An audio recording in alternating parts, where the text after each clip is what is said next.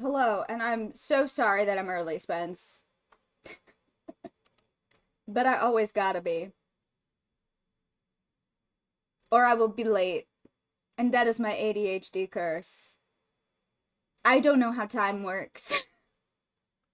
Which doesn't make sense when it comes to, like, scheduling things, I know. It doesn't make sense when I explain it like that. But, like, the way my brain works is that I have to arrive early to appointments.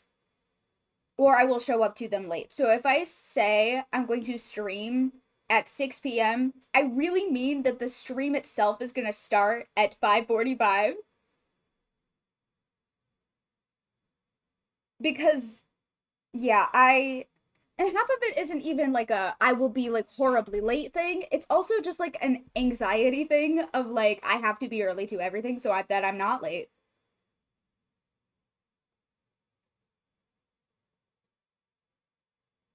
And yet I still do it. But hello. Hello, how are we doing tonight? How are we doing on Wednesday? I need coffee. I'm so fucking tired.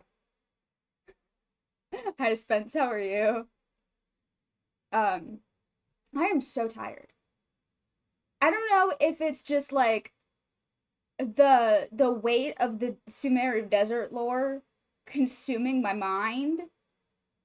I don't know if I've been infected by forbidden knowledge. Is a side effect of being corrupted by forbidden knowledge insomnia? Does anybody know? I need to speak to Deshret. Hey, Deshret, when you were obsessively researching forbidden knowledge, is that what I'm doing? Oh no. Uh-oh. You already had insomnia. Yeah, I did. And it's been worse. Like I kind of go back and forth of like sometimes it'll be absolutely unbearable and sometimes it'll be like okay. And right now I'm in a period of time where it is absolutely fucking unbearable. And I have not been sleeping almost at all. I'm out of hand cream, which is not good because my eczema is also really bad today. But it's fine because today I have 75 wishes for neuvillette, and we're gonna pray to God. I don't know which one.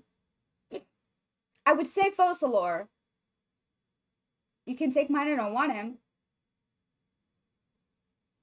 Hand him over then. Hello, Rat. Hello, Uther. How are you? How are you doing? Hang on, I need to turn my heater off. It is getting hot in here. Alright. It's neuvillette time. The funny thing is, and I've said this before, the funny thing about me pulling for neuvillette is that I don't necessarily even want to build him. Do I want to sign your petition? Tell me about your petition first. What petition? Why do we have a petition? What's the petition about? It's the initiative to save dogs from Sumeru Desert Lore. Oh, yeah. No, I'll sign it. Listen, to be fair, she wasn't listening to me, and she left immediately after I filmed that. She didn't want to be there. The only reason she hangs out with me like this is my dad's out of town. Otherwise, she wouldn't even set foot in my room. And even then, the timing she left, yeah, it was. It was so good. It's because she heard a car outside. The nature of my dog's anxiety is that every time there is like the slightest noise anywhere in her vicinity, she freaks the fuck out. She doesn't like when there are noises in the world. Um, which is interesting because I am loud. And maybe that's why she doesn't like hanging out with me. Anyway, that is unimportant. No, what is important is pulling for neuvillette.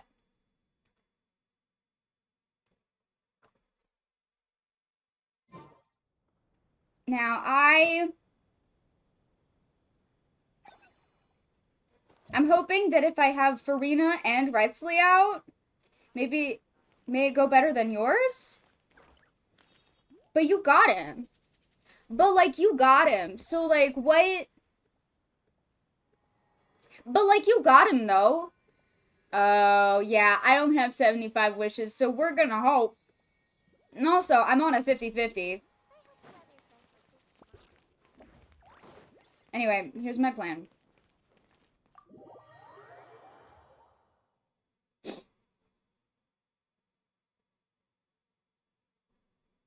Can you please give me your 50-50 luck?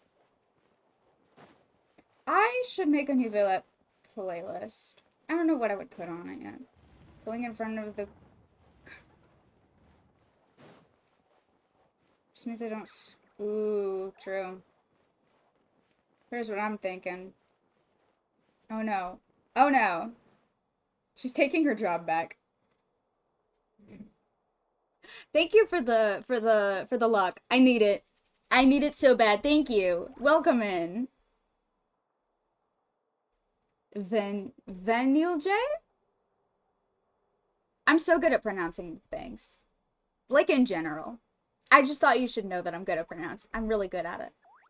Oh god, I'm scared. I'm scared. What is good neuvillette pull music? Do I have his trailer music just like on hand right now? Can I find it? No, not La Vagalette. That's the wrong one. To the judgment of the oratrice thank you. We now turn to thank you, Uther. This will help. According to the judgment of the oratrice mécanique, I know I have it somewhere. The judgment of the oratrice mécanique d'analyse cardinale is, by law, the final verdict of the court. Let's go. Okay, do I have it? I can't find it. But also, I don't remember what it's called. Oh, no, I do remember what it's called. I just can't find it. No, it's not that one. You shall not pass!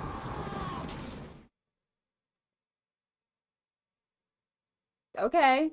I won't. Damn. Damn, maybe I won't pull for neuvillette. Okay, well, I can't find it, so I'm just gonna put this on shuffle. And we'll see if it comes up. That's not it, but you know what? That's okay. This sounds like it would be in Fontaine, so it counts.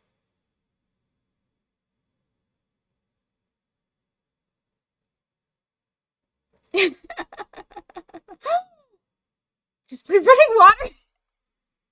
Hey, maybe if I drink a lot of water.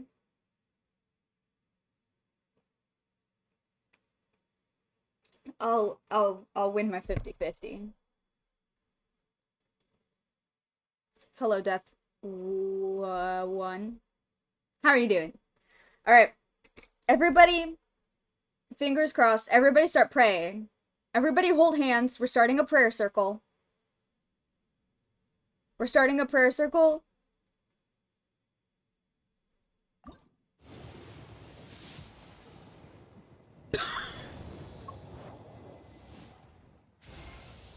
Greetings. I am the Chief Justice, or Iudex, of Fontaine. But you may simply address me by using my surname, Neuvillette. Not because I wish to keep my distance from you. Y'all saw that, right? I am merely conscious that being overly familiar may bring the impartiality of the judiciary into question in some people's eyes. If you have any requests or concerns, then, to the extent permissible by law at least, we can sit down. You talk so much, bestie. Take of some imported water from Chaoyin village. Y'all saw that, right? I'm not hallucinating, right?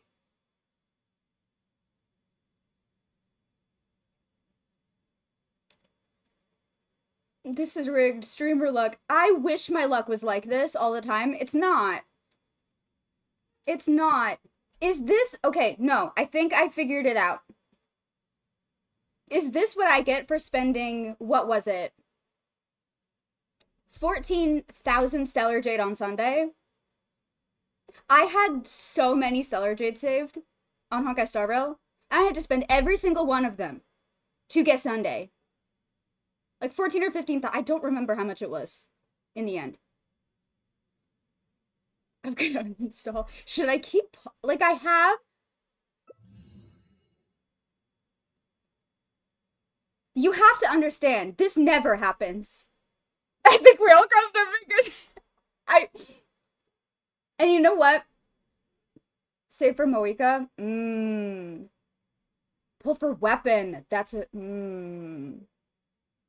I have the worst luck. I'm also, hilariously, on a 50-50 with no pity on the weapon banner, too. Save for Seat Lolly. I don't know if I'm pulling for Seat Lolly. I mean, I love her, don't get me wrong. I just don't know if I'm pulling for her.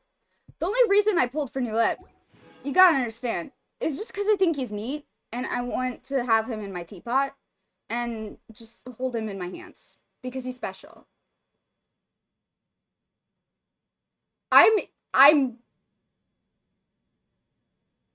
This never happens. I'm in shock. Like, I don't know what the fuck was that? No, because what was that? Oh my god. Do I want to pull for, I don't know. Because that's the other thing, I don't know how to build him. I don't know what to do with him. I barely know how to play him. Do I get his book? His water book? Tome of the Eternal Flow. I mean, I don't think I'll get it. But also, I didn't think I'd get Neuvillette. That is the absolute last thing I expected to... Prototype Amber is good. Okay. That's good to know. Okay. I think I'm gonna try it, though. I think I'm gonna push my luck. All or nothing. There's a lot of good weps. Excellent. I think I'm gonna push my luck. I wanna see how insane my luck can get today. That was probably it, and I don't think it'll get more insane than that, because that is the most insane thing that I think has ever happened to me, like, in my life, let alone in Genshin Impact. What? No, if I think about that too hard, it's gonna break my brain. So let's go. Can you imagine? Could you imagine if it immediately turned gold? That would have been hilarious. Alright. Because that's the other thing. Like, I do want to eventually pull for Moika. It lagged and... Oh, yeah. I wish. I wish. That'd be hilarious. I mean... I don't know about leaks, and I don't trust leaks because they're usually wrong. And they change constantly, and especially banner leaks are always wrong. You don't do combat anyway. That's true, but still. Also, I don't know if it has lore. That's what's most important to me. Consider the book might have lore in it. And could I just look on the wiki to see what it is? Yes. But maybe I want him to have his little book. Maybe I want him to have his little book. I don't think I'll get his little book, but I'm gonna try. I'm gonna give it the old college try. And it's not gonna work, but that's okay. Hi, Yunjin. How are you, my love? Every time I get characters on the weapon banner, it's funny. I got my very first Heizo ever. Oh. Do I have this bow? I don't think I have this one. At all.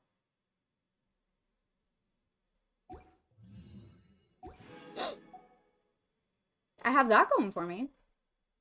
Also, I do combat. Just not on stream. Because I get really frustrated very easily. And nobody wants to see that. But I do combat.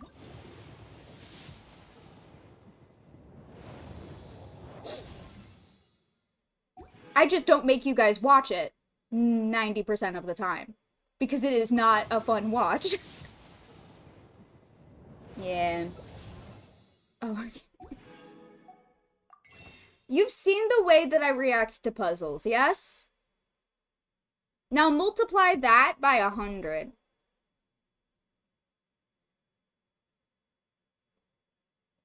And that's kind of how I am about the Abyss. In particular. And the fucking Imaginarium Theater. Not a fan of either. I'll do a couple single pulls, and then if I don't get anything, then I'm moving on. Well, yeah, we tried. But if Prototype Amber is good on him, then I'll just stick with that.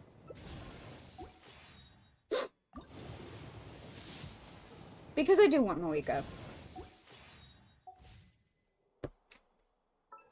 Alright, where's the boy? Where's my boy? Where's my dragon boy? Hello? Hello? I don't think I have anything for you. I pre-farmed a teeny tiny bit for you. Barely any at all. And I'm gonna run out of books real fast.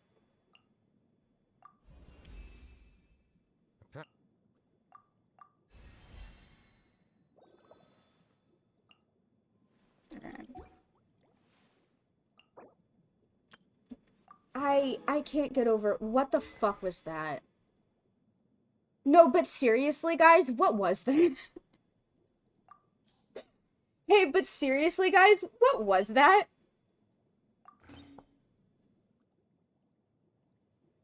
Shall we hop in and grind for ooh.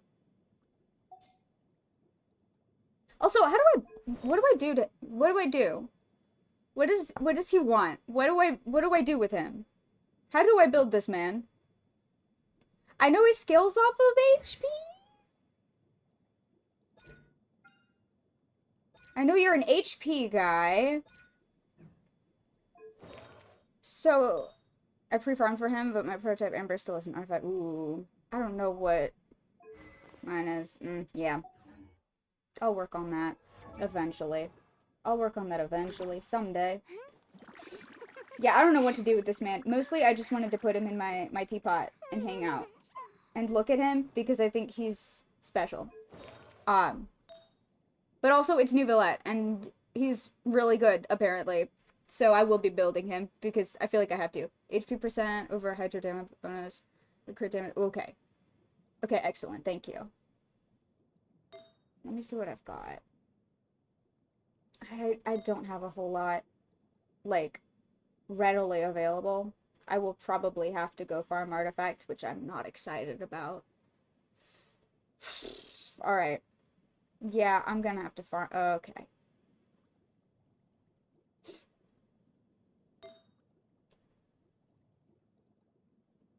Yeah, that's okay. I'll do that eventually. Hello, boy. I do love a good sad water dragon, huh? I'm looking at you, Imbibe Bitter Lune. I love a good sad dragon. I love a good, emotionally unavailable sad dragon. Oh my god. Well, on that note,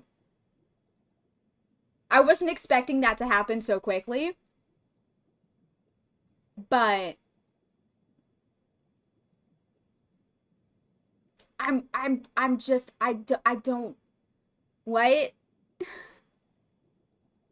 Okay, New Village, sure. Well, I'm glad that worked. Because Jesus Christ, I was gonna be really sad if I didn't get Neuvillette, I'm gonna be honest. I really love him. I think he's so special. Well, my only other plans for today were gonna be, deep diving into Fontaine lore. Oh shit. I'll do that later. I don't know what I want yet.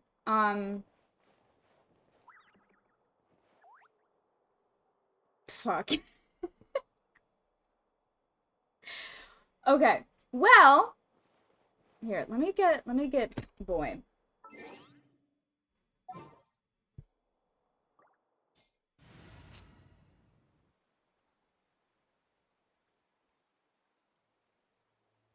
Mm.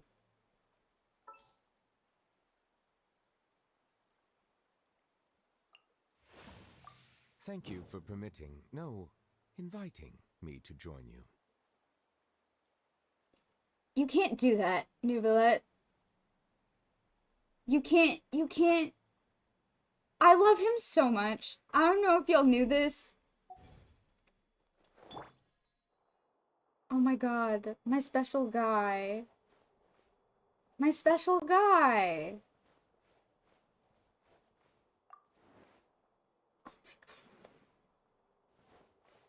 Alright, well.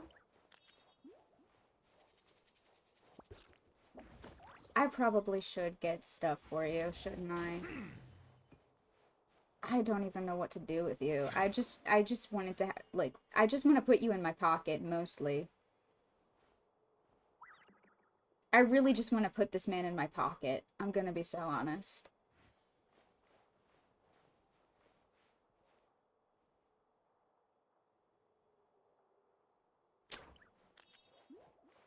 Well. Oh yeah, no, I have lots of resin. I should probably... Hey, Spence, do you want to come in and farm things? Because I'm down. I got nothing for this boy.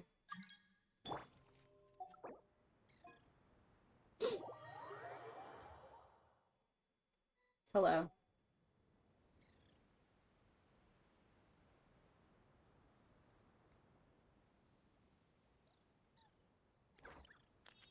There you are. Hello. Oh, hello, Sorush. Okay. I forget what I usually bring to fight the guy. I'm at full resin. Oh, hell yeah. Excellent. Perfect. I need these bitches. I know that.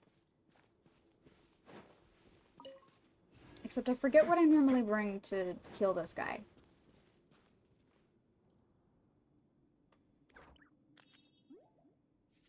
It'll be fine.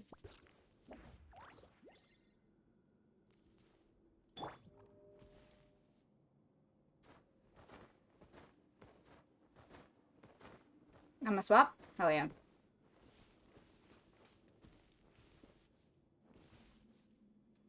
Uther, I'd say come join us, but if I remember correctly, you've already, like, completely built your neuvillette. Correct me if I'm wrong, but you did do that. Oh, hello, Ningguang. His weapon's only level 80. Fair. But what about the... I don't have artifacts done. Fair.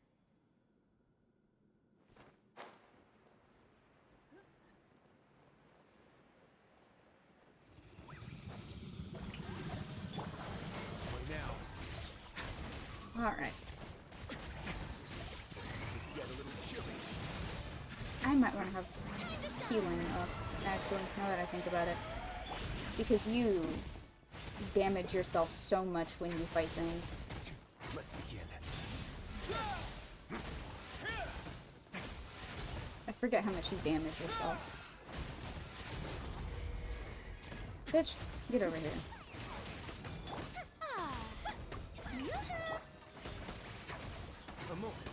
Get over here.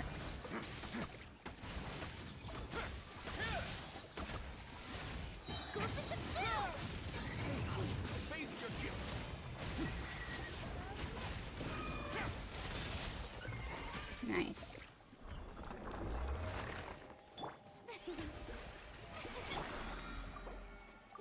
Well done.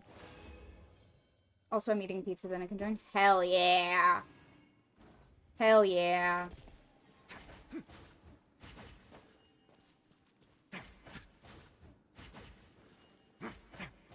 Hello, Ningguang. Incredible. Okay. I also need those fucking starfish guys. So many of those. Again, it is non-stop starfish time for me, for Frankie Danger Days. At least I know where some of them are. I have that going for me. Spence has some starfish left. Oh, nice. Another rude lot.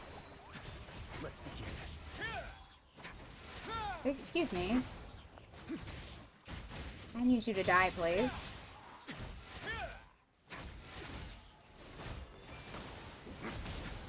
How inconsiderate of you. Trina, help. Bitch, get over. Girl, excuse me.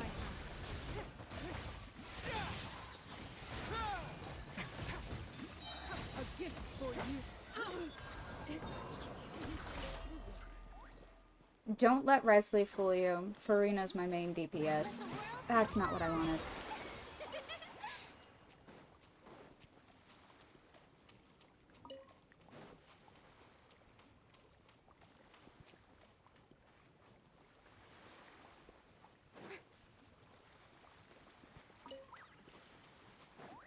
I love main DPS Farina. Oh god.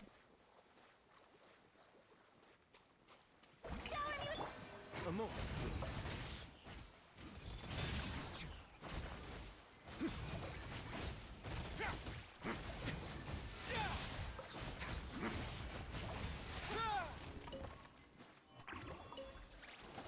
Bitches.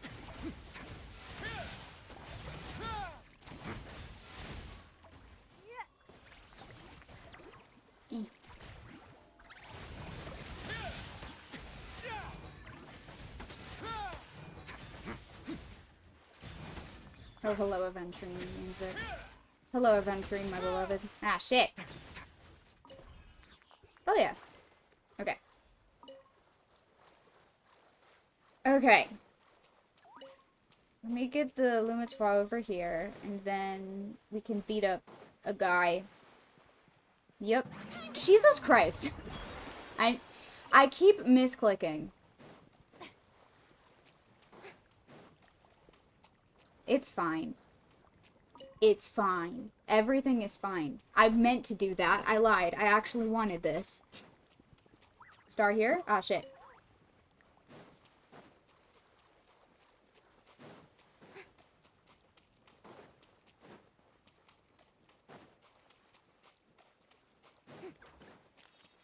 Are you guarding it with your jade screen? Thank you so much. Thanks. Jesus Christ.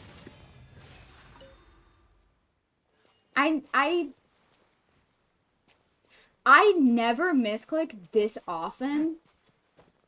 I don't know what's in the air. I don't know what... Okay, flex. I don't know what my deal is. But it is funny, so I do have that going for me. Okay, there's some over here too. And then we'll beat up a seahorse. And I think I'm gonna bring someone else to beat up the seahorse. Because again, Farina, you are actually my main DPS.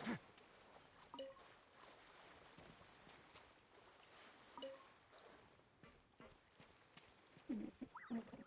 I'm sure there's more. But I don't know where they are. And I'll figure it out later. Probably. Is there one over here?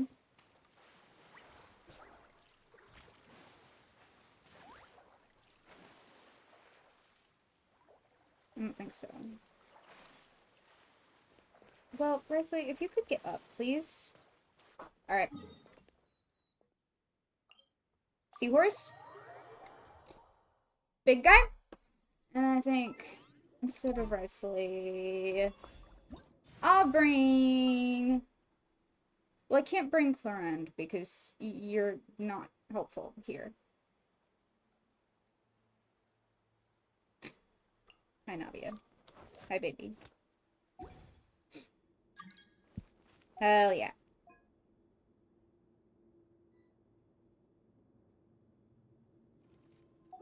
Hit with rocks.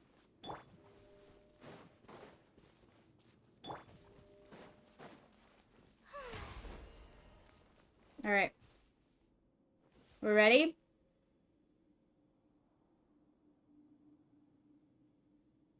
Alright. Hell yeah.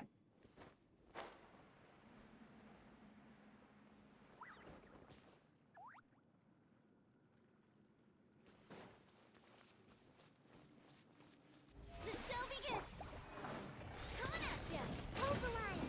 Coming at ya. Your life is mine.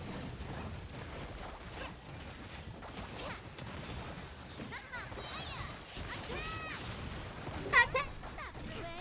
Oh, Naomi says hi. Naomi's barking. Watch out. Oh, Jesus. Allow me.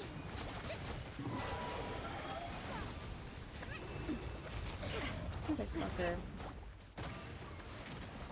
Hey there. May I present? Let the world collide. Hey there. Bitch. Hold the line.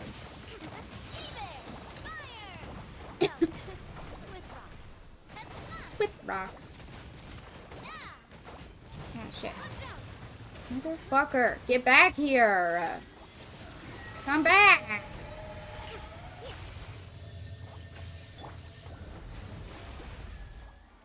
Allow me. Alright. Watch out. Watch out. No.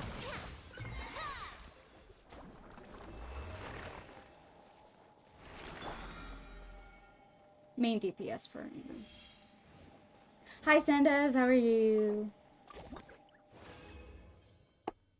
It is always Farina that does the most damage on literally any of my teams. It does not matter. I got a new view of my first temple. Hell yeah. So did I. It was actually the most insane thing that I think has ever fucking happened to me. And I love that for us. Sandaz, I love that for us. I love that we're having insane luck tonight. It was... Sandaz, you don't understand. It was not just the first 10 pull, it was the first pull of the first 10 pull that I did this evening.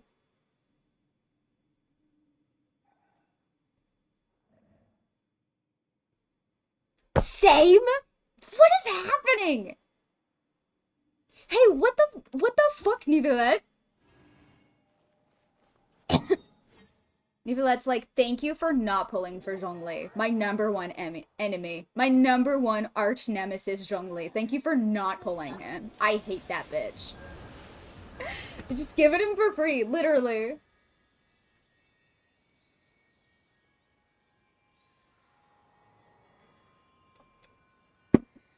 Oh my god.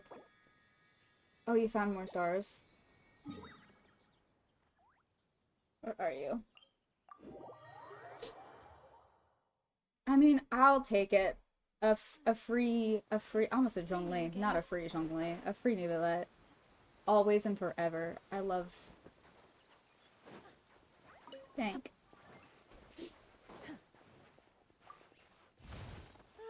Finally, the rain has stopped.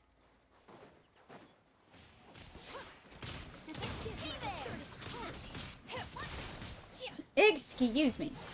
Motherfucker, where'd you go? I hate these bitches so bad. Coming at ya.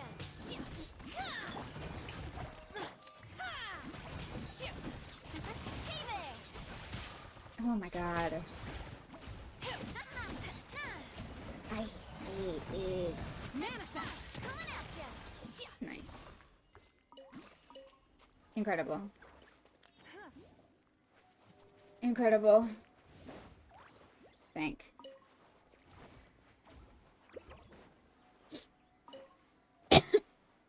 Got a crazy hydro goblet? Nice.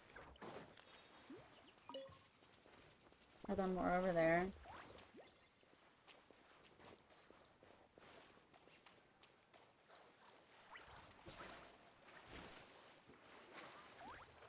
Incredible. Oh. Oh, we're going deep sea diving? Oh. There's someone here? I never come this close to the Fortress of Meropide because I always get so nervous that I'm gonna be caught and sent to prison. And I have anxiety, so that I don't like it. Where'd you go? Oh, I see one.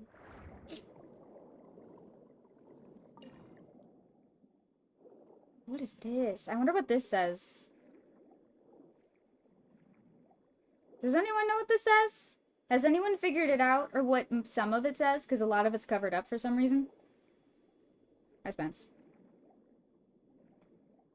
Because that's like the same script that's on the, that says the Gateway to Celestia in Mondstadt. That's the same, like, alphabet. I wonder what that says.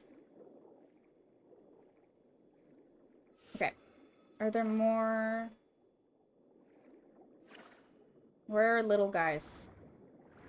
I'm following you. And I hope we don't get sent to jail. Because that would be really annoying. Because I'm busy. I'm busy starfish hunting. Alright. Oh! Hell yeah. Deadass, I don't come over here because I get too nervous that I'm gonna get hit with the spotlight and sent to prison. Have I already been to prison? Yes. Do they know me in prison and they're not actually gonna be mad at me if I get sent to prison?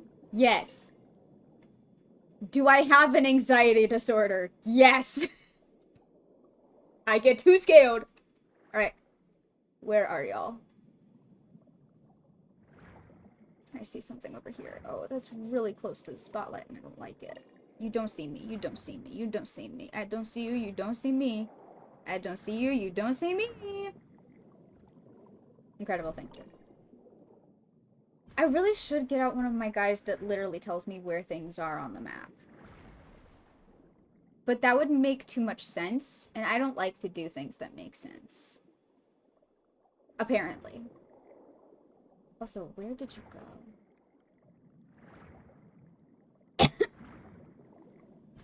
Heh. Where are you guys? Up? Oh no. What is this? What's that? What is this bubble? Aww. So where are you? Lenny does? Oh, I should get Lenny. Hang on, I'm gonna get Lenny. Sorry, Nabia. I used to have a team that was literally just all of the Hearth siblings for exploration in Fontaine. Because all of them have something helpful. Alright, where? Okay, I'm not seeing any more over here. Also, what is that bubble? Oh, what is that? Oh, thank you. What was that? Oh, is it one of those guys? Is on the fucking prison? Also, I like that there's stairs here, implying that the Fortress of Meropide was not always underwater, which is really funny. I'm not gonna lie. Why did that not work? Where's an explosion jellyfish? I need to find an explosion jellyfish.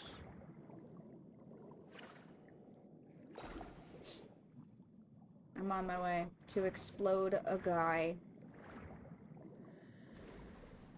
Alright. Oh, did you get it?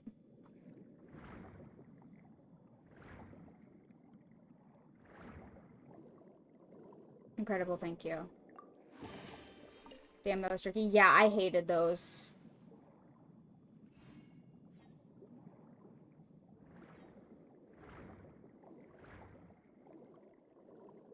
I love when I find random little chests and shit in places that I have thoroughly explored. Although I will say, I should take the fun away from Frankie doing the puzzle because I don't want to do it. And I've done enough of those puzzles and I shouldn't have to do any more. I hope this helps. Alright, where? I see you. Fair.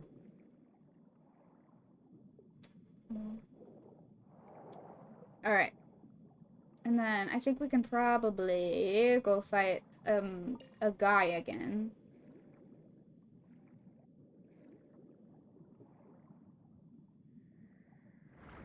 Where are you? Up? How up? Over here? It has been so long since I have had to navigate Fontaine.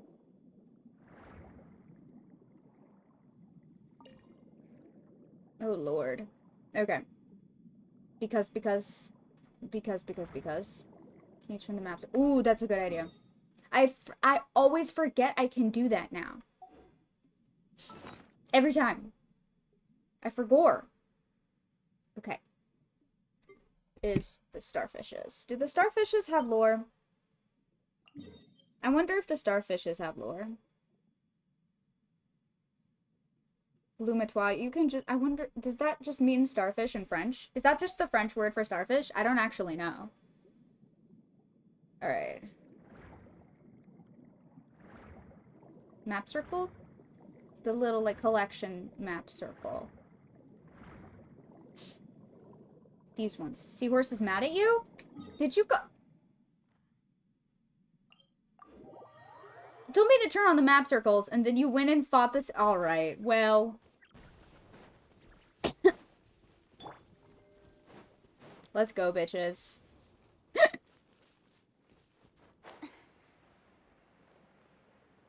Knocked him back and he oh my god.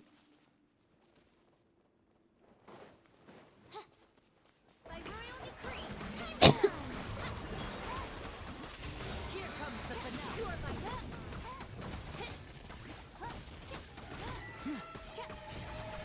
don't waste it.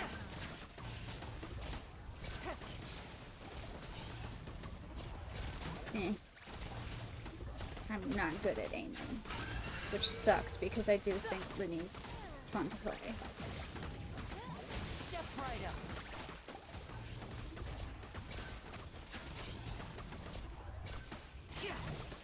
Do you not have artifacts on, my love? I'm realizing he might not have artifacts on for some reason. And I'm a little concerned.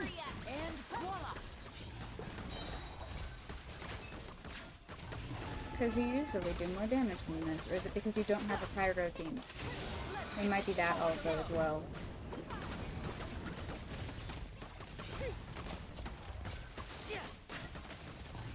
But also, it is possible he doesn't have artifacts on, because I do swap all of my children share artifacts. Nice! Oh, I didn't realize I hadn't done that in, no, what was that? What was that for? What did we do?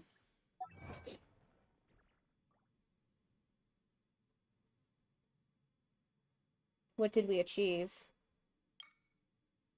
Well, ooh, interesting. Love that for us. Congratulations. No, it wasn't, because we've done it multiple times already. My name in humble Do you have your supplication. artifacts on? No, you don't. Oops. Oops. Sorry, baby.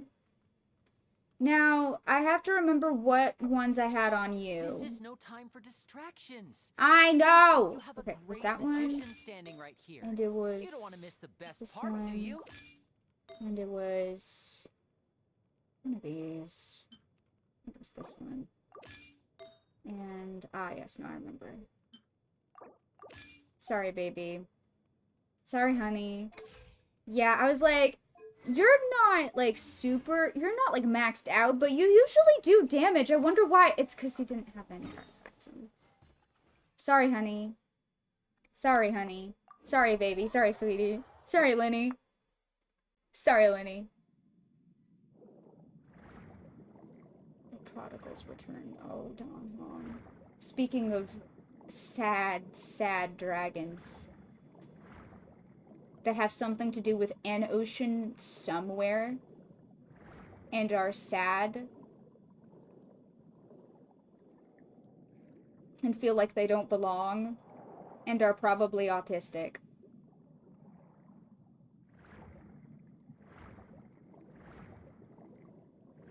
Hoyoverse versus Sad Dragons. Hoyoverse versus Sad Dragon. Where is it? Okay, you keep... Okay.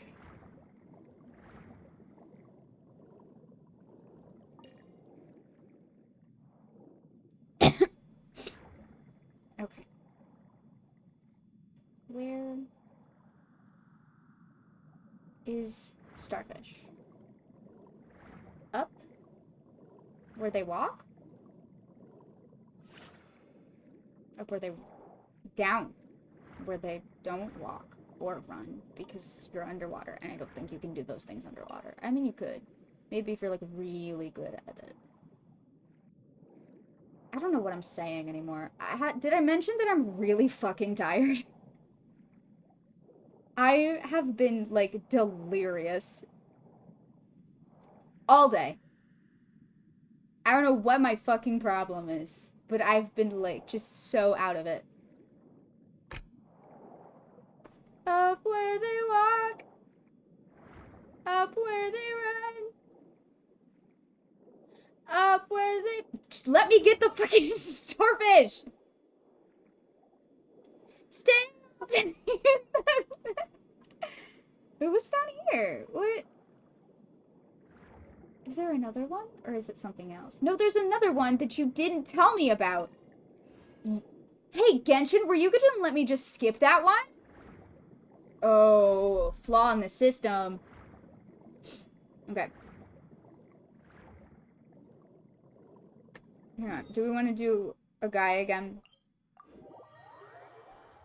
Before we move on to another circle of items.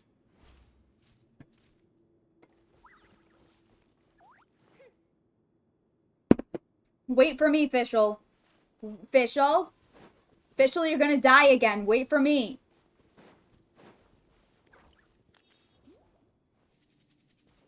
Let's go, bitches. What did you...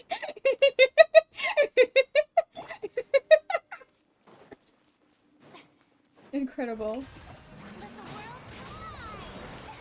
Alright, let's see if you actually do more damage now. Come on, Lenny. Well, if I can actually, like, hit the thing, then I can probably do damage.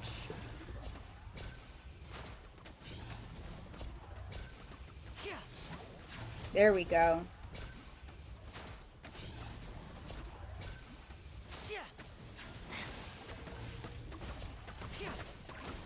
I'm not letting it fully charge, that's what's happening.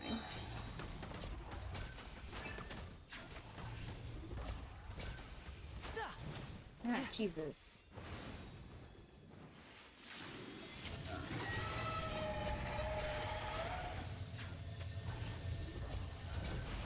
This realm is no Uh-oh. place for a princess. Well.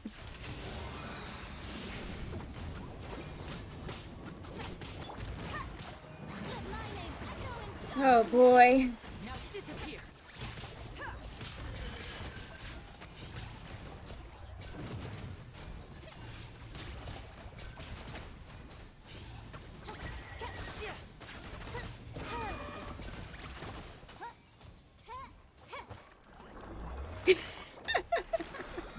We're doing great, guys. 10 out of 10. Great work. Great work, gang.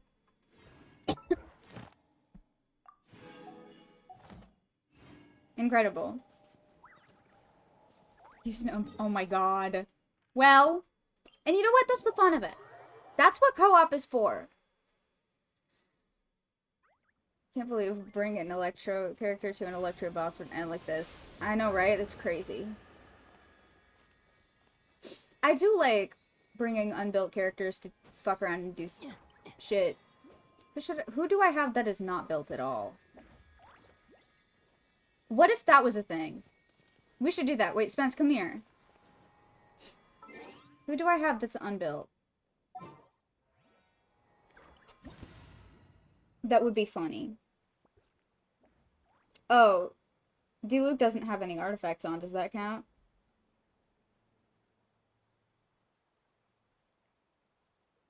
I've always wanted to build Yanfei. I really like her, but she doesn't have anything on.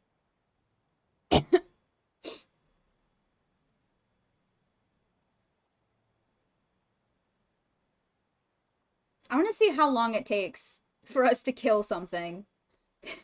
So long as the audience thinks that seeing is believing, there's no limit to the number of tricks I can pull off. Incredible. Thank you, Lenny. What about...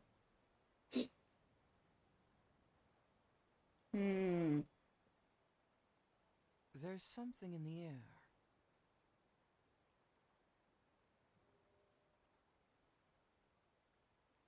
Is that all you had to say, Hazo? Something's in the air? What's in the air, Hazo? I also have Hazo. I don't think my Hazo has artifacts on.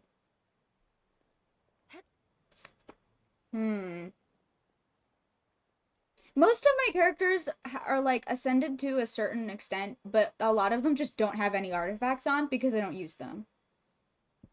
Should I be semi-built? Who do I have that's, like, semi-built? Like, a lot of my characters are ascended and have their talents up a little bit, but just don't have artifacts, so I'm like, I don't want to bring Electro, because as we've learned, that doesn't end well. She has artifacts, but they're not leveled. Fair. I wonder what my dear sister Lynette is doing right now. That's a Missing great me to suggestion. death, Let's I'm bring sure. Lynette. I don't think you have any artifacts on, baby. You are built, The special security and surveillance patrol but you're not isn't built. involved in regular patrol duties around Fontaine. The people we're after aren't exactly the type. I'm gonna give you that. Do I have any unascended artifacts for you? Not really.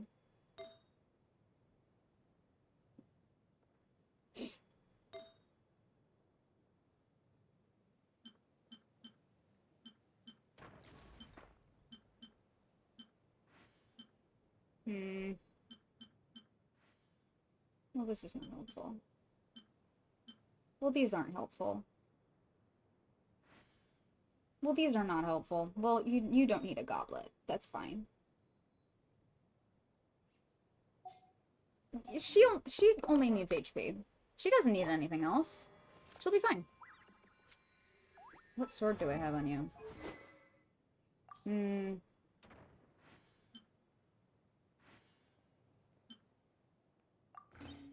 Yeah, let's go. What could possibly go wrong? Like, what could go wrong? I think this will go amazingly, guys. I have leveled ours, but it's Shenyan's to do. Oh. She's got a flower on and a sword. And that's all she needs. I think she'll be great. I think she'll do great. And also, if worst comes to worst, I do have Farina on, but I'm only going to use her to heal.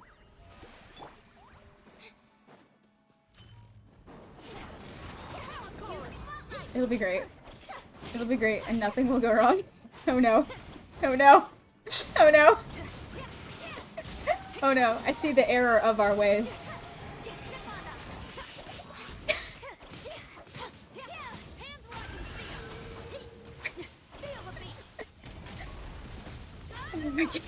Shit. Shit. Farina is only here to make sure we don't fucking die immediately. Uh-oh. Farina's here on damage control. Shit. Shit!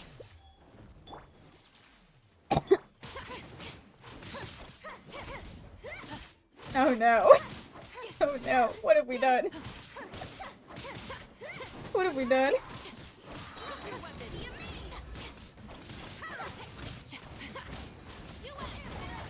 Oh shit. I think after this, I want to put artifacts on her and see if she does anything.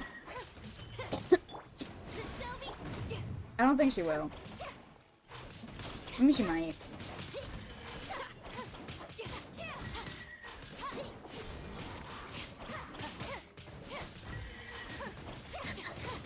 Damn!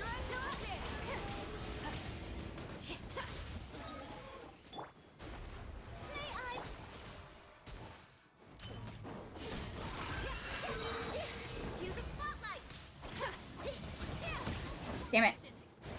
Get back here, bitch. Shit.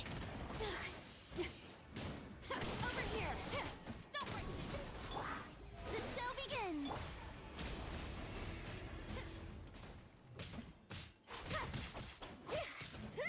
We're doing great, guys. We're doing such a good job. It's almost dead. Guys, we're doing great. Final warning. Power core.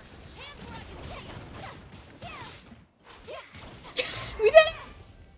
And you know what? I'm proud of us. Pyro Yola kinda sucks. But you know what? That took us 12 minutes. First of all, it didn't. And second of all, given the circumstances, it took 3 minutes, yeah. Now, let me see if I put things on you. Yeah.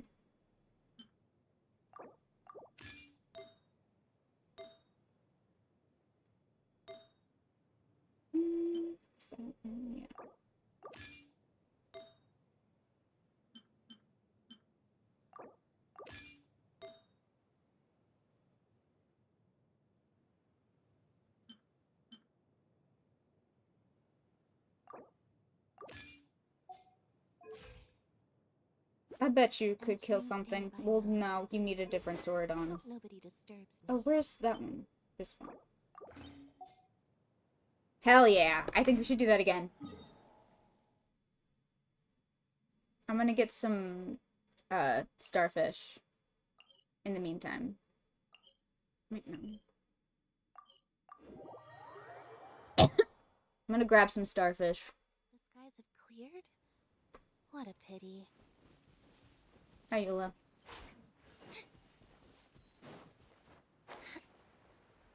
I remember when Linny and Lynette first came out, I was like, Linny's cool, but I wanted to be a Lynette main for a really long time. I think she's neat. What a pity. Okay. What? Oh. Are these in, like, the there? Oh, they're in here. I ran out of money? Oops. Ah, shit. Are they in here?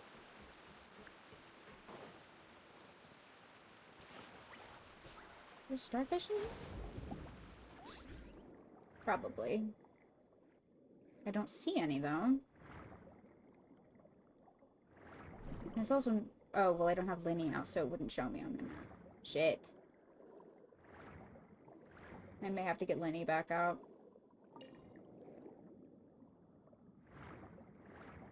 I'll go kill stuff now for cheap change. Real. Oh, come on, girl. You can do it. I believe in you. Ah, there we go. No, stop. Every time.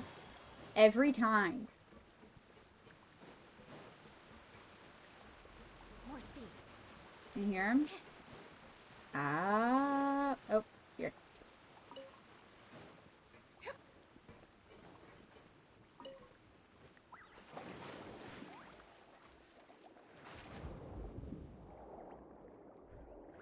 I forget that this area exists.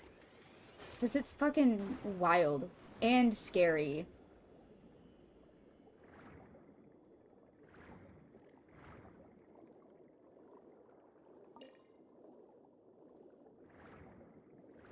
I don't think there's any over here. There's more back there? How and where? I don't want to fight these guys. I just want starfish. I just want to find some starfishes.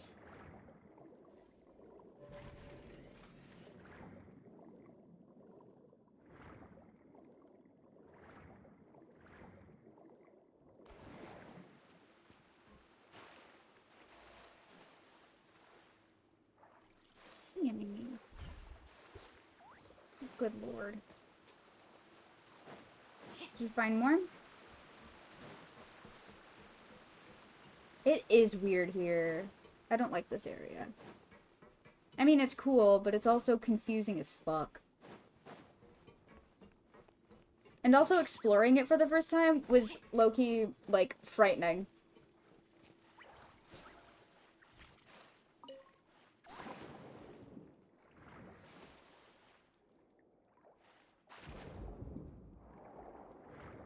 Once again,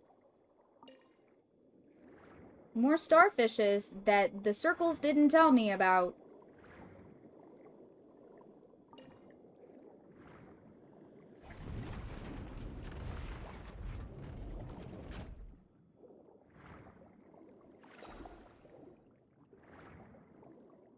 Are there any in here? Probably not, but I like this anyway.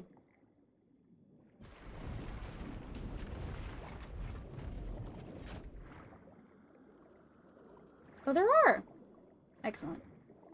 Surface world time? Alright, I'm on my way. I don't think there's any more in here. Oh. Go?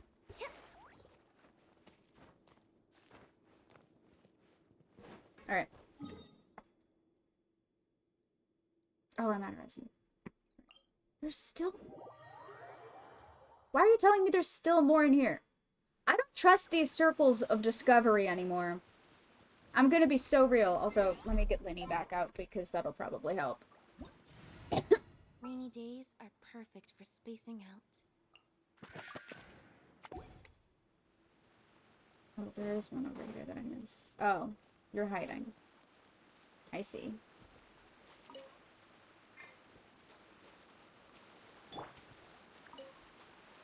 Okay. And there's more in here? Good God.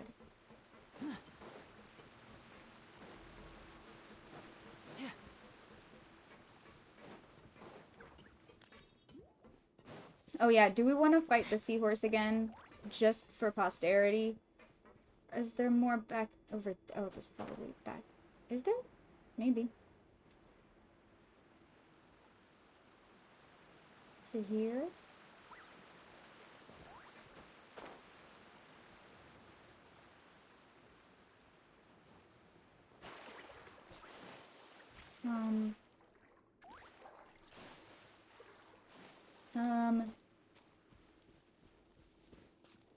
Up?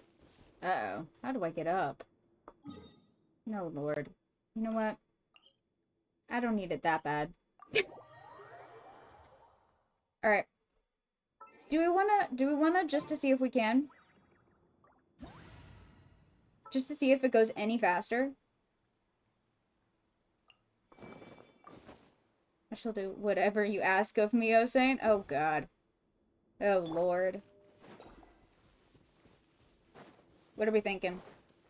Do I have any, like, fragile? Yeah, fuck it. I'll use a fragile. I'll burn a fragile.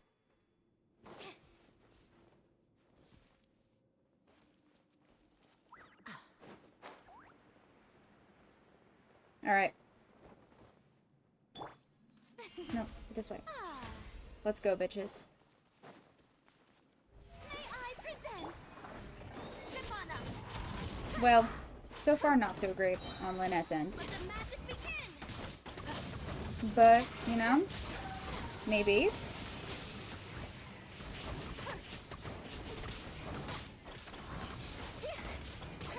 Stop right there!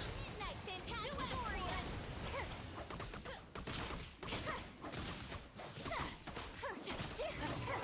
Over here! Listen, as long as we go faster than 3 minutes, it's a win. Hold your Okay. positions.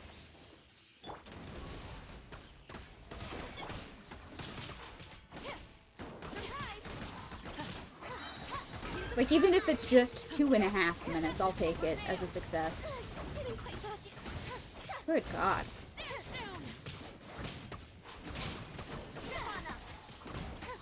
Okay, you're doing a little better now.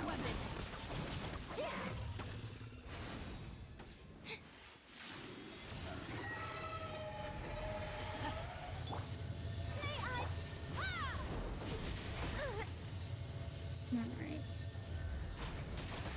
Okay.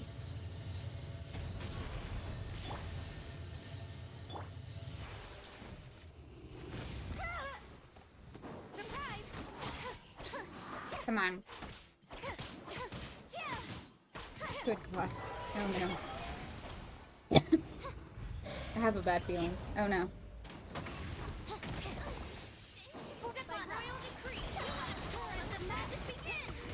Come on. Come on. No, we got this. No, we got this. I believe in us. I believe in us. And that's what matters. We gotta believe in ourselves. And believe in our abilities. See, this is going faster. This part, once we actually get it down and we can hit it, is going faster. That's what matters. Ooh.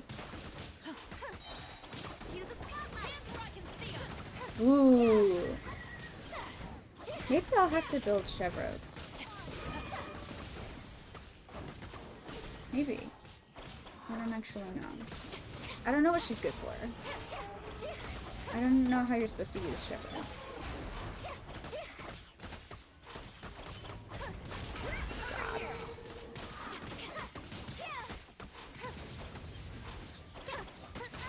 And you know what? This may not actually go any faster, and I'm okay with that. It's all about the scientific process.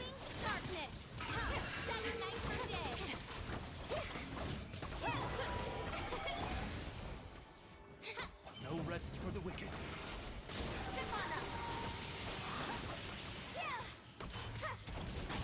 Oh god. Come on.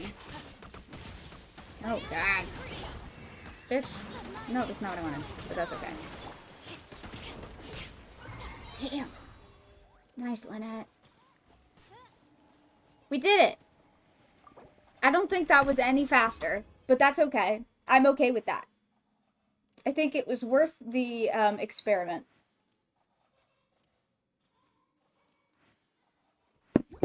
I think we did a great job anyway. Alright, where's the dragon? Where are you, Mr. Hydro Dragon? Damn it. I need to kill more sea creatures.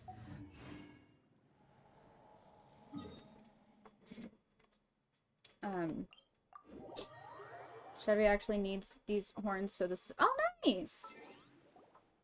Oh man, this is gonna be a bitch to... if I ever decide to build Chevros. Oh.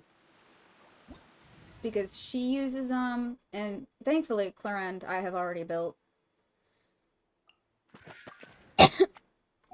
So I don't have to worry about that, but... Okay, wait, no, there was like one more over here. No, it was up, and I don't remember how to get up. I have to get up there, somehow.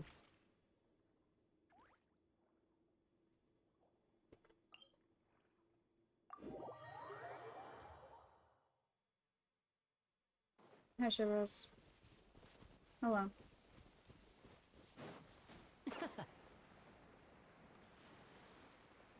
Alright. I should use Lenny more often, now that I think about it. Sorry, you have to die. Very sorry.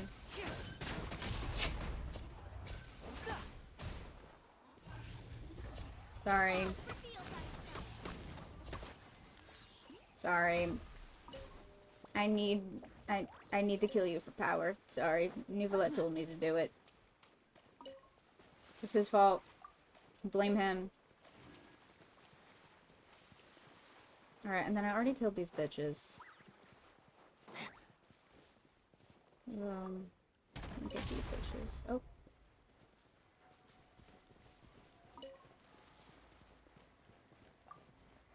Okay.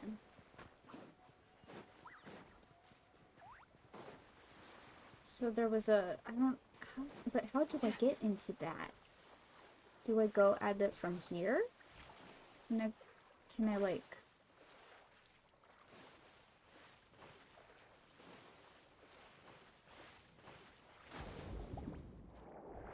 I don't think so. Except maybe, but I don't think so. I'm so confused as to that place. Oh. Found it?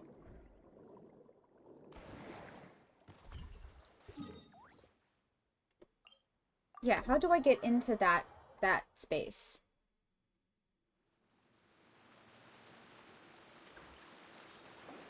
Where are you? Oh, I go down? Oh, I forgot that this goes down. Ah. Ah, thank you. Thanks. Alright. Then the next area goes up.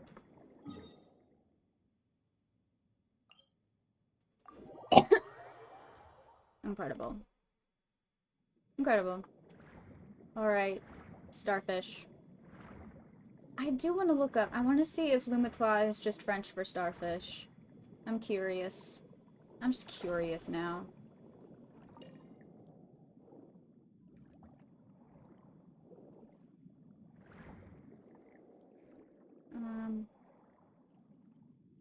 Starfish?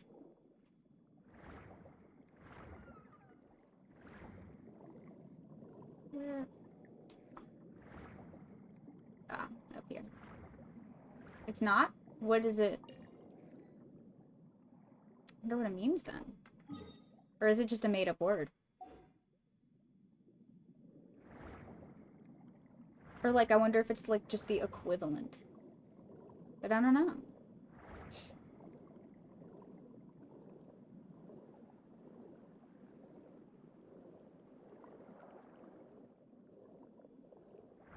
Ah, I missed exactly one in this area. Or two. You're not gonna like this? What does it mean? Hey, Uther. What does Lumitois translate to?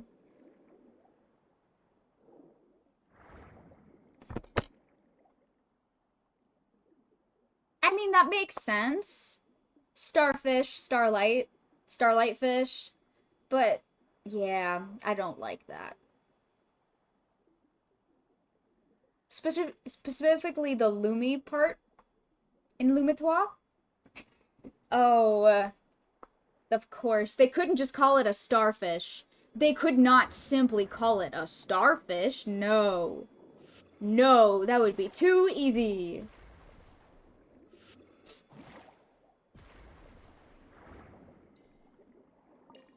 See, once again,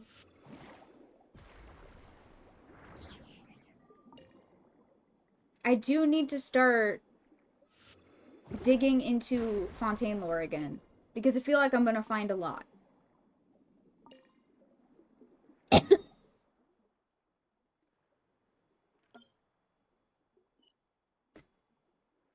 Oh no, you're good, Uther. Thank you for the help. Talk yourself down, yeah. Yeah. Yeah. Won't it drag you right back to Remuria? You know? It really might. It's very possible. And voila!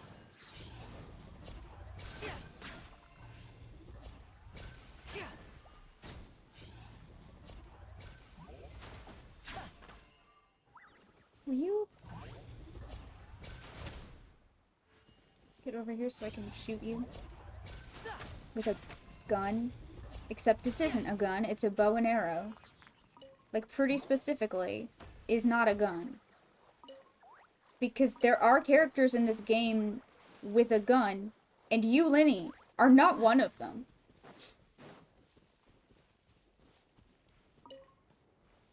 Oh man. I don't want to have to deal with the Fatui for this.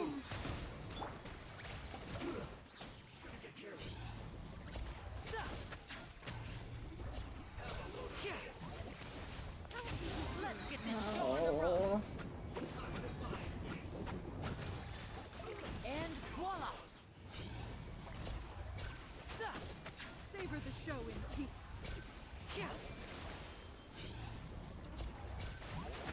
Will you die already, ma'am?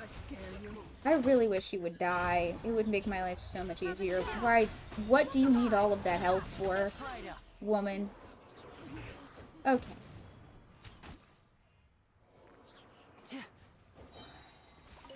Alright. I just want to get... Now... Okay. Okay. Please may I detonate. Forgive my prior inconsideration. They cut Where? me. Oh god. I hate this bitch.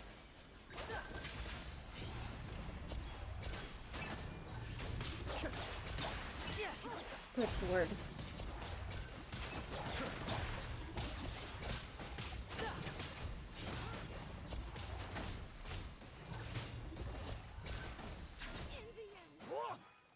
Ugh.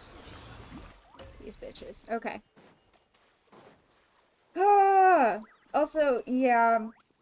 I do have a feeling it'll drag me back to Remuria eventually. But there's also Ancient Fontaine, which is the thing. The interesting thing. Like, we have Remuria, and then we also have, like, the Fontanian, like, clans. Like, Araneas and shit.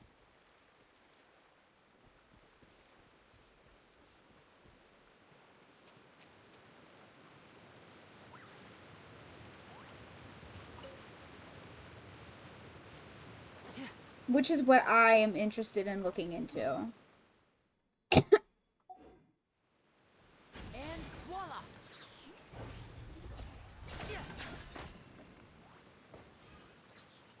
Okay, well.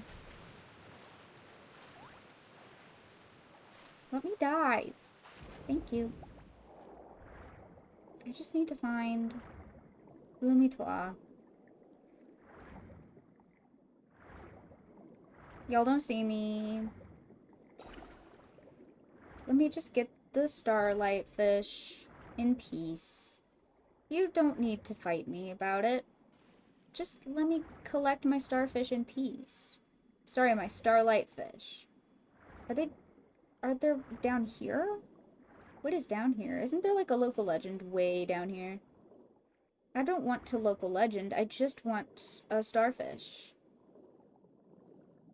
No, it's gotta be up.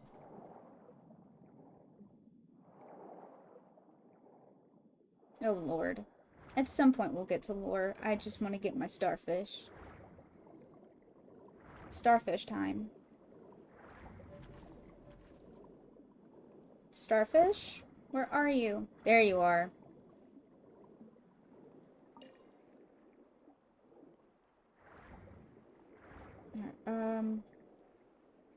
There's more over here?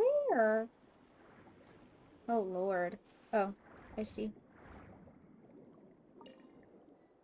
Okay, where? Over here. Ah. Nice. Alright. I also really want to, like, refresh myself on, like, Narcissus Crew's lore. Because that is, like, the basis for, I think, a lot of our understanding about the Teyvat world structure. We learned a lot from the Narcissus Crew's Ordo. Where?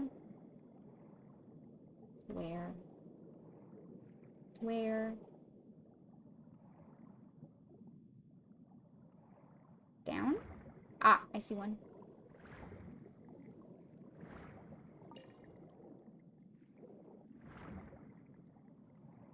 I forget what artifact set it is that has Narcissus Crew's lore in it.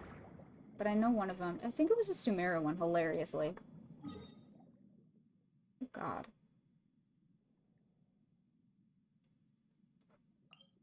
No. E. Alright. No! It's fine. I wanted to do that. That was on purpose. That was very deeply intentional. Sometimes I just like to activate bursts for no reason. On purpose. Definitely on purpose.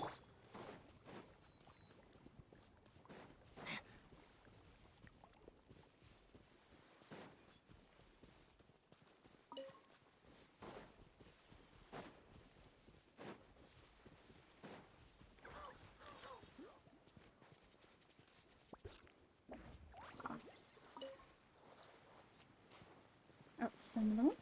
Ah.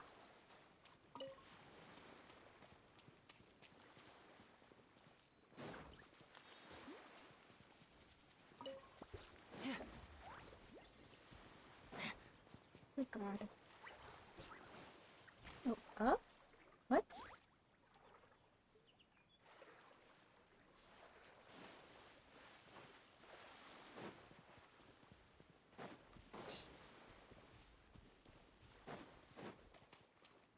Alright. Sorry, guys. I do have to kill you. I'm really sorry. I wish I didn't have to. But Neuvillette is making me. So if you want to blame anyone, you can blame him. Because he needs to kill you for power. I wish it, and you know what? I wish it wasn't like this. But he told me I have to, so I'm sorry. Truly sorry.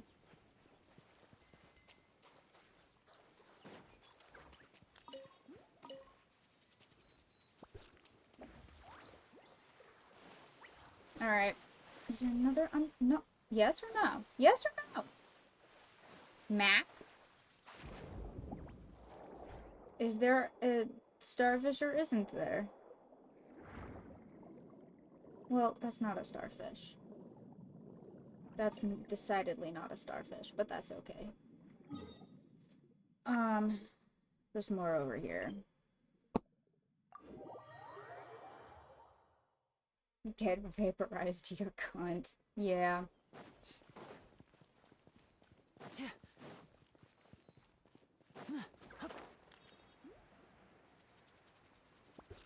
Okay.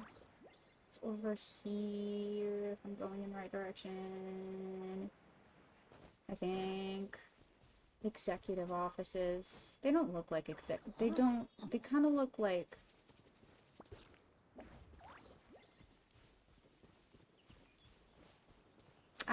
I don't have an end to that sentence. I don't know what I was gonna say they look like.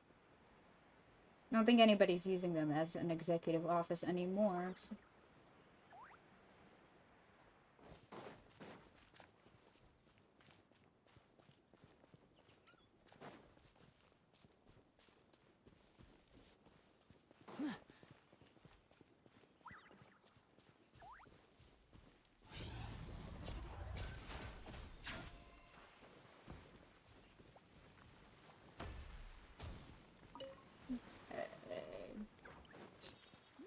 Starlight fish. I wonder if they have lore. I'll have to look when I'm done collecting little guys.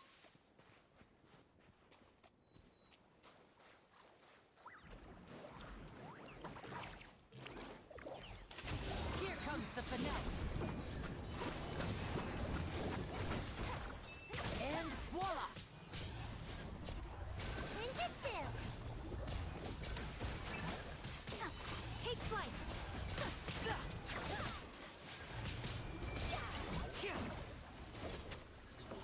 Do not overdo it! Okay.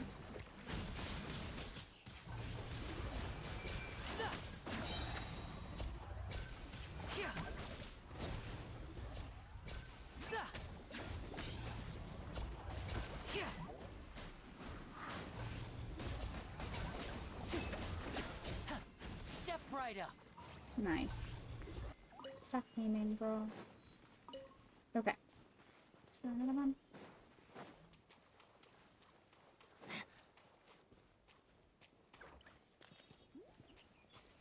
Okay. Alright. Don't mind me, guys. I just need starfish. I mean, if you're gonna cause problems, then I'm gonna cause problems back, but like... We could have solved this amicably. You could have just let me collect my fucking starlight fish in peace. But no. I have to kill you now. And this is a lesson to you. Fuck around and find out. Is that all? Are there any more? Oh, there's some more. But I think gonna save that for later. I grabbed that one for no reason. That's fine. That's fine. I've got a lot. And I also don't care to build him all in one night. I've got plenty. I'm in no rush. I've got time. I'm also gonna need to grind for books, I'm pretty sure. Anytime now. So long as the audience thinks that seeing is believing, there's no limit to the number of tricks I can pull off.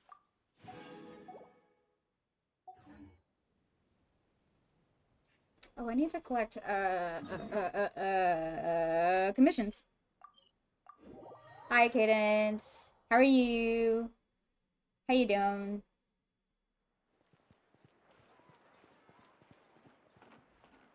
Oh, shit. I can't do that. Wait. Sorry, Spence, I gotta kick you out.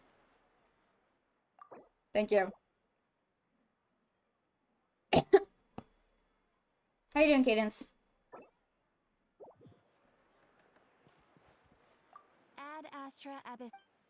Desperately swiping a Bumble, hoping to match with one human being, but apparently that's impossible. Yeah. Thank you for completing today's commission. Oh, hell yeah. Collect your commissions. Ad Astra. Alright. Excellent. Excellent. Humans aren't real? Yeah, that's what I'm saying. Oh, that's right. I have to pick a weapon.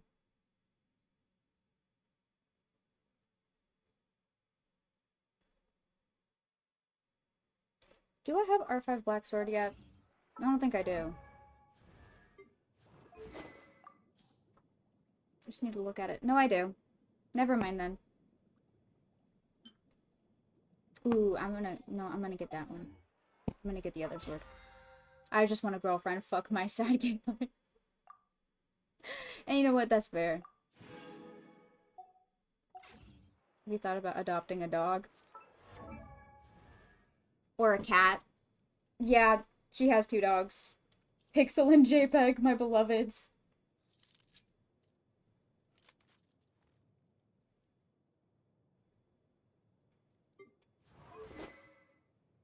I want a woman. Fair. Fair.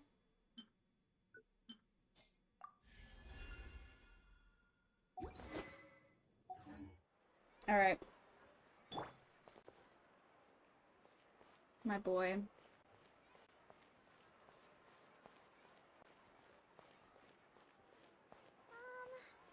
Can we play banker next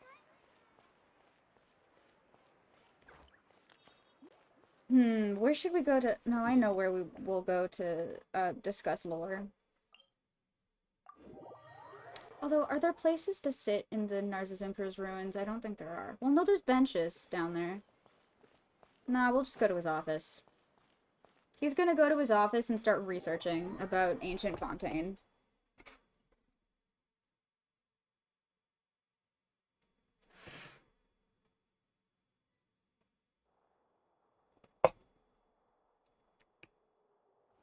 Alright.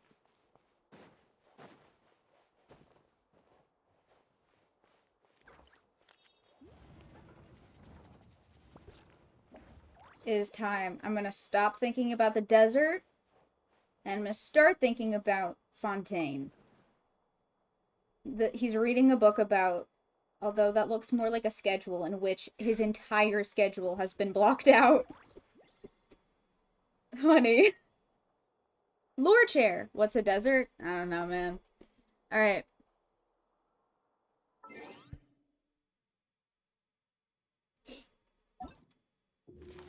So I have a list of things that I want to look into specifically. I love desserts. Exactly. That's what we're looking up. Well, no, we're not. Not the desert nor desserts, but a secret third thing. The ocean. Some may call it the opposite of a desert, in fact. We're really doing like a full 180. That would be in Farina's office? Yeah. Okay. So there were a couple things I wanted to look up. I want to start with oceanids.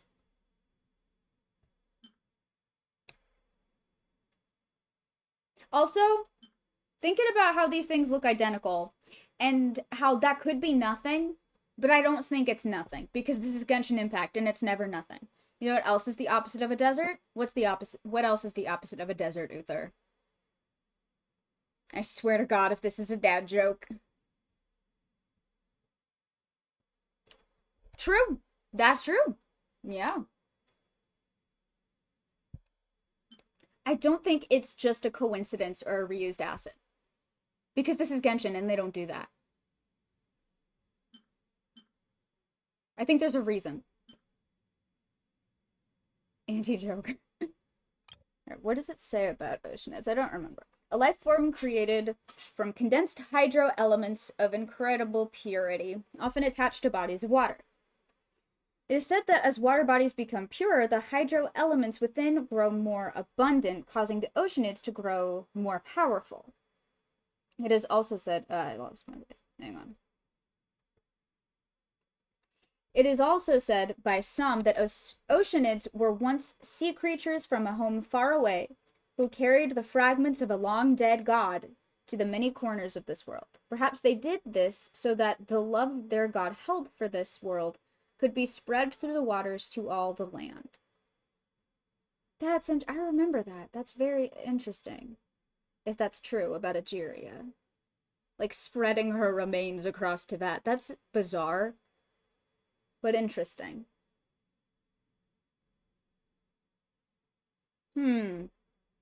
But, cause there were Egeria remains in the, Amrita pool. In, the desert. Speaking of the desert, Jesus Christ, it's been, like, less than a minute. Condensed hydro elements of incredible purity.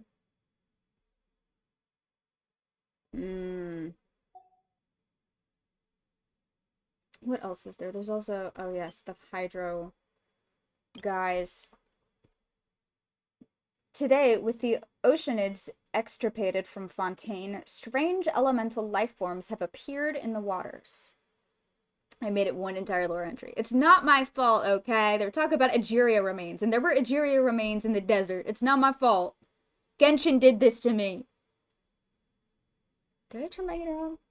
Yes, I did. Okay. It needs to start working, please.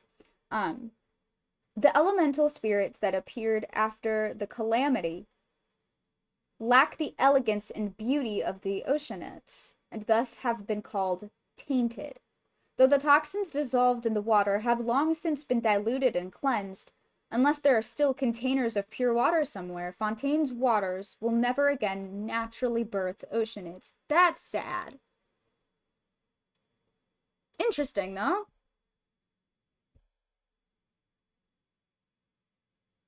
That Fontaine's waters are irreversibly corrupted, apparently.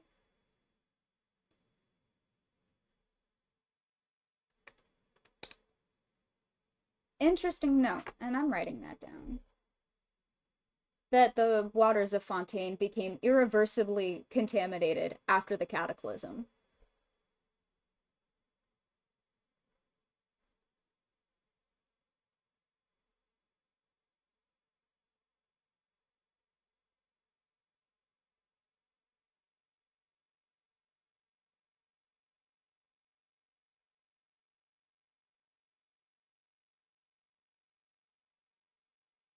Tainted with the abyss? Oh yeah, most likely. Well, because that's the thing about the cataclysm, is that it started in Conria, but it expanded to the entirety of Tibet being infiltrated. Everyone was dealing with the abyss during the cataclysm. Everyone. Throughout Tibet.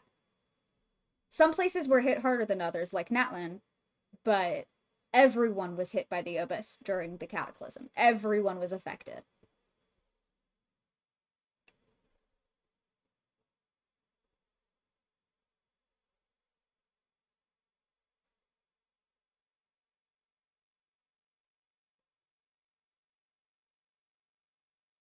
Also find it interesting that Fontaine's waters will never again naturally birth oceanids. Naturally. So you could create an oceanid.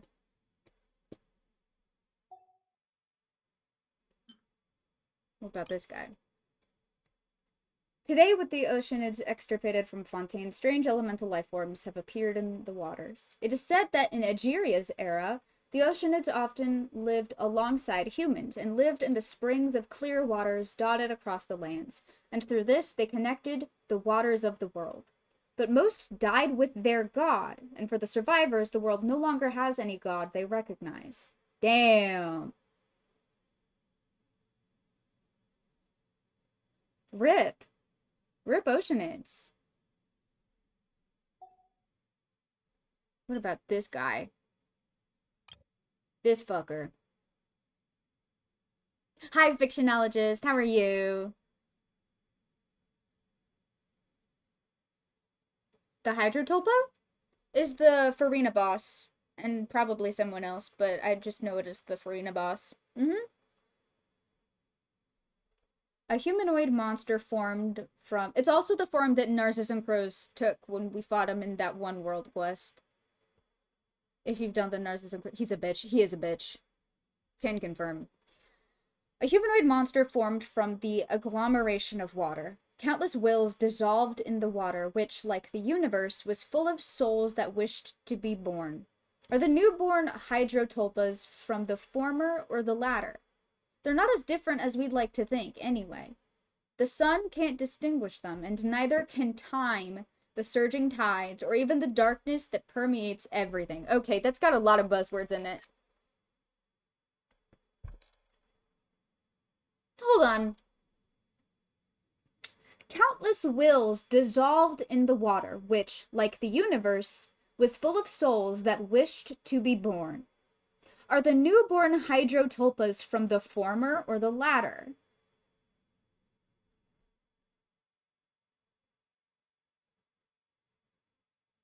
What does that mean? The former or the latter? Countless wills dissolved in the water. Souls that wish to be born. I don't know. They're not as different as we'd like to think, anyway. The sun can't distinguish them, and neither can time, the surging tides, or even the darkness that permeates everything.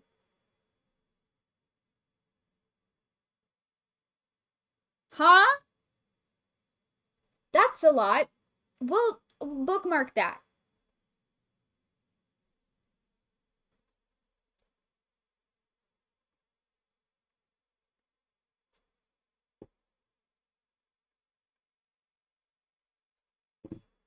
Crazy. Alright, what else is there? Oh yeah, we have these guys, but these are from, Elenas.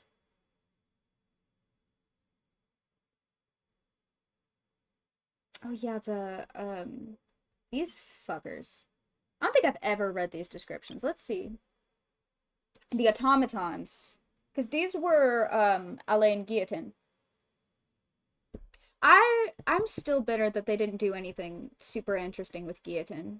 At least that I have found. I hope that in diving back into Fontaine lore, I find out more interesting things about Guillotin, because he could be so cool. He could have been so cool and important, and they really just didn't do anything with him, as far as I can tell. One of the earliest new type clockwork mecha to be made. It is said that during his time at the Institute of Natural Philosophy, the Lord Artificer Guillotin created machines that could simulate genuine intelligence. Yup, and then his head got chopped off. Well, no. I don't think so. Though he never openly admitted it, this rumor nonetheless spurred on subsequent generations of ambitious engineers. Decades ago, one of them announced that they had created a machine that not only possessed basic thinking abilities, but could also read human emotions, but in the end, the results went unacknowledged. And why is that his name? Well, do you want a real answer? Because I can give you the real answer. The actual real-life guillotine was named after a doctor named Guillotin, who was unrelated to it, as far as I can tell. The guillotine was named after a doctor named Guillotin. That's why his name is Guillotin. I'm pretty sure it's a reference to that. And if I remember correctly, because I read about this the second I read the name Alain Guillotin, and was like, huh? Huh? What do you mean his last name is Guillotine? Pretty sure the doctor who the guillotine was named after was not like super psyched about that. I was like, hey, can we not associate me with a like can we not associate me with that? I wish you wouldn't. And you know what? That's so fair. Alright, let's see. Arithmetic Enhancer Mech. A clockwork mecha designed to transmit and enhance signals. The power that drives this clockwork mecha is generated from a controlled annihilation reaction between Wisa and Numa in the kinetic core. As a result, overloading it with excessive energy will cause its original equilibrium to be disrupted. Interesting. Interesting. Transmit and enhance signals. Ooh. Underwater survey mech. A clockwork mecha designed for underwater surveying. In the absence of significant breakthroughs in dynamics research, kinematics research has had the most significant impact on clockwork mecha design. For machines designed to perform specific tasks, biomimesis has sometimes provided the most convenient solutions. That's a lot of words and none of which I understand. We're getting into like science territory and I'm just a little guy who doesn't know anything. Clockwork mecha designed for surveying underground resources and certain minerals. Due to the fact that the desired metal type can be set, this device has proven very popular among treasure hoarders and adventurers alike. Yeah, no, that sounds really useful, actually. What about these bitches? Oh, this is long. This type of clockwork mecha was designed to search out, repel, and, if need be, exterminate aquatic life forms that pose a threat to underwater equipment. Ever since the first Diluvian period. The first flood. Well, and also, Diluvian periods, in relation to Fontaine, make sense, because we already have, like, a raised nation. They've had to, like, it's been submerged before. So the first Diluvian period is probably referring to the first, like, the underwater Narcissus Cruz Ordo, ruins. And they're also very Delulu, obviously. No, because Diluvian means flood. Ever since the first Diluvian period, the Fontaine Research Institute has been preoccupied with the thought that there might be a second one. Yes, we know.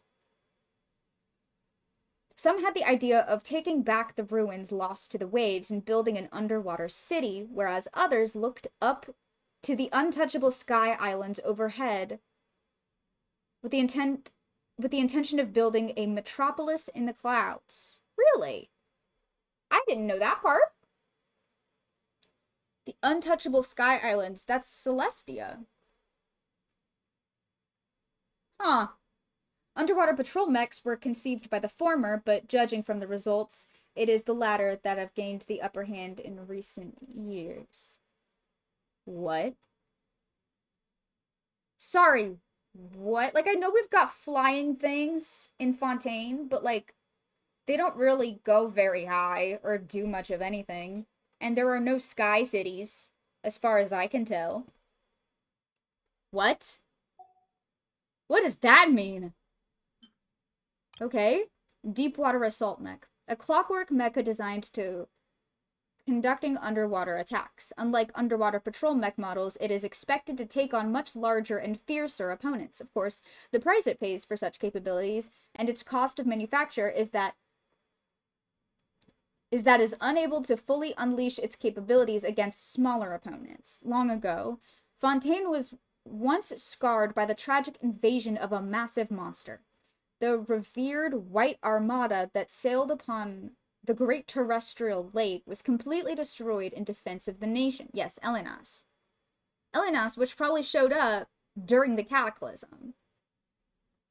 The revered White Armada that sailed upon the great terrestrial lake was completely destroyed in defense of the nation. The designer hoped that were such a thing to happen again, the clockwork mecha would possess enough naval firepower to be the first line of defense, going before the soldiers and generals. Interesting. And smart. Okay. Nimble Harvester Mech. A clockwork mecha designed to dig up and transport soil. Due to the inherent ability of the local water and soil to store and transmit Wisa and Numa, clockwork mecha powered by the annihilation of these energies are highly favored in Fontaine. This also explains why adventurers may come across Wisa and Numa blocks from time to time. Interesting. A mechanism that is able to fire out the energy produced by an annihilation reaction. Strictly speaking, it was originally a test device that emerged from research undertaken by the Institute of Natural Philosophy before the Fontaine Research Institute had been established. As such, despite its considerable commercial success as a sentinel and defensive device, most engineers do not consider it to be a true clockwork mecha. Alright, these bitches. Assault Specialist mech. Alongside the Recon Log mech, this was one of the first new type clockwork mecha to be made, though of course after hundreds of years no one refers to them as new type anymore. This was simply to differentiate them from traditional clockwork mechanisms that were powered by potential energy. It was named to commemorate a friend of its inventor and was originally designed to help people. However, its ability to attack people, thereby avoiding the need to put friendly personnel at risk, subsequently came to be seen as its real strength. It was named to commemorate a friend of its inventor. Assault Specialist mech? What? What? Guillotine, did you have a friend named Assault Specialist? What does that mean? Anyway. Suppression Specialist. Maybe they have an actual names? Why doesn't it tell us their actual names, though? That's weird. Because if that's the case, why wouldn't... I don't know. Oh, they absolutely do. A clockwork mecha adapted from the Cal Sherbius type. Unfortunately, aside from its ability to attack, it has no other capabilities. Clockwork mecha based on annihilation energy normally produce their energy by utilizing repeaters composed of special crystals to refine Wisa and Numa from Fontaine's environment. But outside of Fontaine, they can use pre-prepared energy blocks to move over short distances for short periods of time. The difference can be observed from the shape of the crystal components on the mecha. Huh.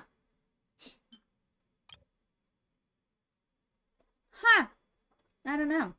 Although the Fontaine Research Institute of Kinetic Energy Engineering is the main organization involved in clockwork mecha research and design, there are also many independent engineers and workshops that are not affiliated with the Research Institute.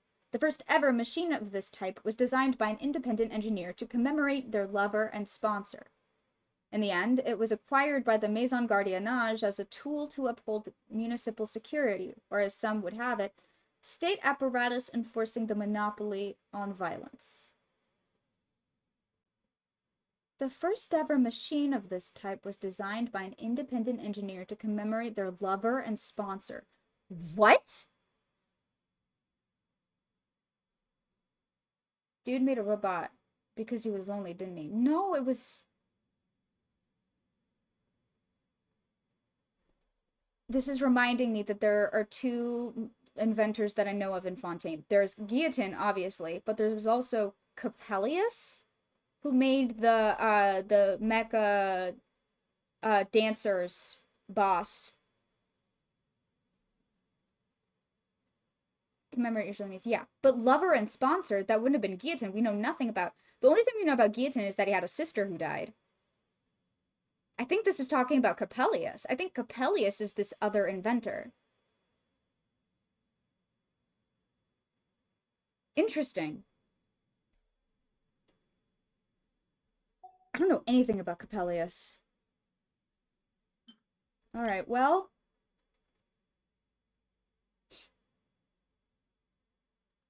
A type of large clockwork mecha which also has immeasurable value when utilized in building construction and archaeological excavation. Its name comes from an engineer employed by Callus during the construction of the Clementine line. With Callus's financial backing, this engineer built the legendary Golden Vessel, a gigantic piece of construction machinery which was used to dig the Poisson Tunnel. Once the job was complete, this type of clockwork mecha was designed with a similar structure but reduced to a smaller scale. Golden Vessel is an interesting verbiage. That's some interesting verbiage, don't you think? Golden Vessel. This one. This one was Coppelius. Artificed dancers developed by the Fontaine Research Institute.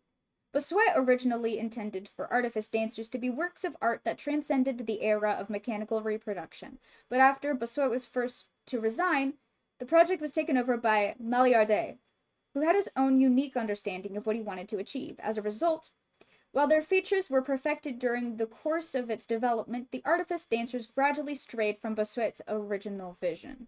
So it wasn't Coppelius. Then who? Bossuet? And Maillardet? I don't remember. What about this bitch?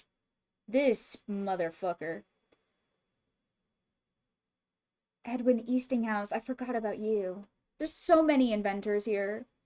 There's too many to keep track of. I need to start writing these down.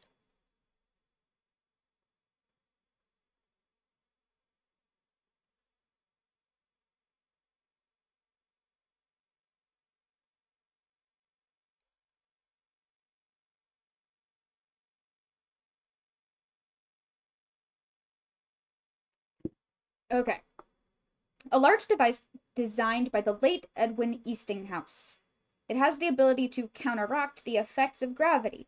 According to the original design intentions, this was the first step in a plan to turn Fontaine into a city in the sky. So never again would the people have to worry about the waves that once swept over the land. Even if all 7 nations were to be swallowed by the deeps, the elegant court of Fontaine would float above it all, just like Celestia. Even the secrets of the universe would no longer seem so distant. The archaeum in the device's core has the characteristics of splitting or precipitation, and can take matter or certain things outside of matter and separate them. It is said that this process can be reversed, but the Fontaine Research Institute is infatuated only with the physical effects it can produce. So this, oh, interesting. So this was, okay. That makes sense. Huh.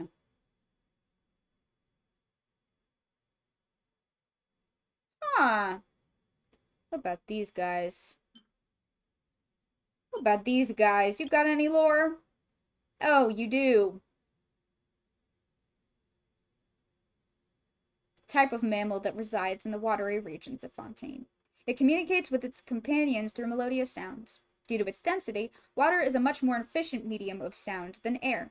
Drawing inspiration from the blubberbeast, someone from the Research Institute invented a type of technology that converted images into data to facilitate instant transmission, but due to the technical limitations of the experiment, it never became widely adopted outside the Institute. In reality, however, data transmission technology based on fluid and sound has existed since ancient times. As the saying goes, there's nothing new under the sun. I love these little guys. What about you? Among the Fontamer aberrants, there are certain strange xenochromatic life forms.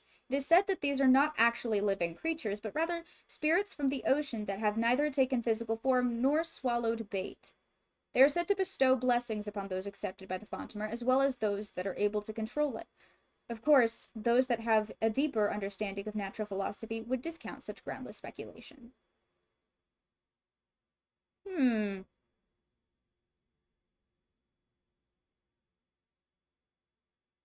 So that's the lore behind our ability to use, like, the xenochromatic abilities in the Fontaine waters. They're water spirits. Huh. Huh. Okay, what is this? The same thing? You say the same thing. What about you?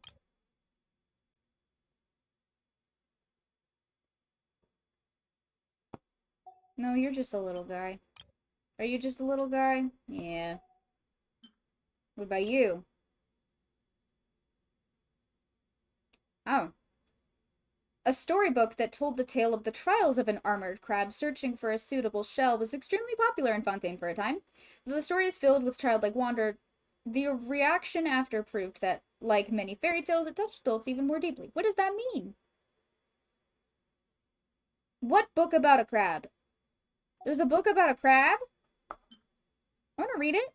All right. This guy. This big-ass guy. Okay. One of the two sovereigns who once stood at the apex of the aberrant species of the Fontamer, and the subject of many a tale among sailors. Little Mermaid 1.5. An armored crab that avoids predation and can keep hunting and eating will continue to grow, continually seeking out suitable shells to become its new armor. But eventually, it became simply too gargantuan.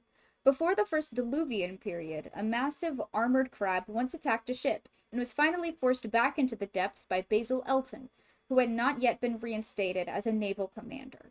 Imagine this world. All of humanity has been purged from Tibet, and the ever-growing Emperor of Fire and Iron eventually wears the Palais Mermonia upon its body like a luxurious coat of white stone. Of course, in such a world, there naturally would be no one to call it, half jokingly and half in awe, the Emperor of Fire and Iron. Incredible. Incredible. Hat jelly.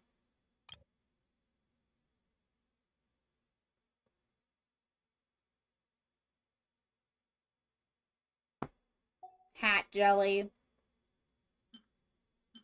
What about you?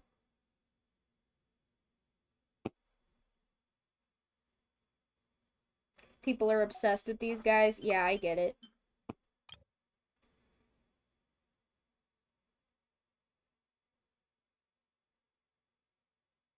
Some people even claim to have encountered the king among the seahorses. It is said that they are proud beings with 4 long limbs. Well, I can confirm. And he's right there. One of the 2 sovereigns standing at the apex of the Fontamer aberrance. Poets and authors often proclaim it to be proud and noble due to its solitary tendencies, but the true reason behind such adulatory descriptions is its elegant and slender body. As such, it is a pearl seahorse, while the suzerain of the armored crabs is an emperor. In the legends and rumors of Fontaine, a brutal war was once waged among the aberrants of the Fontamer, leaving only the millennial pearl seahorse and Emperor of Fire and Iron, splitting the Great Lake into 2 courts, one ruling over the north, the other the south. You don't see him. Why here? We just beat him up 100 times. In the Song of Dabharku, the writer describes the outcome of the war. The great hunter's ray, known as the Storm Lord, stirred huge waves in its death throes, causing what is now known by the people as the First Diluvian period. Of course, all of this is nothing more than the romantic imaginations of people who are unwilling to accept the bland realities of the world. For the Fontamer aberrants are in fact just simple aquatic animals, and they have no grand courts, nor fallen kingdoms, nor do they possess words meant to exalt or curse. See, here's the problem, Genshin Impact. When you say that, I know you mean the opposite now. I know that every single time you insist that this is nonsense bullshit, you're saying this is literally what happened.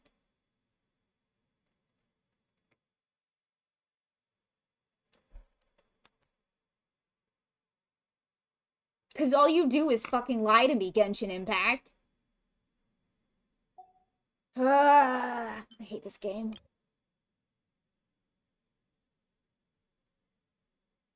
I love these little guys.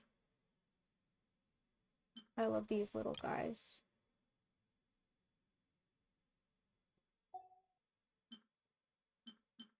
Oh, what about this guy?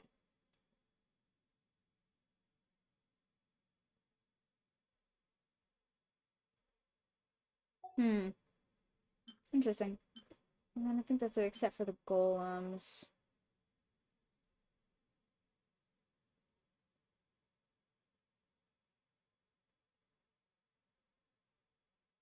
You know what? We'll read about the golems, just cause. They say that legions of golems once conquered the nations that called the high sea home, and this might have been among their number. The great towers and palaces that now sleep beneath the waves once bore witness to the fate of those who stand in the path of the Wheel of Fate. They sure fucking did, didn't they? Sure did. Sure did. Legatus golem. A centaur-shaped golem forged of marble and brass. Under the hard stone exterior flows ichor blood. Towering as one who commands a legion, he is ready to trample any foe that might transgress against its honor. The now sunken civilization believed that war was as music, an art of rhythms to be followed. Therefore, one who marshals a legion must be like a conductor, whose shield and sword are like the strings and bow of a violin, performing a blazing melody like the raging flames upon the merciless battlefield. War is a necessary evil on the path to all-encompassing peace. Thus spake a Harmost, one who once led the Golem legions to conquest over the entire high sea. Oh, Lord. Oh, Lord. Is that what this is? Is this your violin? Are you gonna play me a song? I wish you would just play me a song and not fucking try to kill me. I think that'd be better. I think we'd all have more fun with that. Just start a little orchestra. You don't have to kill anybody. Hello, all-devouring narwhal. God, I love this design. He's so fucking scary looking. Do y'all remember fighting this bitch for the first time? Because I had, like, a meltdown. I was so in shock this entire, like, Archon quest. The entire Fontaine Archon quest line. I was in fucking shock and horror. I was like, what the fuck is happening? This is one of the more insane things that has happened in this fucking game.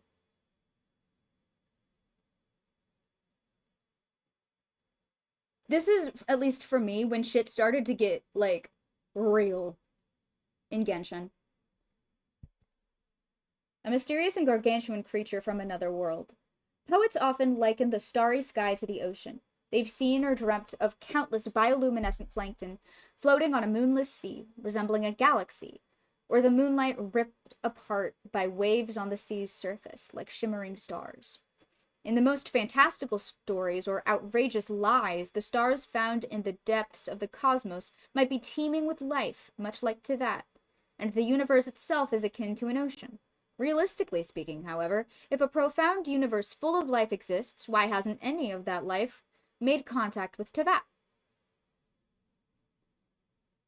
Maybe the universe has been constantly trying to infiltrate Teyvat, or maybe a higher power created borders to protect this world. Yep, firmament. I was probably falling asleep because I don't know how to not play things the night they release. That's so fair. I get it. I do. Oh, what about creatures? Fontaine creatures. Alright, which ones are Fontaine? You're a Fontaine creature.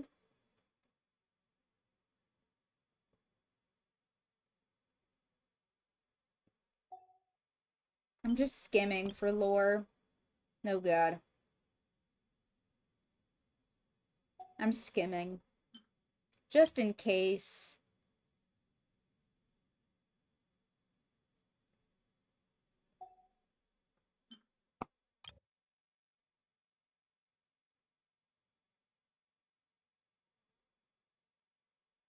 I love their weird little heads.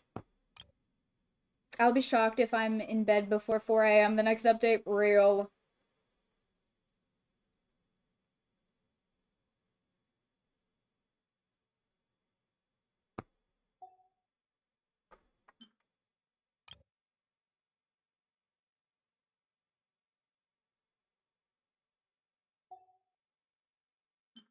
What about these guys?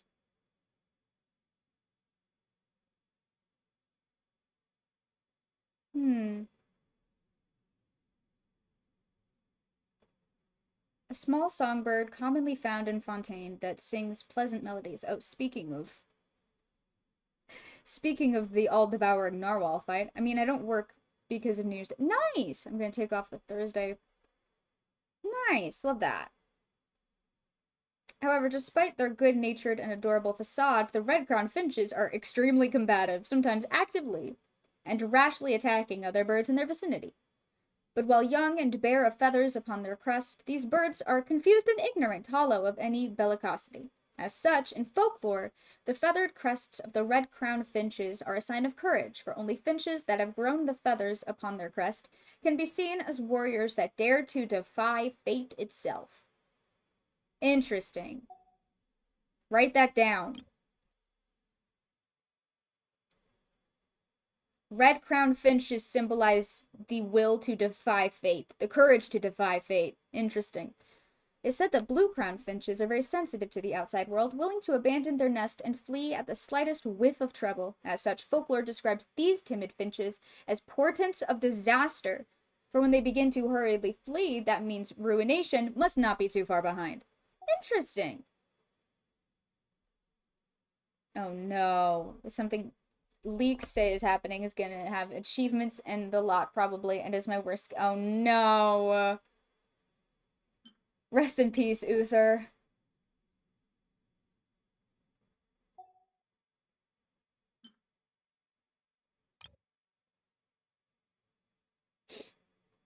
These are Natlan guys.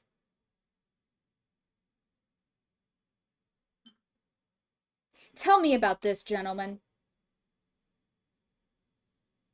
Tell me everything about this refined gentleman that you will not let me put in my teapot.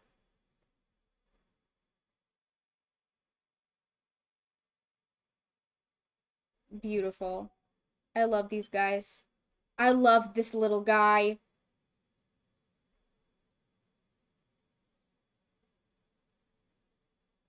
I love these guys.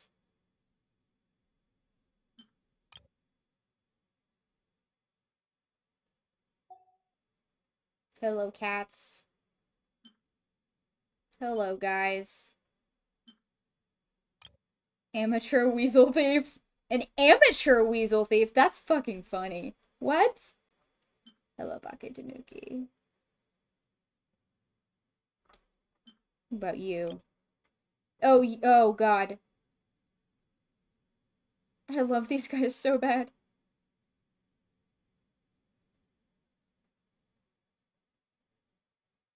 Dog designs are amazing. I know.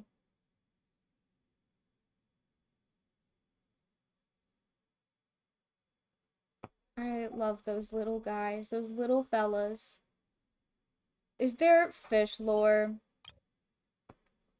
Truly, I can only hope that there's fish lore. Which ones are the fontaine fish? Oh, the mecha fish. Holy shit. Sorry, what? Why is it this long? Like, I'm sure it's nothing. Or not nothing, but I'm sure it's not.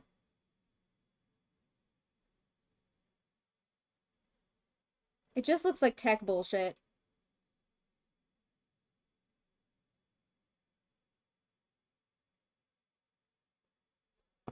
What about the other ones? Jesus Christ. Why are these so long? They're mechanical fish. Oh my god!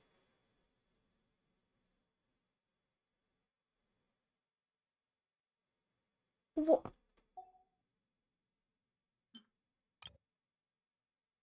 Oh my god.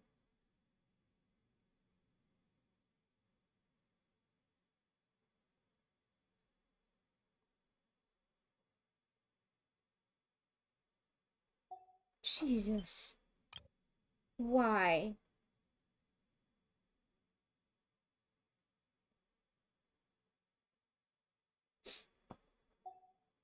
Well, let me look at these guys. I wonder if there's anything in here.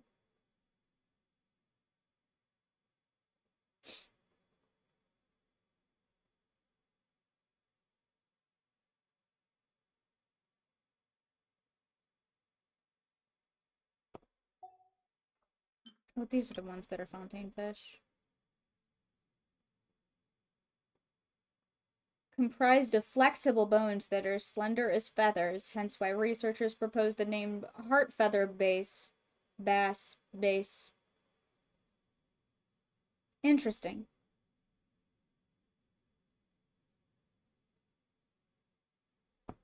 Alright. Why did the fish have lore?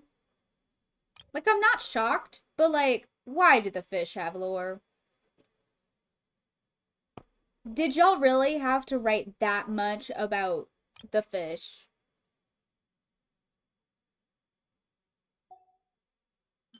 What about these guys? Oh yeah, these are in Jennyvale. Huh.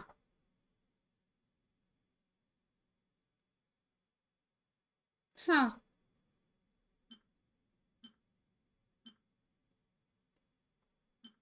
Well. Well.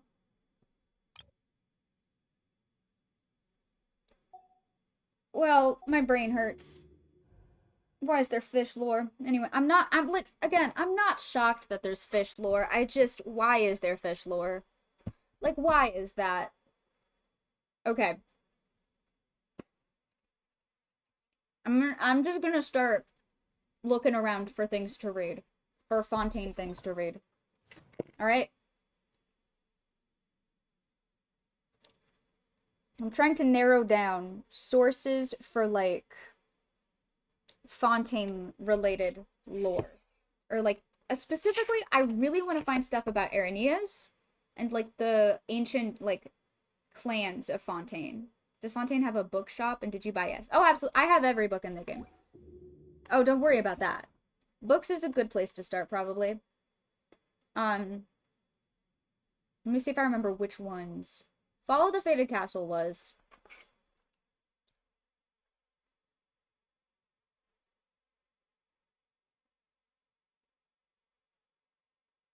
Let me find a list of all the Fontaine books. Because I know I've bought all of them. And I've already checked for new books this update.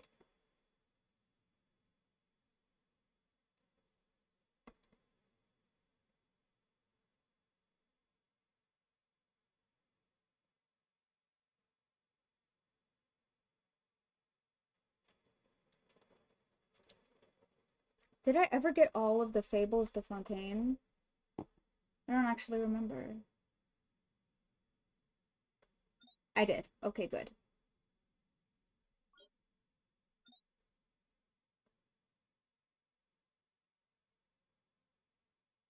Shit.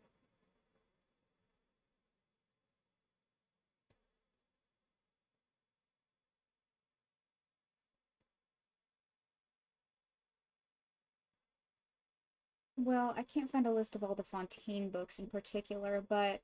So there's... I think it starts here. Follow the Fated Castle, Time Tracker, Paranary, Anecdota. Was this one? I don't think it is. I mean, it might be. The Feline Firm. No, this has to be like a... Oh, Jesus, that's long.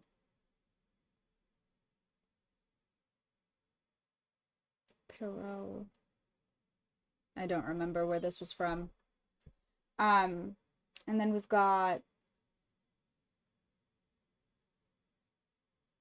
The fuck. Let me scroll. Rise and Fall of Maria, Fables de Fontaine, Iridescent Baruch, La Chanson d'Arenias. Ooh. What? Shit! I'm missing the first one. Shit! The cat book was from the theater? Okay, good to know. Shit! Where do I find this? Lumidu's Harbor, upper floor. Jesus. Alright, well, I especially need to read about Araneas, because I feel like I don't know anything about her yet. Okay. Neuvillette, let's go. I need you to go collect a book for me. Oh, wait, no, Lumidu's Harbor. No, this is Lumidus.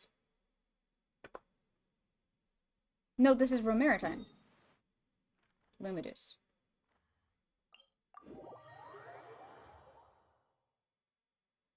Oh god. Oh god. Okay. I gotta find a book. Where is there a book hiding? Where are you hiding this book from me?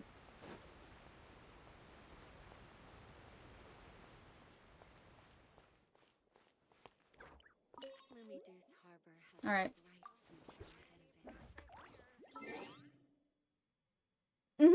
Oh, that's right, Verena's signature. Wait, I'm gonna read that first. Fleur of Sandra Ferryman. Or no, I don't have it. I forgot. I don't have it. But I will read that in a minute.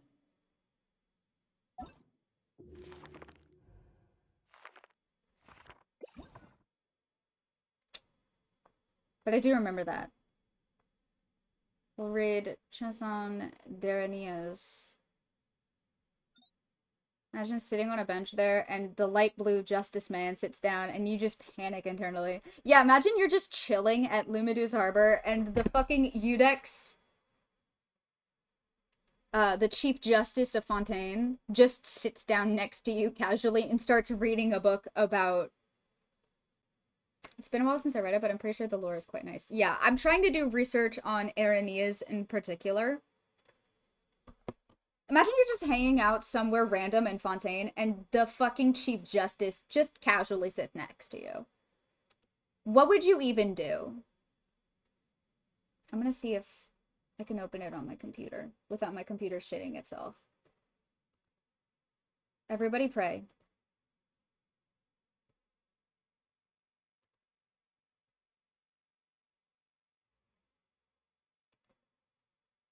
No, it's not even gonna load a web browser. Or maybe it will. I just need to pull up... No, I don't want to look up the book. I want to... No, it's not gonna work. Alright. Well, we're gonna read this first. Regardless. Can you remind me what her signature sword is called so that I can look it up? Do you remember what it's called? Okay. Chapter 6? Sorry, Volume 1 starts with Chapter 6? I fucking hate when they do this to me. I hate when they do this to me. They always do this to me. Splendor of Tranquil Waters. Thank you.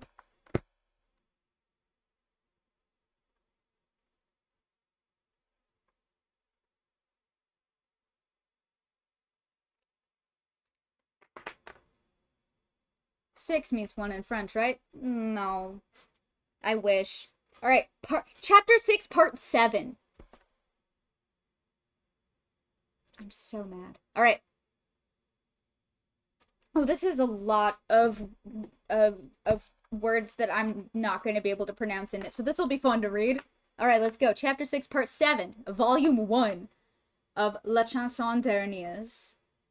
How the emissary of King Remus came to Areneas, asking her for a gift of Aramori Castle's water and earth, and for her to submit to the Symphonia Capitoli, which means the eternal harmony. Of the glorious deeds of Octerus of Renani, a righteous and noble knight, and his valiant battle against a venom-breathing dragon. Venom-breathing? That's crazy. Much has already been said earlier that we shall draw to a close here. I wish you would tell me what was said earlier in the first 5 chapters. Someone get that dragon a toothbrush. Alright. Now we shall look back and talk of Areneas in those days. Hi, Briar. Thank you for the 3 months. They put Venom in Genshin. I know, right? That's crazy. And he's a dragon now. It's insane. Hello, Briar. How are you doing? Oh my god, Briar, you missed it. Briar, I got neuvillette in 1 pull.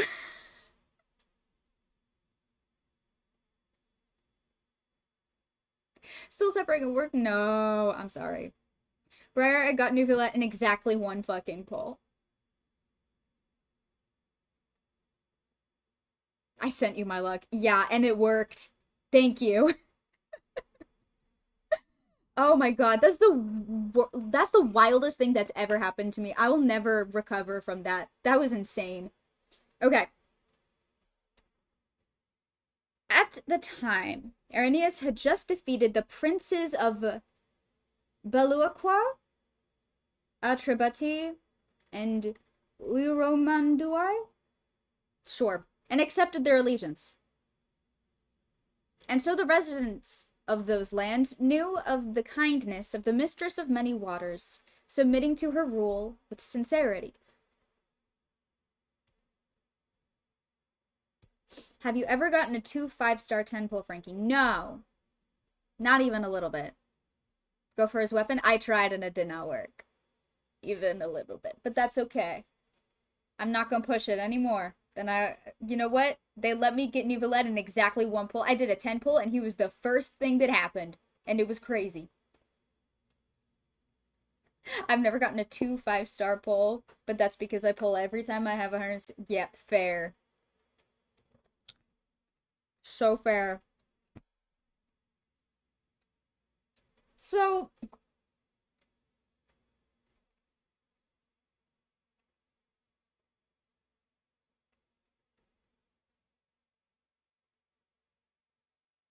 I've gotten many 5 stars right after each other, but yeah, I've never gotten a double. You know what? That's okay. I'll live.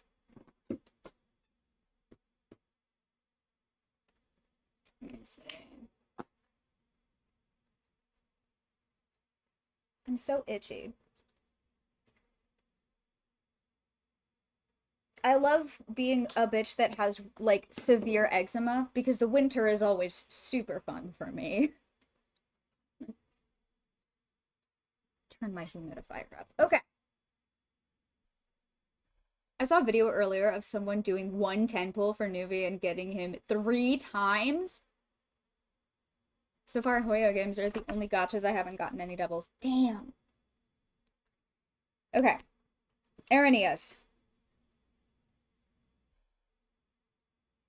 The residents of those lands knew of the kindness of the Mistress of Many Waters, submitting to her rule with sincerity.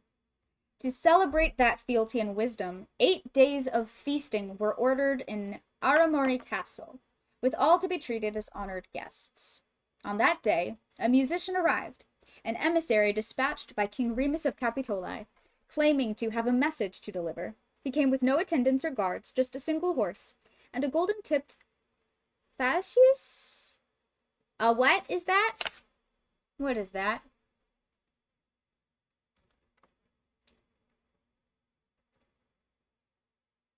Uh-oh, what did I do? That's not what I wanted to open.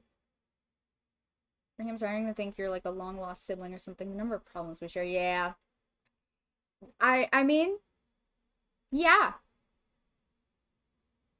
Look, when I said that we're secretly the twins, I wasn't joking. I think we are. I think we might be Ether and Lumine. Secretly.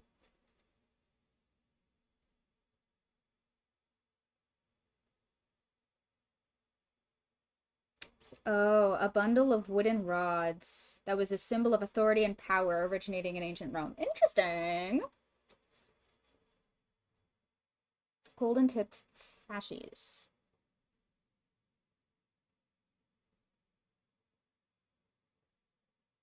So you just fucking crashed a party and were like, hey.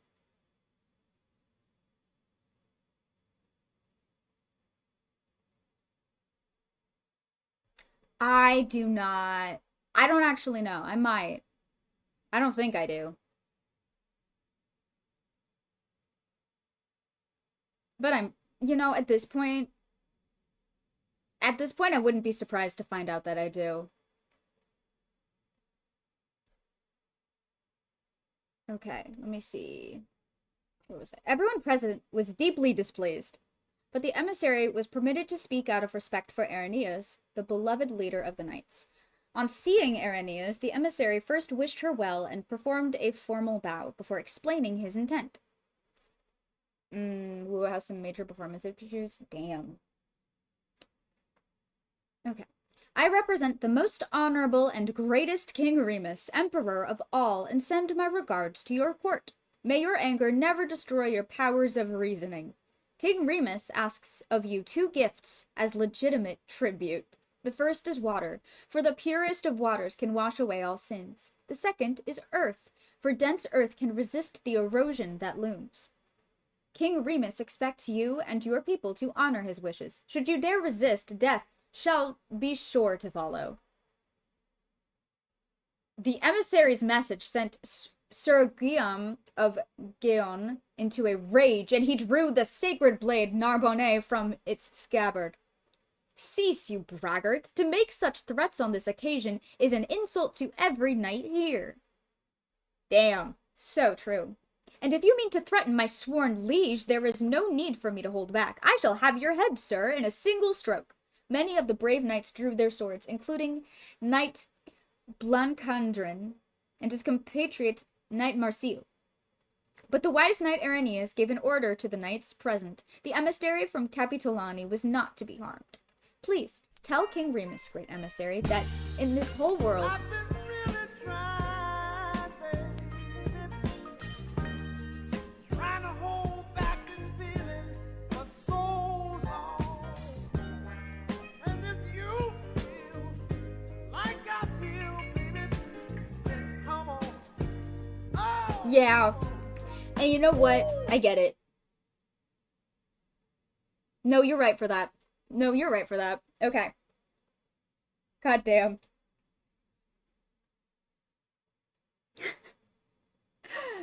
Please tell King Remus, great emissary, that in this whole world there is only one to whom we bend the knee. And that is the beneficent mistress of many waters, our mistress, who bears for us our sins, the greatest and most honorable ruler. No other ruler or god can be spoken of in the same breath, for she is greatest in kindness, and first in glory. On hearing that, King Remus's emissary again spoke, saying this before all gathered there. Before King Remus conquered the land, war, hunger, or plague often descended upon us. Those who once fought against each other have been brought to peace under a single ruler, and this is wisdom. For otherwise, who shall mourn when the waters flow over our heads, and who shall save us in our hour of need? Of all these braves, who has rescued themselves from ignorance and superstition? Who hears the cries of the weak? King Remus's orders are well meant and born of pity. He does not wish to see a single person fall into the waters. He would see all saved. Chapter 6, Part 9. Okay, well, where's Part 8? You skipped Part 8! I'm getting real pissed. Alright. How the knights of every region united to lend their strength to Irenaeus in opposition to the designs of the Capitolani to invade. When Sir Agricane had finished, the fine bowman, knight-dressed Prince of Lyonnais, was first to speak and offer his view. Yeah, I know. Yeah, I know. Yeah, I know. Oh. Uh-huh. What are you thinking, Briar? Share your thoughts.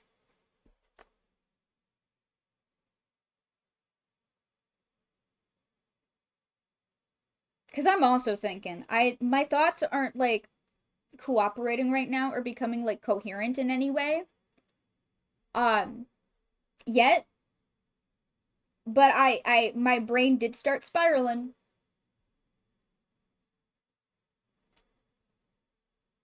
When Sir Agricane had finished, the fine bowman, knight-dressed, Prince of Lyonnais, was first to speak and offer his view. The harmony and prosperity that Vivarium's heir has promised us are not but lies, his promise but trickery. Knight Irenaeus of the Lake Light, none so wise and noble as you, should be taken in by such pretense. You must know that those words are aimed much like a poisoned arrow tipped with gold. It may be dazzling to watch, but the pain it brings shall be all the greater. His fair companion, Adsiltia, the lady of the azure sail, whose name meant daughter of ice, was next to speak.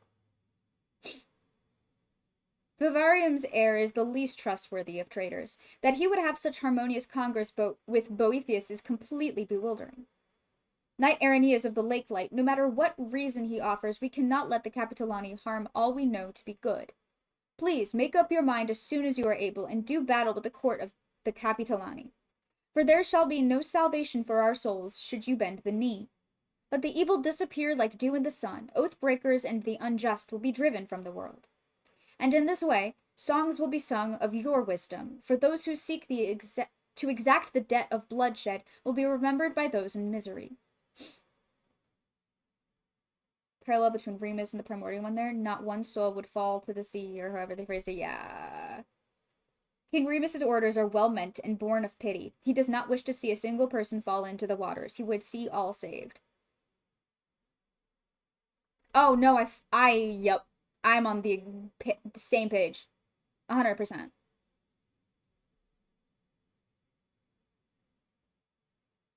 Like the Dark Sea.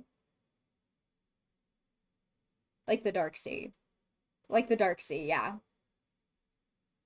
There's a reason that, like, the first thing the primordial one did was establish a fucking firmament. One of the first things that the primordial one did was establish a fucking firmament separating Teyvat, the nations of Teyvat, from the entire rest of the universe. There's a reason for that. Well, that too. And I still strongly believe that the term Dark Sea is misleading simply because I think it just refers to almost everything outside of the firmament, including the Sea of Quanta. The Sea of Quanta is definitely there.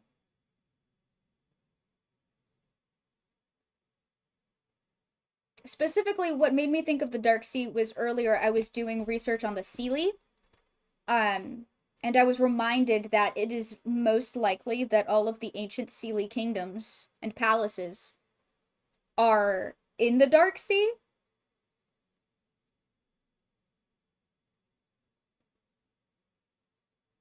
Just, I have a lot of thoughts.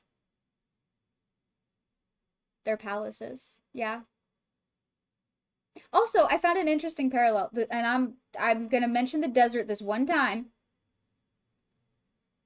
Yes, it was in A Drunkard's Tale. I noticed another parallel though, specifically between the Jinn and the Seelie. I know. I'm gonna mention it this one time because I wanted to share this one little detail I noticed. I mean, you can. I was doing a lot of research about parallels between the Seelie and the Jinn. And I found, I mean, obviously I found a lot of things. Treat? No treat? Treat? Lots of parallels. First of all,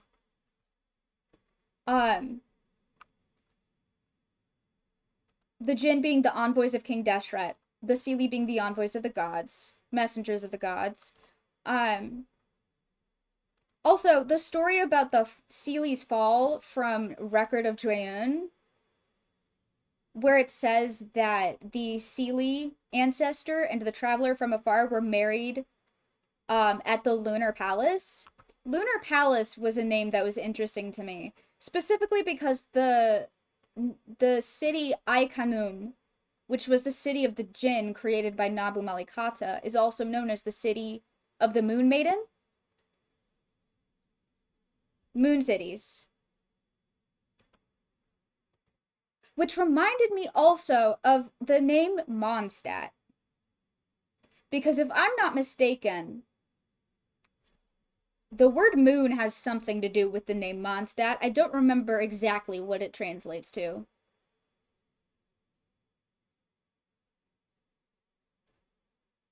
Oh, Moon City. Ha! I also found that. Mondstadt literally means Moon City, yeah. I didn't know that.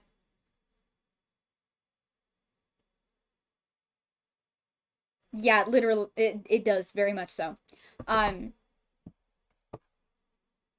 I thought that was interesting about... Oh, no. It's Moon City. Mond and Stat, yeah. Moon City.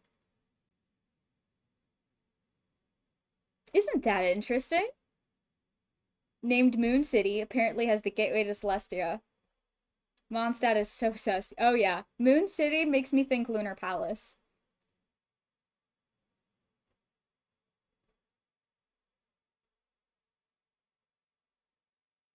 I have so many thoughts about... Mondstadt meaning Moon City.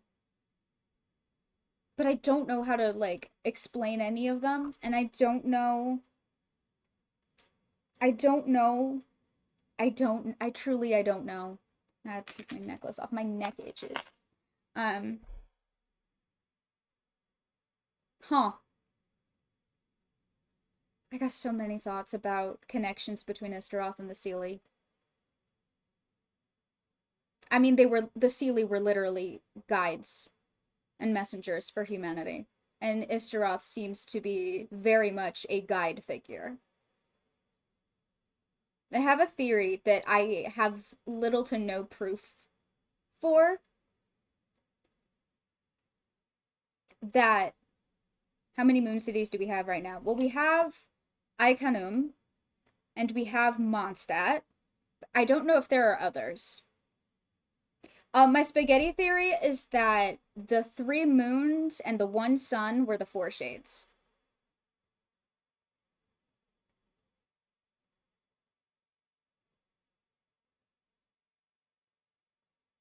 That's my theory.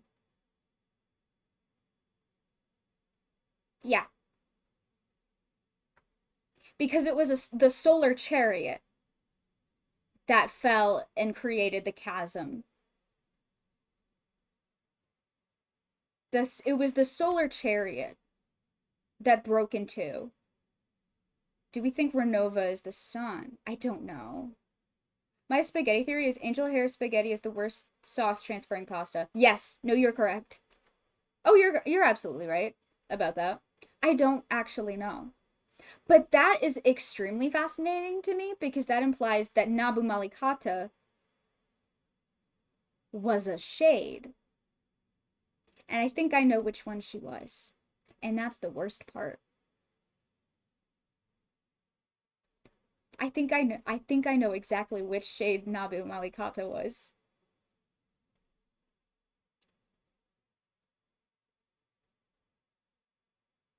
I think she was the shade of life. Specifically because of that story of when she was wandering the desert for weeks, bleeding out. Life grew out of the places where she bled. She bled life. Her blood created the djinn. No. Hello, Frank. What's up? She literally kept creating new life into that. Yes! I'm being so serious. I think Nabu Malikata was the shade of life. I've been thinking about this all day. Because isn't it interesting that the Moon Sisters were exiled alongside the Seelie who were envoys. Istaroth, the Seelie are guides. They acted as guides to humanity. Istaroth keeps fucking guiding people. In her little trickster way. I really feel like I really think, although what's really interesting about that is that I don't think the Seelie were created by the primordial one. I don't think that's the case. But I also don't think that the story of the Seelie being exiled insinuates that the Moon Sisters were literally related to the Seelie. They weren't. It was just at the Lunar Palace that the Seelie and the Traveler were married, and then they were all destroyed. Istaroth being the sun would be yes, because her symbol is literally an 8-pointed star. Which makes me wonder why Mondstadt is Moon City. Because if Istaroth is the sun, then what moon is Mondstadt referencing? Uh-huh, that too. Yeah, that too. Batman? Yeah. Is Diluc one of the Moon Sisters? Oh my god. I need to write this down too.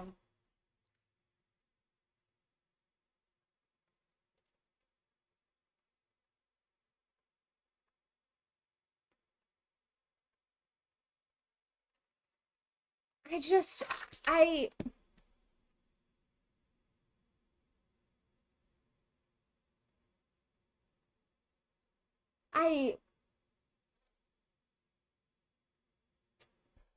my brain hurts so bad, and I can't stop thinking about Moon Sealy lore.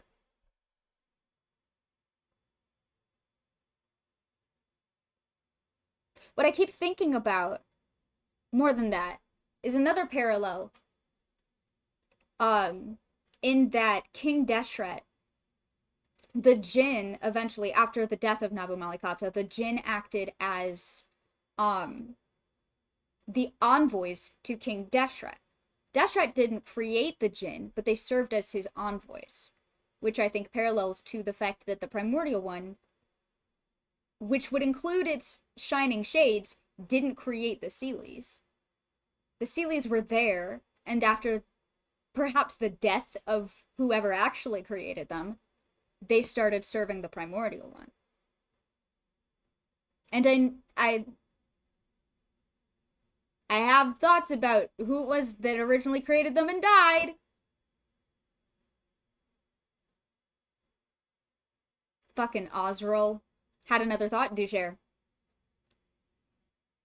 Ugh. Someday I'll finish this book. I can't. I'm physically incapable of not getting violently distracted by other lore whenever I do dives like this. I am just forever distracted. There's so much lore.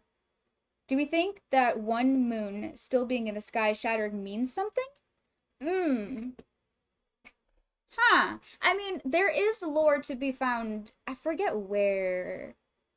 It talks about like a moon corpse in the sky. I always assumed that that shattered moon is what that was talking about, but also depending on how long the firmament has been projecting a false sky, a false image.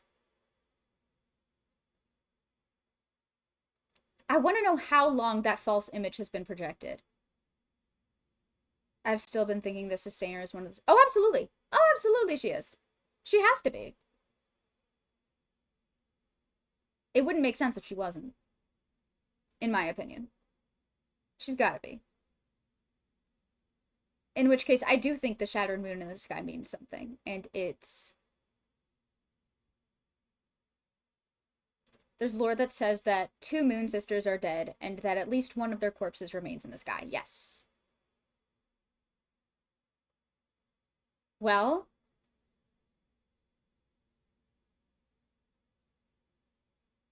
I still think that's true.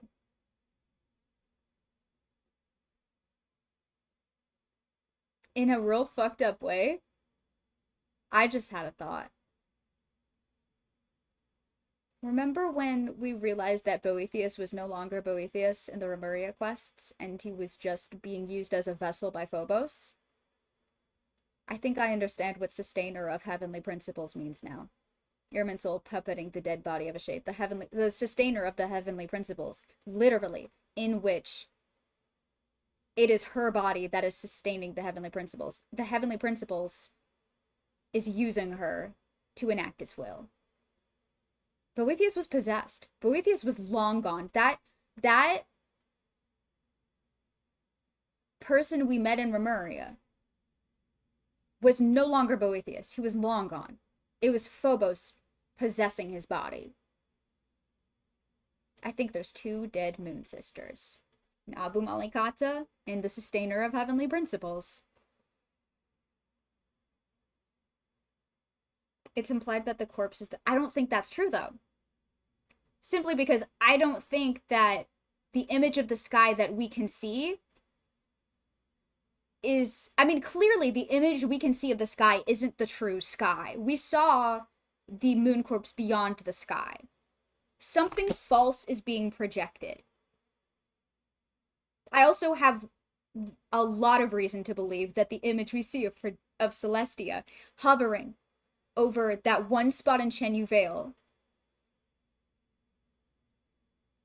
is a projection. Hey, fictionologist, can I throw another lore spaghetti at the wall to see what sticks? I'm gonna hold your hands while I say this. Can I talk about Celestia for a minute? Can I talk about Tula for a minute? I've been thinking about this all fucking day. The city of Sapphire with the Garden of Endless Pillars. I don't think Celestia is there anymore. And if it is, has been completely destroyed.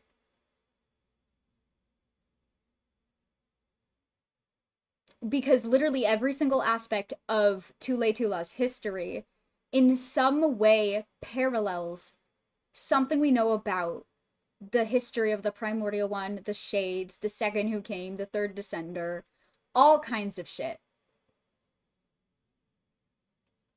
And like Garden of Endless Pillars already kind of fucked me up because that's literally exactly what the loading screen looks like. And the loading screen is most likely Celestia. Because the loading screen looks identical to the celestial nails, the pillars that we see everywhere. It has to be Celestia. This Garden of Endless Pillars. But it was City of Sapphire that I realized today. I put that together. City of Sapphire. When Nabu Malikata describes the celestial nails to Deshret, she calls them the crystalline sapphire nails.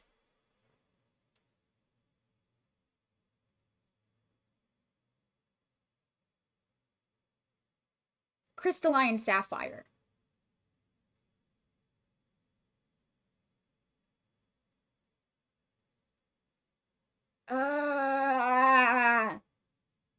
I think Tula is supposed to be an allegory for what happened to Celestia, and by which I mean it's been destroyed. It's long gone, and the image that we see of it today in the sky is just a projection of the last place it was seen in One Piece. I think Celestia was the One Piece, and then it got blowed up. That's my theory, and I'm sticking to it. Breaking news, guys. Celestia's the One Piece. We found it. Everyone can go home.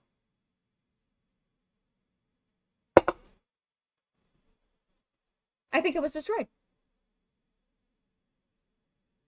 Do you want to hear my theory on Celestia being blown up? Absolutely I do.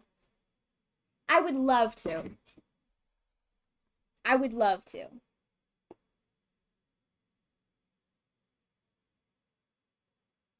Now I'm just thinking about the Jin uprising. I'm thinking about the Qizhong Wall viewpoint. Do you remember the giant ruin golems? I do. Who was trying to fish in the lake on Celestia, wasn't she? Oh my god, that'd be funny. I do remember the giant ruin golems. I do. See, but here's what I think is really fascinating. The last place that we allegedly could see Celestia in one whole piece was hovering above Chen Yu Vale. And something we know about Chen Yu Vale's history is that long ago, the envoys of the heavens were instructing the ancient residents of Chen Yu Vale. The Tonatia is pointing directly at Celestia. Is it really? Interesting.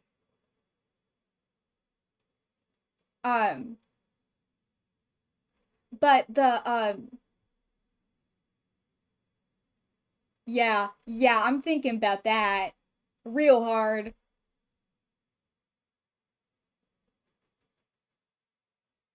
Ooh. But the people of Chen Yu Vale were being instructed to build a massive jade tower up to the fucking heavens.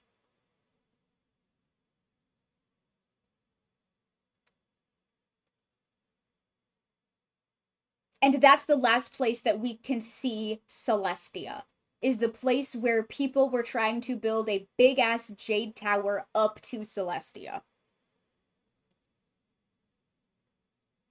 That's significant for sure. I don't know why. I don't know if what they were trying to do with that.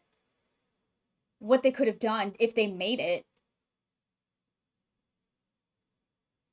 Because if there was a jade tower, it's long gone. But the fact that that's the last place that we are able to see Celestia in full. Also, that note from the Waterways quest that talks about a civilization that has a ladder that reaches the firmament is interesting. So every civilization that has been wiped out by Celestia is either trying to access or attack Celestia. Ooh. Yeah. Yeah. Yeah. Except not Remuria.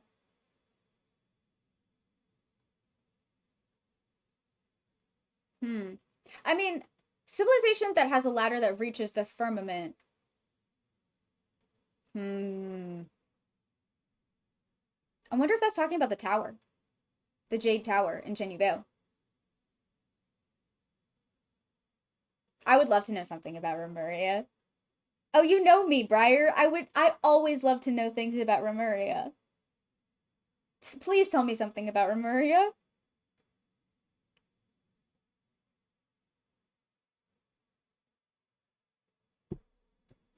My head hurts so bad. If you overlay the maps of Teyvat and Remuria, the Grand Symphony may align directly underneath Celestia.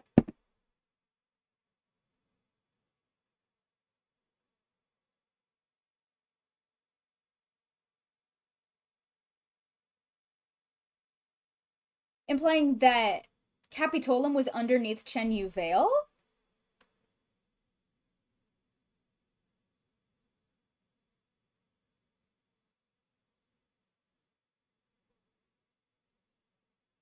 Ooh. Ooh. Ha! Well, the very eastern edge, yes. Ha!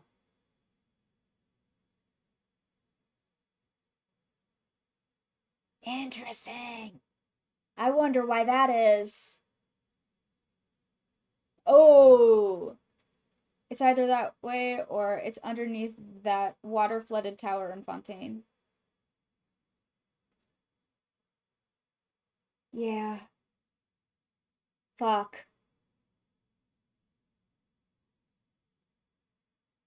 Now that would be really interesting. Orientation should be the exact same. Yeah, probably. I would assume, at least. Unless, like, told otherwise. Like, slightly to the left? Yeah, but still. Still. That is important. Because why the fuck was it aimed at Celestia? Why were the dragons aiming their big-ass skyship at Celestia? The symphony is nearly directly east of the... Wow.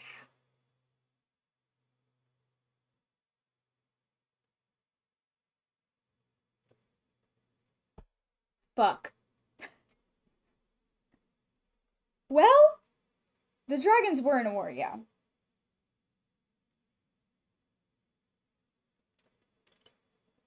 I keep thinking about...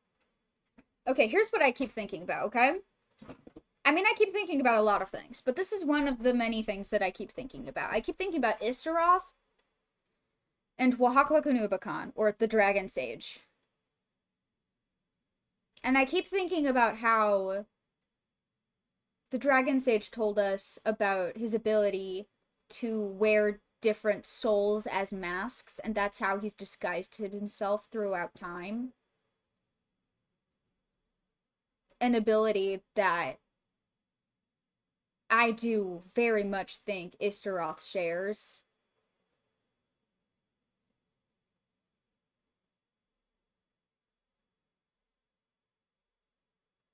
And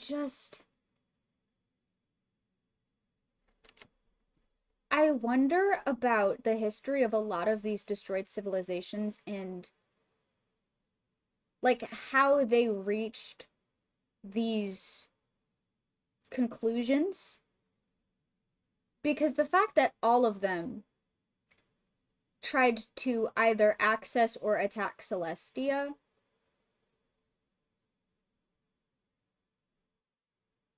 what's really interesting to me about that is that Remuria, as far as I can tell from what we've learned about Remuria, didn't seem particularly interested in the heavenly principles or Celestia at all. Like, they were just doing their completely own fucking thing.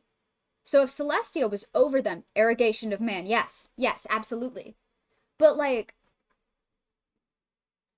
along the lines of, civilizations trying to access Celestia, I don't think Remuria was trying to do that. Is there something we don't know?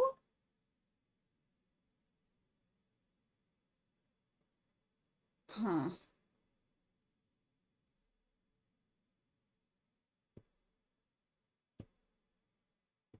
There's just, oh my god. There's too much. We do know that Celestia can, yes. And that haunts me. Haunts me very much. Oh, Dragonspine. Well, so much for reading about Arenias. My brain is broken already. Hello, Fontaine theme. My brain hurts so bad, Fontaine theme. Help me. Also, it's sitting directly over its last kill makes me think of people teabagging video games, you know? Yeah, Remuria would have been its last kill. Although, the way that Remuria... What's interesting about specifically Ochkanatlan and Remuria is that they were not smited in the traditional sense. They sort of led to their own demises. You know? Like, it was part their fate, which had something to do with the heavenly principles, I'm sure, but Remuria largely destroyed itself. Celestia didn't really seem to do much. It was Remus destroying the Grand Symphony that destroyed Remuria, that flooded it, that, like, completely annihilated it. And the fact that Scylla wasn't there to absorb all of that excess primordial energy. That is why it was inevitably, like, completely destroyed.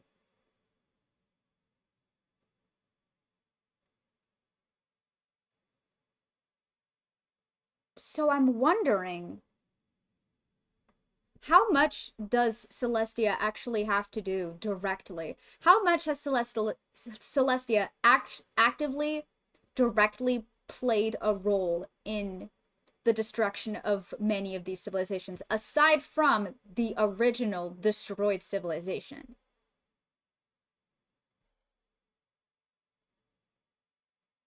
Is this something that whoever's in Celestia is actively doing? Or is this just the new laws of this world, the heavenly principles, at work?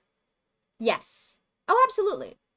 What I'm saying is that I don't think it's an action that Celestia is taking that is killing them. I think it is the laws set by whoever's up there that is killing them. You know what I mean? Which makes me wonder why Celestia is fucking hovering over these places. Like, it makes sense with, like, Dragonspine, because it literally dropped a Celestial Nail on Dragonspine. There's no Celestial Nail in Remuria. There's no Celestial Nail in Ochkanatlan. So what's up?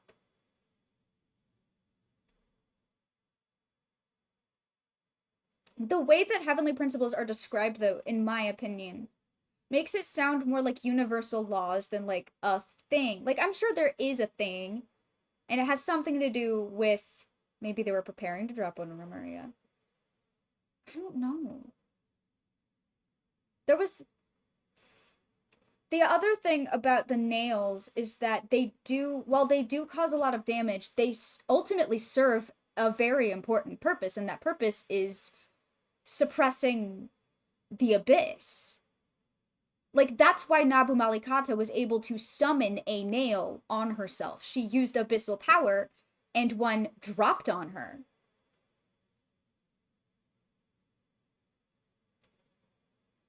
And Romurio wasn't fucking with the Abyss as far as I can tell. So there would be really no reason to drop a nail on them.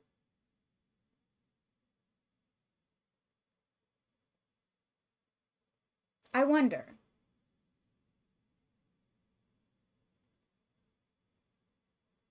I wonder what the Heavenly Principles are doing. I wonder what the Sustainer's doing. What has the Sustainer been doing all of this time? I need to know the timeline of events here.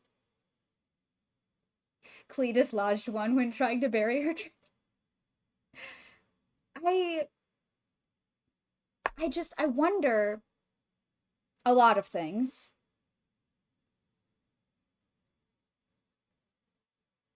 But namely, I want to know how long the Sustainer has been the one in power in Celestia. And by Sustainer, I mean the current vessel of the Heavenly Principles itself. How long has that been the case? What happened to the primordial one? What happened to the second who came? I mean, I think I know what happened to both of them. And again, I'm looking at Tuletula, in which they dead. Oh, absolutely. Because in the history of the desert, the second who came was only... Well, I think if we're talking in parallels, and I'm thinking about Tuletula again, there was Shah-Ramshar, who established the cities of the Seven Towers, which is so Seven Nations coded. Because they were 7 towers with a grand sage in them, and the cities around them became known as the cities of the 7 towers. Okay, 7 nations of Tibet. Alright, sure. And Tuletula was one of them, interestingly. But Shah-Ramshar established that. He died, and then there was a new king of Tuletula, King Humayun, who was killed in the Jinni Uprising.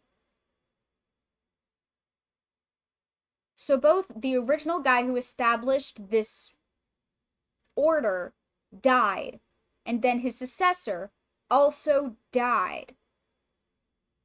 Then we get the story about Hermanubis breaking himself into multiple pieces so that he can pass down his fucking power and knowledge to his mortal followers, which is so Third Descender coded.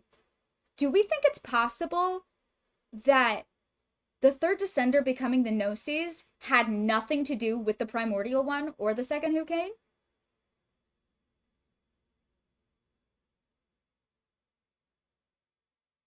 I'm thinking that catastrophe was the Sustainer taking over them. Yeah.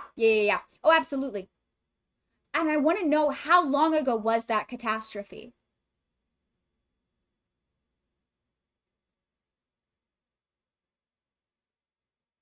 Yeah.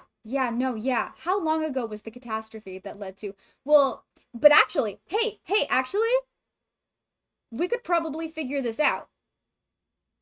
Thanks to the desert, we can probably figure out that much of the timeline. Specifically, because of Nabu Malikata, if we can figure out how long ago that was established, Nabu Malikata comes to the desert, creates the city of Aikanum, which is populated by the Jinn. She dies. Gorabad lasts for 3 generations. Then falls. Deshret dies. And then 100 years later, hold on, I'm cooking. 100 years later, we get the cities of the 7 towers. We don't actually know how long. Oh, I'm pretty sure we could suss out over a great length of time a very, very, very vague timeline of events.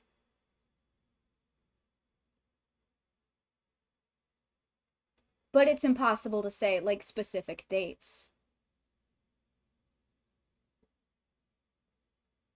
Or times. I just thought of something, but I don't really know if it works or not. Do share. Thinking about Xbalanque and his seeds of flame to bring light to humanity. Yeah. Yeah. Oh my god. Oh, too much lore. My brain hurts so bad. I think I've more or less given up on reading Fontaine books. I'm just spiraling now. I mean, I'll get back to it later, I'm sure, but for now I'm just like, Moon Sisters. I need to understand the Moon Sisters, and I need to understand the entire Genshin timeline so far. Because yeah, no, I'm completely convinced that the primordial one and second who came had nothing to do with the creation of the Gnosis. And I don't know how to feel about that. Thinking about the destruction of Remuria in the context of the primordial one. That when Remus tried to destroy the Grand Symphony, and Scylla was supposed to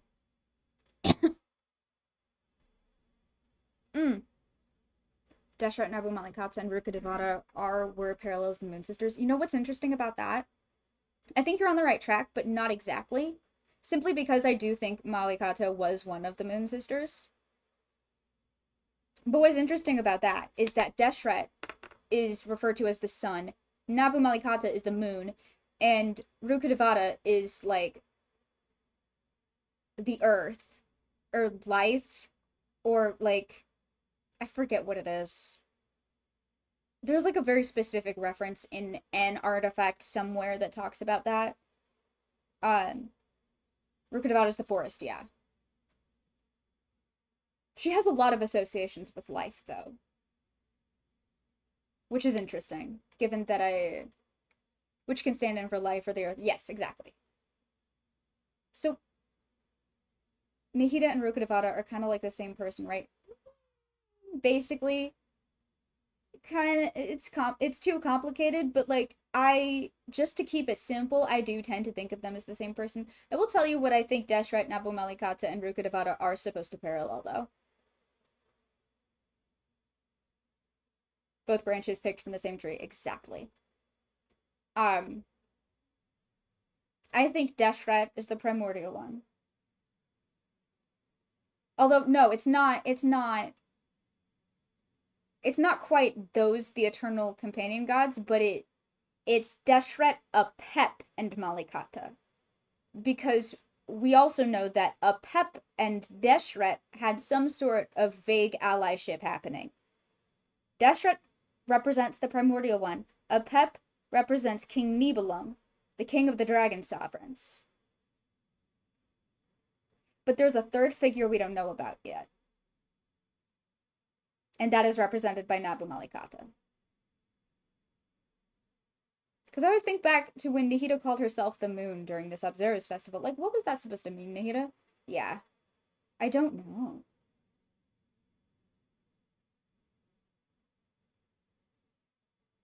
That's interesting. When did she call herself the moon? Because the other thing about Nahida specifically, one, she doesn't have all of the knowledge and memories that Ruka Devata has. She only has 500 years of wisdom and knowledge about to that. She can access Irminsul, but she doesn't have the lived wisdom that Ruka Devata had. There's a lot that she doesn't remember about history. Yes, please do.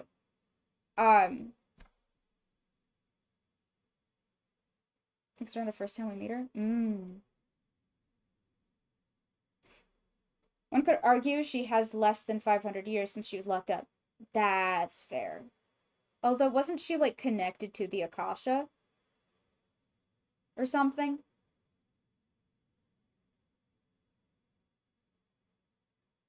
And again, she's still the avatar of Irminsul, so she does have access to It's just so much knowledge and so many memories that are stored in Irminsul.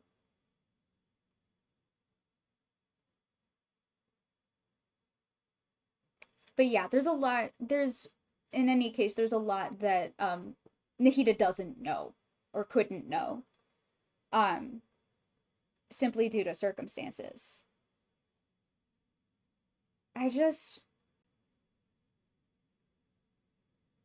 Hang on, I gotta turn my heater off again. Ugh. I keep thinking about the fact that in a lot of these parallels with Celestia, with the primordial one, there are always 3 figures. There is the God King, there is a dragon sovereign, and there's a divine envoy.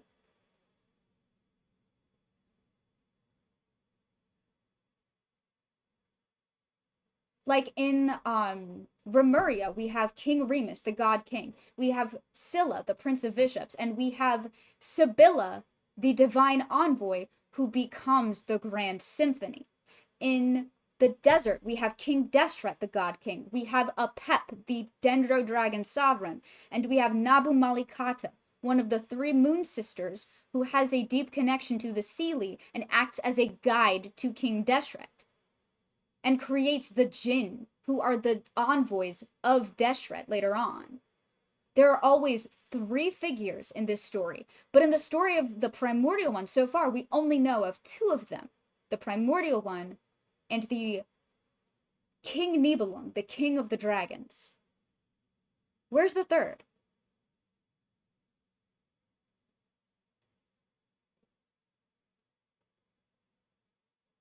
Think about my dumb thought about the Archons having been the ones to make the Gnosis. I don't think that's the case, simply because of the story of Hermanubis. I think the story of Hermanubis tells us what the 3rd Descender did. And I think it's especially interesting to think about the story of Hermanubis, especially when looking at the Temple of Silence being a place where wisdom is stored, and how it currently, the new location of the Temple of Silence is in the ruins of Saleh, which was inhabited by the golden-eyed Thumurians. I'm looking at you, Istaroth. The Temple of Silence, which is where much of the desert's recorded history is stored and, like, preserved. I just love the idea of fighting a war to ascend to heaven and all you find is a decayed corpse of God. Yeah. I think that the 3rd Descender saw what was happening and created the Gnosis to help the Archons, to help the gods of Teyvat, I don't know, defend themselves and defend the people, to resist the heavenly principles. Genuinely, because the story of Hermanubis, hold on, let me pull up my notes about, once again, and again, speaking of Tuletula, everything comes back to the desert. Okay. This is what I found on Hermanubis that relates, I think, pretty heavily to what we know of the 3rd Descender becoming the Gnosis. According to the Temple of Silence's records, a king of the new and improved Gurabad attacked Tuletula at some point and demanded ownership of the temple as a reward for his victory. The ruling elite of Tuletula sided with this king as a power grab and painted the temple and all its recorded wisdom as the true source of corruption and forbidden knowledge. Hermanubis had used all of his power to keep forbidden knowledge at bay, and in order to save the temple, broke himself into many pieces and did a ritual to pass down his power and knowledge to his mortal followers. This allowed the temple to defeat the invading army, but the people of Tuletula were freaked the fuck out by Hermanubis' ritual and immediately shunned the temple as a result. This led the Tainarians to leave Tuletula, instead relocating to the rainforest.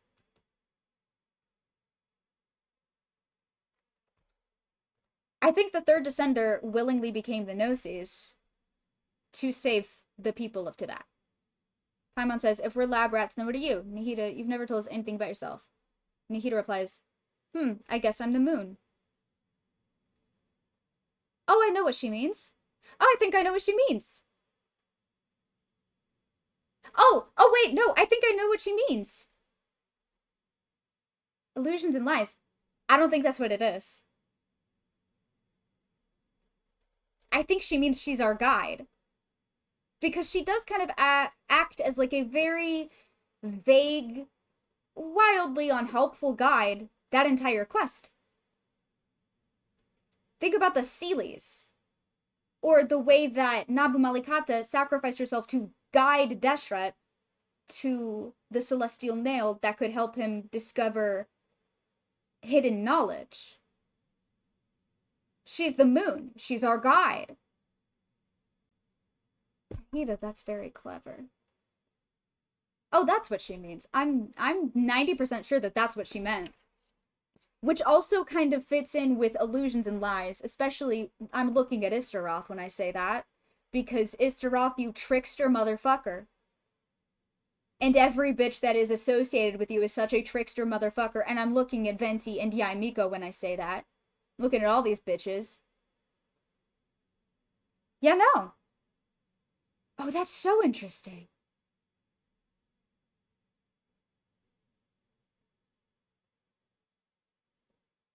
Ooh.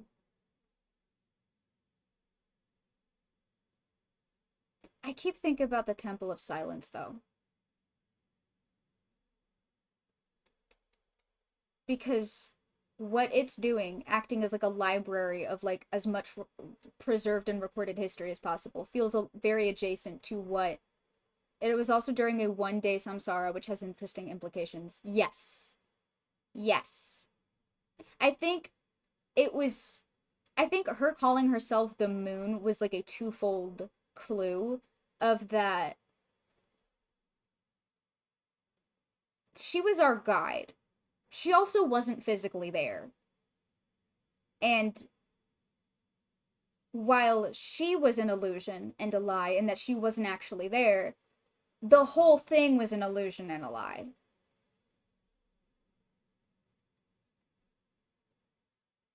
Huh.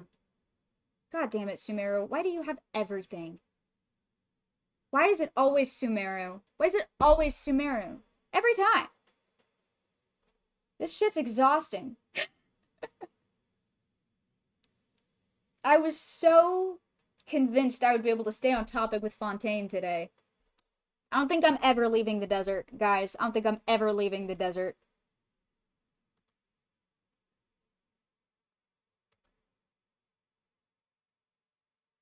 Wait, I'm thinking. You do need to apologize. Wait, I'm thinking, guys. Wait, I'm thinking. The Hermanubis ritual happened as Tuletula was being attacked by an outside force.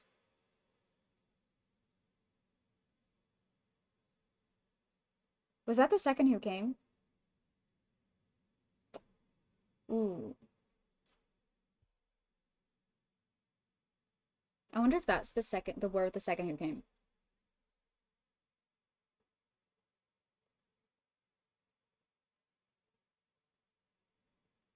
Because what other conflict could that be?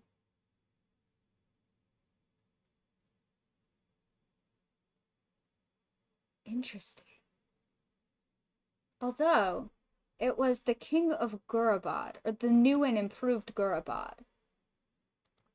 Someone had built a new Gurabad upon the ruins of the old Gurabad. Demanded ownership of the temple as reward for his victory. The ruling elite of Tuletula sided with this king as a power grab and painted the temple and all its recorded wisdom as the true source of corruption. That's an interesting detail. That feels important. Whoever invaded painted... Ooh. I hope we get some crazy Moon Sister Lawrence Nesna. Same. Please. Please. I need to know more. I need moon lore, I need shade lore, I need everything lore. I need primordial one lore. I need original god of Teyvat lore.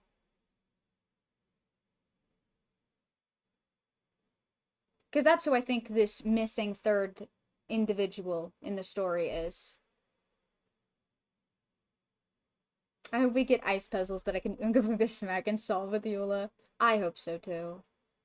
Oh, I have a headache. I have a lore headache. Where's my fucking ibuprofen? I have a lore headache, guys. It happened again. I'll never learn. I'll never learn. I'll never learn. Well, on that note, remember when I was reading Fontaine books? Remember when I was trying to read Fontaine books? That was a simpler time. I mean, it really wasn't.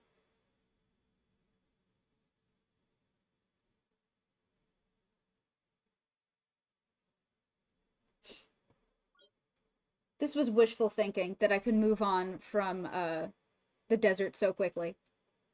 There's just so much in the desert. Y'all, there's so much in the desert. So much. Like in all of Sumeru, but especially the desert. And I truly, I'm realizing how little I paid attention to it the first time around, which, I mean, I get it. You were trying to wish to move on as fast as you wished for... Granted, they could also have demon names.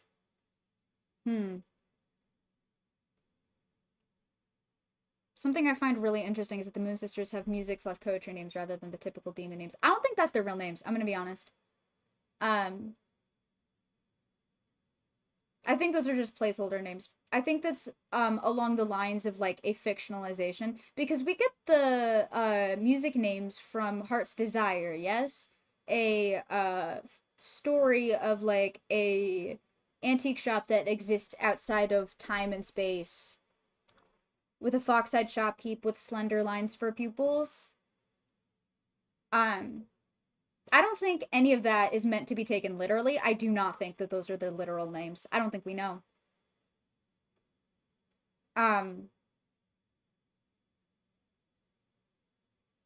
But I do think, honestly, the more I think about Moon Sisters and Sun being the four shades, the more it's starting to make sense in my brain. I do think Arya, Canon, and Sonnet do have symbolic... Oh, absolutely. Oh, absolutely.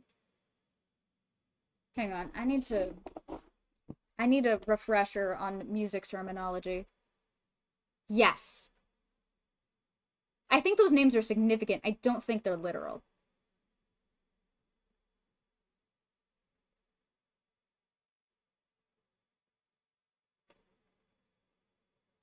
Aria.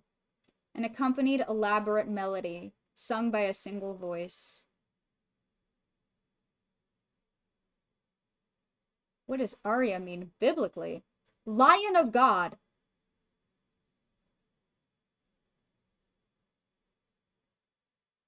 Interesting. Sonnet, yeah.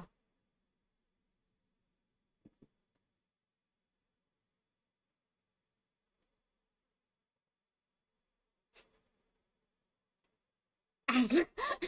Yes, one of the Moon Sisters was Aslan from the Chronicles of Narnia. You got it.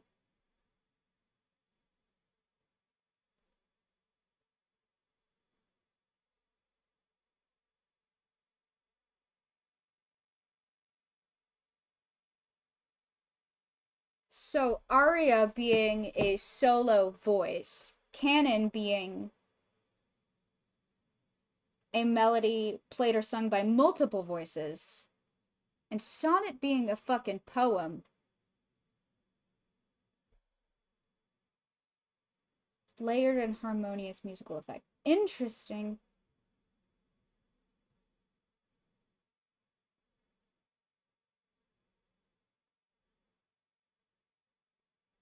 Poem normally of 14 lines in any of several fixed verse and rhyme schemes, typically in rhymed iambic pentameter. Huh. I do wonder why those names in particular were chosen. Because Genshin doesn't throw in details like that willy-nilly. There's always a reason. Now I'm just taking, like, completely batshit notes.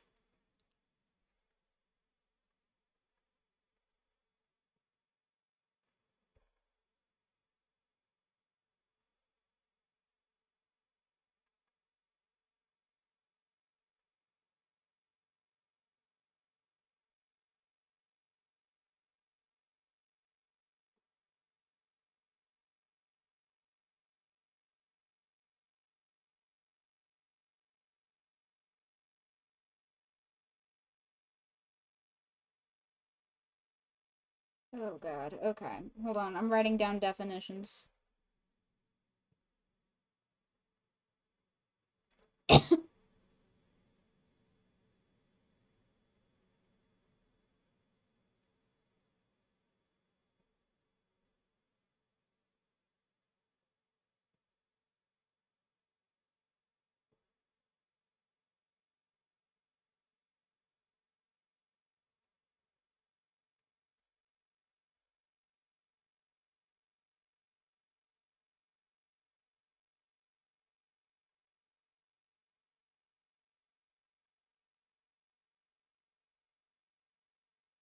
Here, y'all can look at, Neuvillette chilling with some random NPC while I take notes.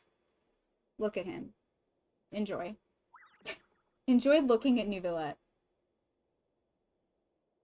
He's just hanging out. Is there gonna be a quiz? Yes.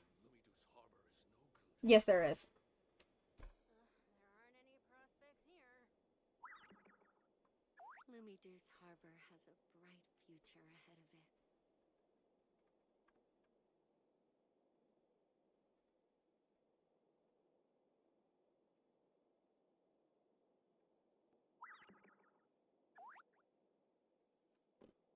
I'm gonna fail. Oh no. No, you got this. I believe in you. There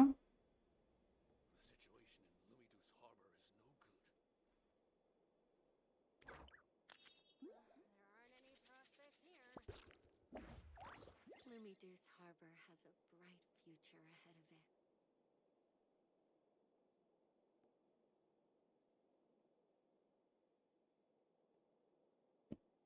Hmm.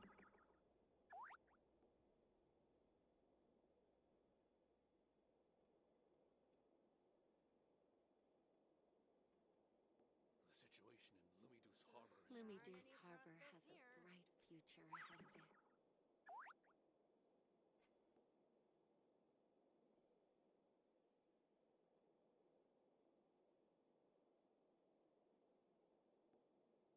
You know what else I want to know about? The fucking solar chariot from Leo Elor. Because that's interesting. So we have 3 moon sisters and a solar chariot. Got it. And it was the solar chariot that fell. Wait, so when researching, right, I came upon Ariel, which is an ancient name for the... Ooh. Really?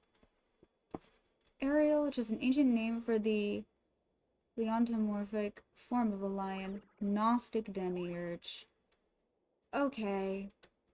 Hey, remember when I said recently that I think the sustainer of heavenly principles is the real demiurge?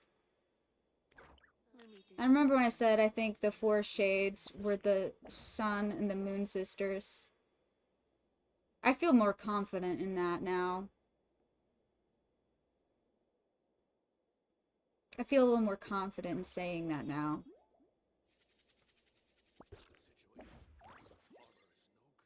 Huh. I'm gonna write that down. I'm writing that down. Hold on. Hold on. I need to write that down.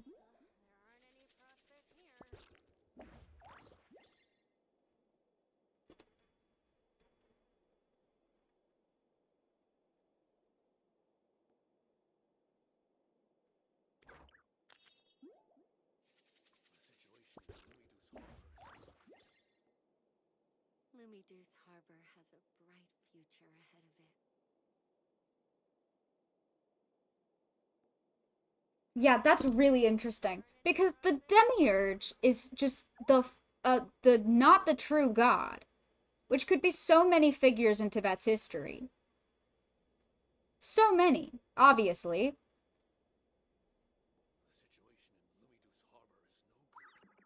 But the question is, the most important question is not which one of them are we supposed, which one is the most relevant? That's what I'm saying. That's going to be the most important demiurge figure. Who is currently running the show? Or who was most recently running the show? The sustainer. That's our demiurge.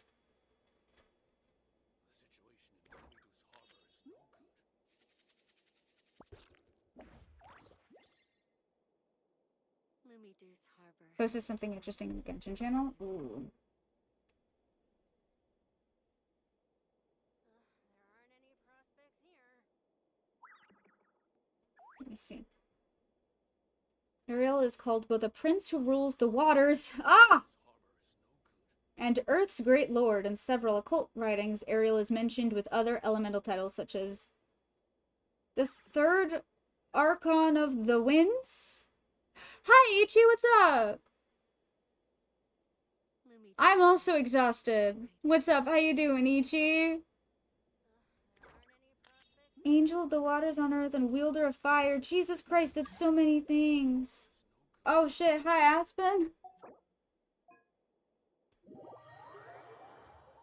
Mysticism, especially modern Ariel, is usually depicted as a governing angel with dominion over earth, created force of the north, elemental spirits and beasts. Oh my fucking god. You do my dailies? Oh, fuck. Hi Aspen. Unfortunately, I cannot. I am too deep in the shit. Hi. Any good lore? Yeah. Oh my god.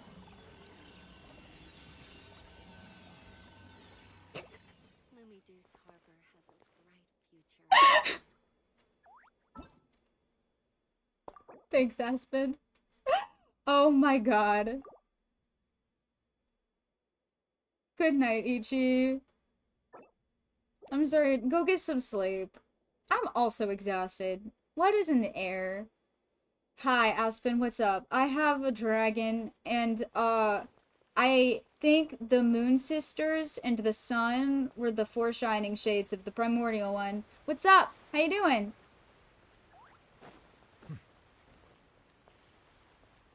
Hey, how you doing? How you doing, Aspen?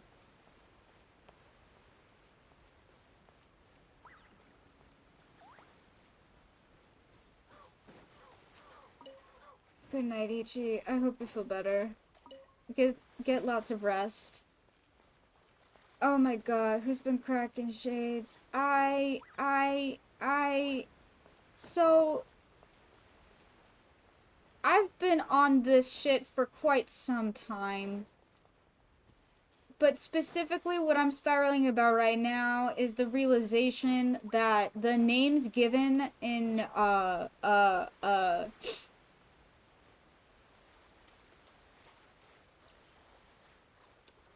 what is it, Heart's Desire of the Moon Sisters, Arya, Sana, and Canon. I realize we just learned, fictionologists brought it to my attention that, the name Arya is also connected to the name Ariel, which is connected to, is like the name of, what was it? What'd you say, fictionologist? Ancient name for the, lion form of the Gnostic demiurge? So one of the Moon Sisters, has a name that is also used for the Gnostic demiurge? One of the Moon Sisters has a name that is also used for the Gnostic demiurge. So once again, I'm on my shit of saying that, I think the sustainer of heavenly principles is the demiurge. I feel really strongly about this all of a sudden. I feel really strongly. Also, I was talking about how I think that Nabu Malikata was literally one of the Moon Sisters.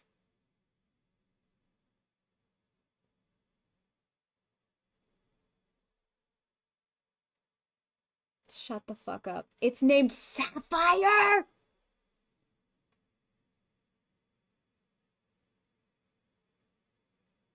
I'm gonna throw up. So, Aspen, I don't know if you've kept up with my ramblings in the Genshin channel recently, but Tula in the desert is literally just an allegory for everything that's happened in Celestia. I am 99% sure of this.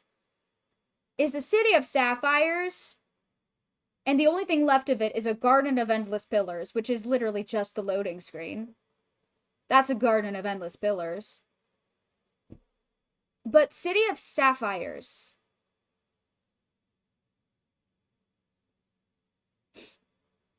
If the Moon Sisters had names. See, but only one Moon Sister. It's because Nabu Malikata referred to them as the crystalline sapphire nail, implying that the blue crystal within the pillars, within the celestial nails, is sapphire, or crystalline sapphire, City of Sapphires. Here's my thing, Briar. Only one of them has a demiurge name. If you can find connections with the other two Moon Sisters and the Solar Chariot and the demiurge, then by all means. But so far, it's just one of them.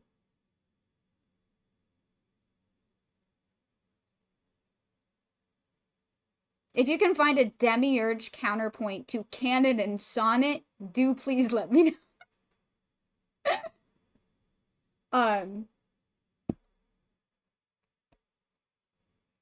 Oh, what was I saying? Tula. Lots of things. I think the primordial one is dead. Oh no, you're good. You're good, Briar. Yeah, no, it's just Arya. Because it's Arya as in Ariel. Those names have similar roots. And Ariel is an ancient name for the lion form of the Gnostic demiurge. So one of the three moons has a demiurge adjacent name. And I feel normal about that. I got you. I think the primordial one is dead. I also think the second who came is dead. And I think the third descender saw all of that and was like, okay, I'm gonna break myself into a bunch of pieces to, like, save Teyvat and establish Archons. Therefore, the third descender's also dead.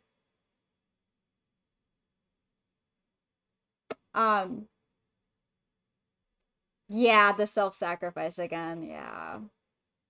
I mean, that's literally what happened to Hermanubis. Because we had the original ruler of the cities of the Seven Towers, the one who established the cities of the Seven Towers, died. Then King Humayun, who assumed power in Tula, was also killed in a Jinn uprising. And after that, the Temple of Silence is attacked, and Hermanubis breaks himself into multiple pieces to give power to his mortal followers. Which is why we have, like, the whole Sino and Sethos situation. I think the third descender willingly, purposefully sacrificed itself to create the Gnosis. And I don't think it had, I think it had little if nothing to do with the primordial one and the second who came. Which is really interesting.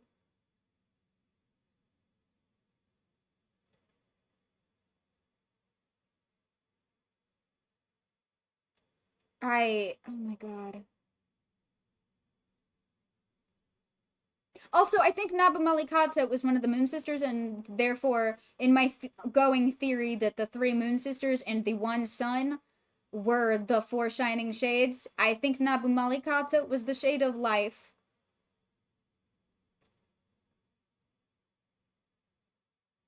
And I have a pretty good reasoning for that. And it's that everywhere she bled over the desert, she created life. Canonically.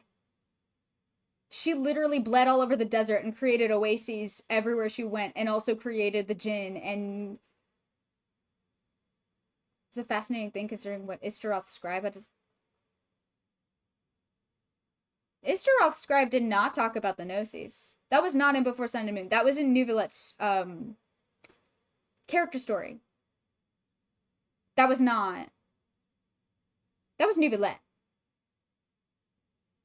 That's where we got that the usurper and the one who came after created the Gnosis. I don't think there's any mention, because there couldn't be, because at the time that would have happened, they fell into the Dark Sea during the conflict between the Primordial One and the second who came. Man, I need to sleep. I also need to sleep. No, I get it. You reach a point where all of the lore starts to blend together. Do not apologize. Never feel like...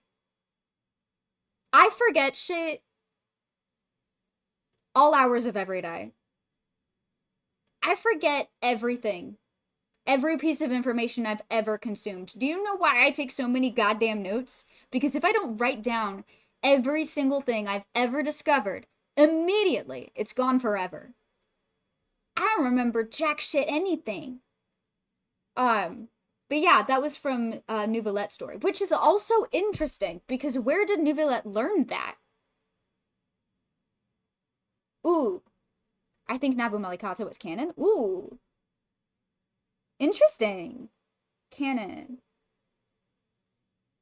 Yeah, sung by multiple voices or instruments at different times, like in a round. Unity. Harmony. That makes sense. I think that makes sense. But do share your research. They've forgotten more than you'll ever know. Might actually be true. Oh, absolutely. I think Neuvillette gained that knowledge when he ascended. Yeah, that's fair. I'm pretty sure that was like a canonical thing that happened when he like regained his full power. That's really interesting though, because I don't think it's entirely true. Or if it is true, it's more complicated than we've been led to believe. Because I have reason to believe that if it was the Primordial One and the one who came after, presuming she is a Moon Sister, I feel like she could be Arya. Who, Nabu Malikata? Because with what we've learned about...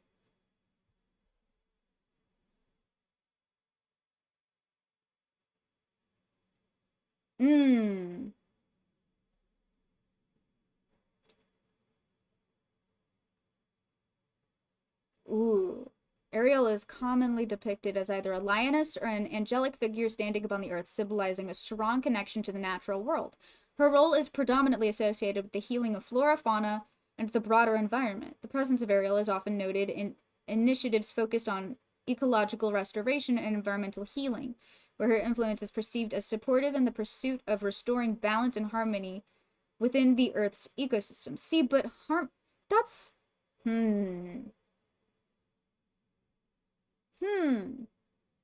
Life is a harmony of a million voices, and she seemed to bring people together everywhere she went. Yes.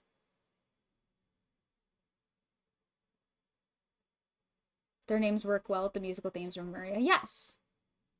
My only issue with Arya or Ariel, yeah, that's the thing, is that Ariel is making it, like, I think there is something to be said about the Gnosticism connection, at least, but I'm not sold on, like, the actual angel connection, because Ariel is, like, one of the, like, known angel figures in some lore that I don't... like a archangel type deal.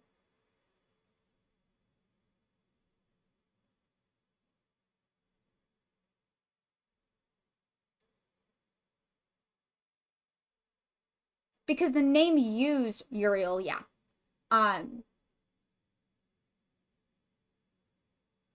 Oh!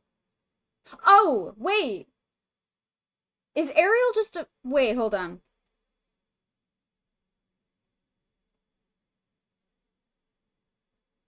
Osrel. Is Ariel a variant of Uriel? Not as far as I can tell.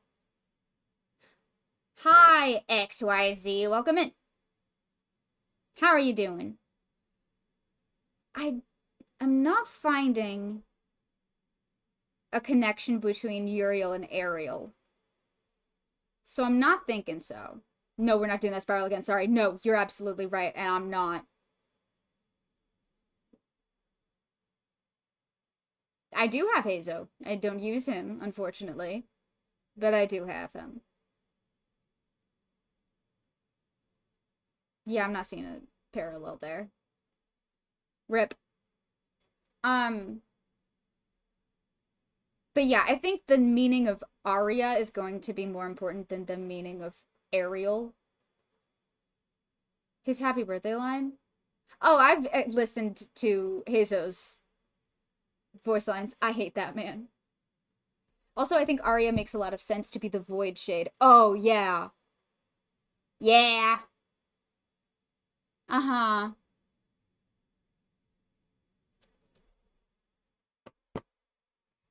An accompanied elaborate melody sung by a single voice is interesting. Oh, I say that I hate him with love. I say that with all of the love in my heart. He drives me insane, and I say that lovingly. You hate him? No, I love him. I love him. I cannot stand him. I've heard it before, don't worry.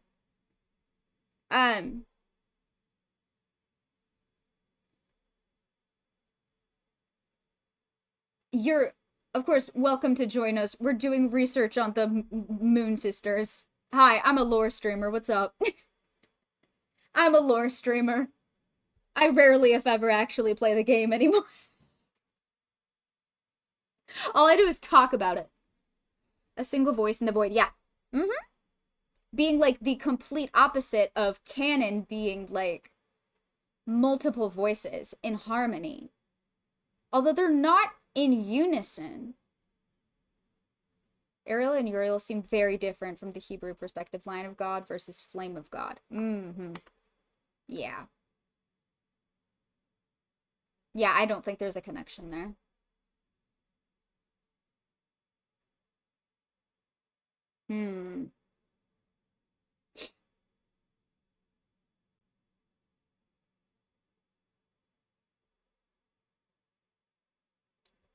Let me see. The one outlier is still Sonnet. Like, what could that possibly...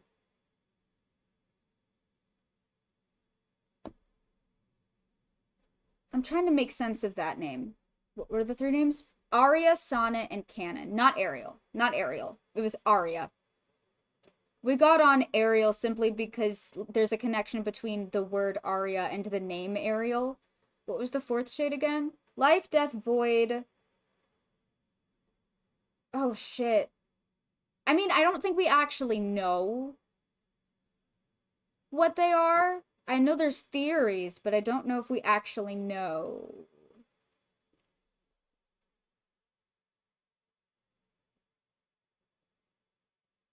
Sonnets are usually love poems, apparently, so that's interesting, considering Phanias is sometimes equated with Eros. Yeah. Oh, that is interesting. I don't remember what the fourth one is. Because we're never explicitly told. Whatever we know about, like, what each of them represents is mainly theory. I know a lot of people base it off the 5 artifact types. Time. Oh, right. Jesus Christ. Hey, Briar, remember when I was saying that I don't remember anything either? And, like... Jesus Christ, of course. Yeah, no, time. Uh-huh. Although, I strongly believe... Well, because we know that it's time, because Istaroth is the god of time. God of moments. And she's one of the four shades. So... Istaroth is actually, for just a moment, Frankie successfully escaped Istaroth, and it was so beautiful, and I miss it already. How did I forget the ghost that haunts my nightmares? Yeah. Yeah. Yeah. That was such a beautiful moment when I couldn't remember that Istaroth was a thing. I miss it already. Yeah. I feel like Istaroth isn't one of the Moon Sisters. I think she's the sun. Her symbol is a star. She's represented by, like, a star. The sun being a star. Her symbol is the 8-pointed star. The Conria star. They're, like...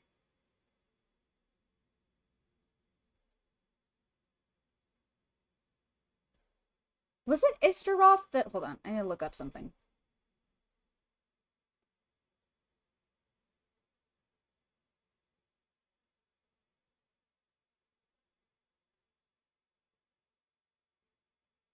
I need to look up something.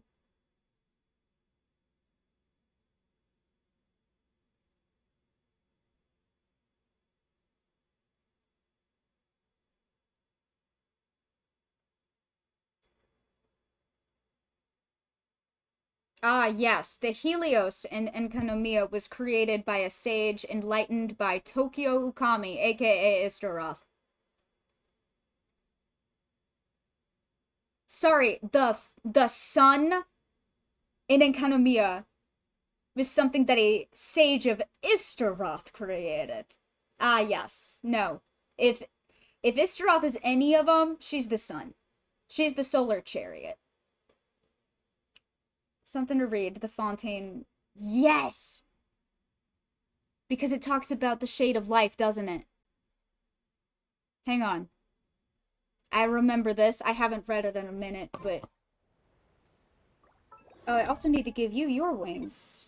Your correct wings.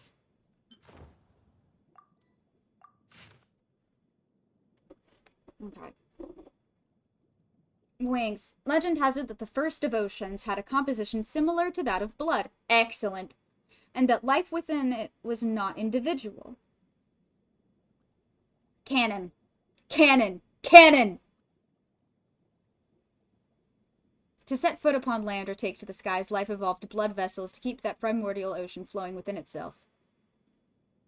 The beating heart that commanded this primordial sea of blood was the first Hydro Dragon. Each time that heart pulsed, all life would arise and give it praise. Of course, these are simply tales that the Hydro bishops tell each other and are not to be trusted. Okay, this is all lies and bullshit, so it must be true. When that first heart was removed, the envoy of Celestia, the leader upon whose shoulders lay the duty to create life, came to the great primeval sea, and there she created another heart. Yeah. I could fit Istaroth into the concept of a sonnet, though. It's a 14-line poetic form traditionally written in iambic pentameter, with various rhyme schemes like the Shakespearean or Petrarchan styles. Venti also has us write poems at some point. Yes, that is true. That is true. I honestly, if it wasn't for the fact that Istaroth symbolically is so heavily associated with the stars and the sun, I would think that she's sonnet.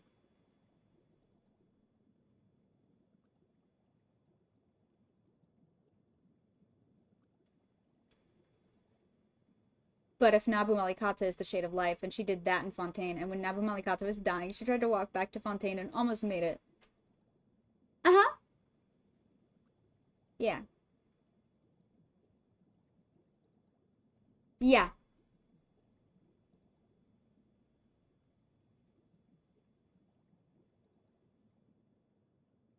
Yeah.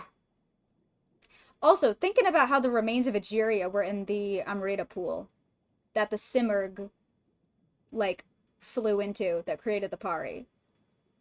The Kavrina that was a part of Nabu Malikata collided with the remains of Egeria and created the Pari.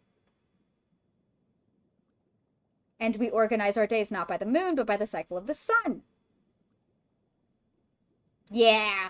Yeah! I feel insane.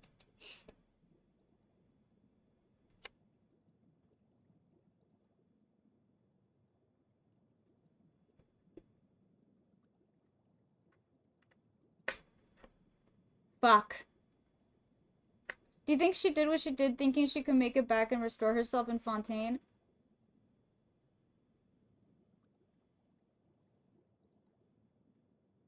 Oh. That the like fragment of Kavrina that she gave to Rukkhadevata could eventually restore her completely? Yeah. Or she could be reborn from it? Oh my god. Yeah. And then that new heart, her daughter, made her into the Kavrina. Well, kinda, sorta, not really. Not quite. Because the Kavrina was a fragment of Nabu Malikata herself that she gifted to Rukkhadevata. The Kavrina that Rukkhadevata was given was turned into the Simurgh, the bird. And then when the bird flew into the remains of Egeria, it created the Pari. So, the combination of a fragment of Nabu Malikata and the remains of her long-dead daughter became the Pari. So the remains of the Shade of Life and her daughter, the Pari. Are you talking about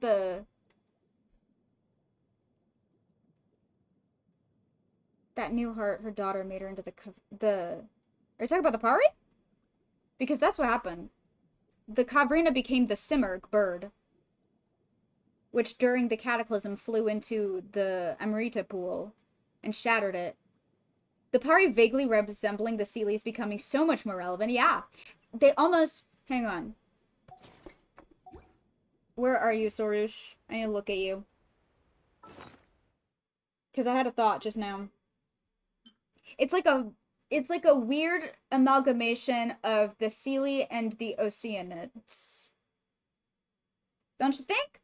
They look like a combination. They look a lot like the Oceanids, but they also look like the Seelie.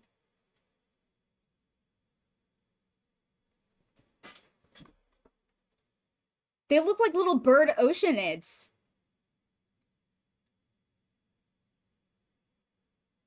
And the Oceanids are created by Egeria, the daughter of the Shade of Life, who was probably Nabu Malikata. Fun fact about the Oceanids, yeah? Uh-huh.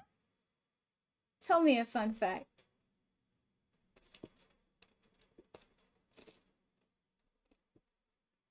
I'm really sad now. Well, we got back to Fontaine lore eventually, but in the worst possible way. Weren't the Oceanids basically your grandkids? Uh-huh.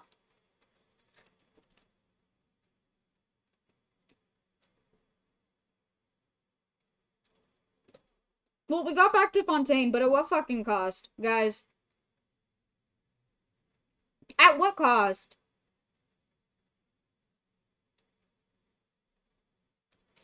I think I need floor time. I think we all do.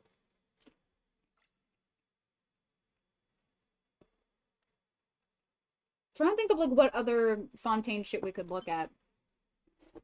I love this little guy.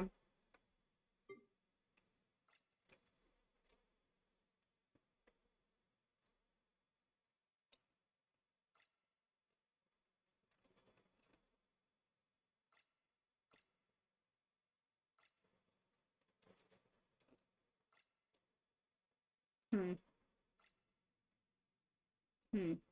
Yeah, most of this is just...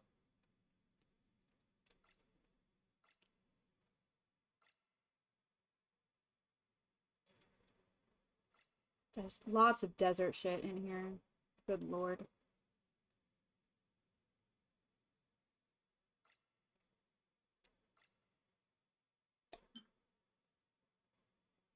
Oh, I remember this. Oh, I remember this. Hello again, Cadence. What's up? Oh, I have a key? Shit.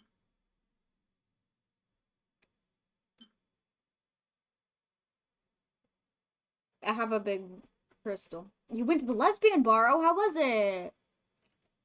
How was it? Did you have a great time? I hope so. I'm trying to think of what I could look at. What's some Fontaine stuff I could look at? Some fucked up Fontaine lore I could read.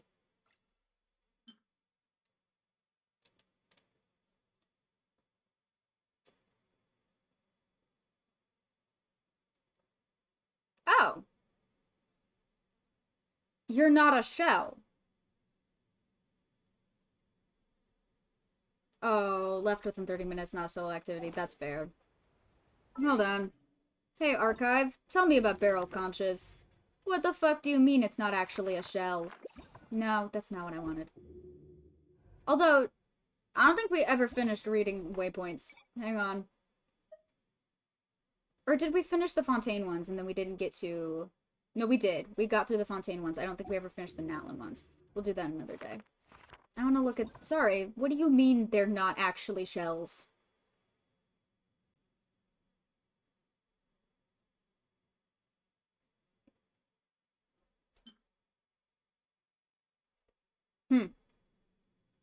Oh, natural historians used to hold that the salt white pattern on the conch was one of the many marks left by the Hydro Lord.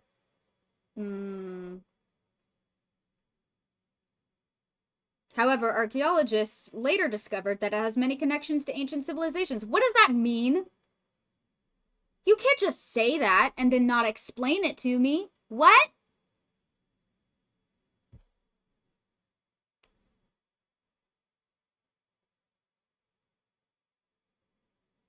Good God. Okay, well, we're reading. Real maritime flower. Maritime flower is said to represent loyalty and unswerving oaths. What is it with oaths into that? Natlin's the nation of oaths, according to the official Genshin website. Now this? Zhongli, Rex Lapis, the god of contracts? Jesus Christ. In the folklore of Fontaine, maritime flower is said to have been a hydro spirit in love with Egeria. I was looking for something from the Fortress of Meripede and found this old screenshot. I posted it. Ooh, let me see. Let me see.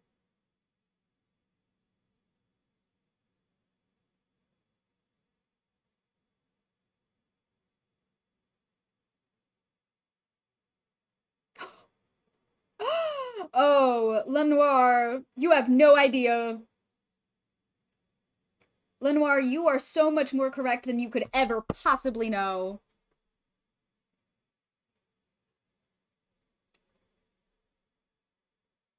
God damn. Okay. Said to have been a Hydro spirit in love with Egeria. People base this story on the flower's trait to blossom upon contact with Hydro. On top of that, human beings' lack of knowledge and excessive desire to express themselves certainly have contributed to the tale. Alright. Oh, right. In Coppelius's play Golden Hyperborea.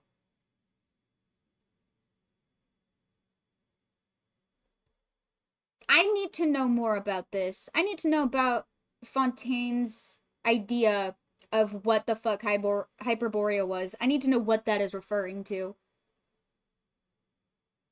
When Fontaine references Hyperborea, what are they talking about? Because whatever it is, I do not think it was literally called Hyperborea. Weeping Crystal. Ah, the play depicts a homesick flower wandering in the freezing lands of the north. Its beauty is made eternal by the icy winds. Critics of Coppelius's time thought that he was obsessed with eternal beauty and eternal love. This obsession was written into every line of his last works.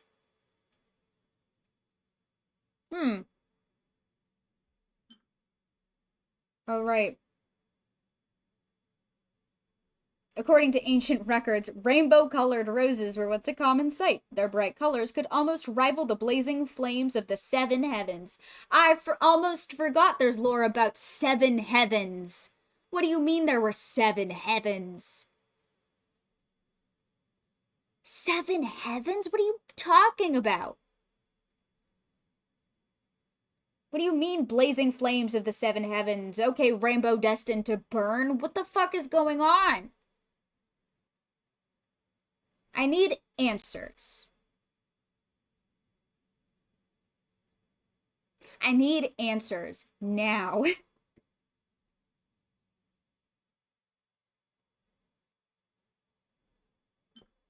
Hello, Lumatois. Hello, Starlight Fish. Oh, you need to sleep in an Advil. I mean that too. Hyperborea and IRL occult stuff was a mythical united supercontinent like Pangea. Cohesive universal government. Ooh.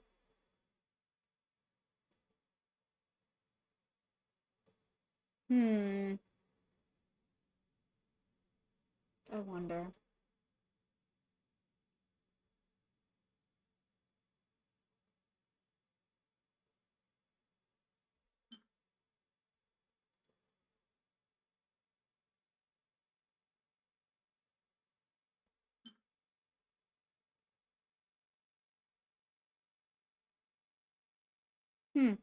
In the language of flowers, it means waiting and everlasting promise. In ancient legends, the mistress of many waters gave a flower as pure as lake light to the last loch knight as a farewell gift. To this day, Fontaine maintains the tradition of picking a lily and giving it to those on long journeys, wishing one another a road ahead as tranquil as pure water, and that those most precious will be able to follow its cool light returning to their side. Huh. Origin of civilization, yeah. Because I feel like it's talking about, that very first civilization we read about in the decline and fall of Remuria, but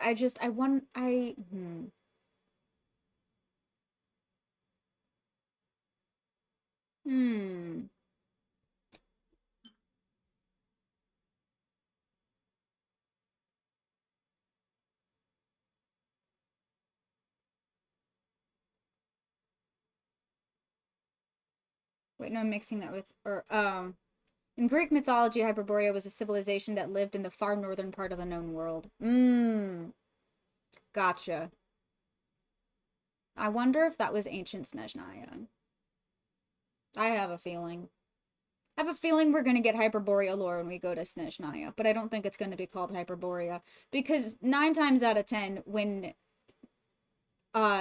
yes, exactly. 9 times out of 10, when Fontanians refer to another region, they name it something that is not actually their name. Like Natlania is not what it was called. It was Ochkanatlan. Cronaria is not what it was called. It was Conria. Hyperborea likely was not actually called Hyperborea. Beyond Boreas, yeah. Well, and Boreas creating that, like, eternal freeze in Mondstadt, which led Decarabian to create the wind barrier in Old Mondstadt. But I do not think that Hyperborea has anything to do with Boreas, which is a little confusing, but it wouldn't make sense for that to be what it's referring to. See, I don't think that's what it is. Unless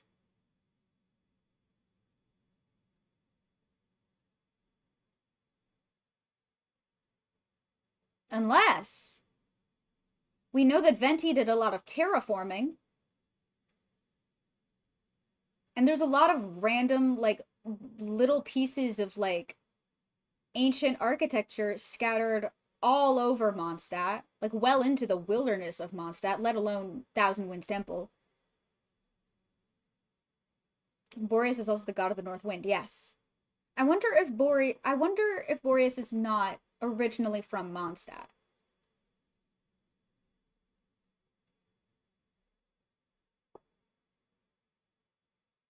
I wonder. Either Hyperborea was below Mondstadt, or Boreas was not originally from Mondstadt and came from Snezhnaya. I wonder. I don't know anything about Genshin's Boreas. That's fair. All I know is that Boreas created like an eternal winter in Mondstadt. Boreas and Decarabian were beefing, and Boreas made everything freezing. And so Decarabian created the wind barrier to protect Old Mondstadt, but Old Mondstadt was like, why are you trapping us?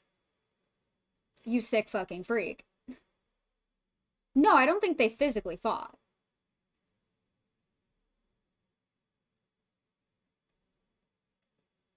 Which is almost worse.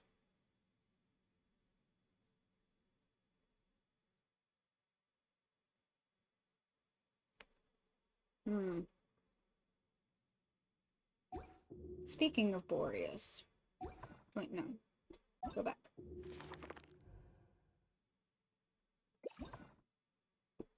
Boreas also killed himself to let the people escape Old Mondstadt. Yeah.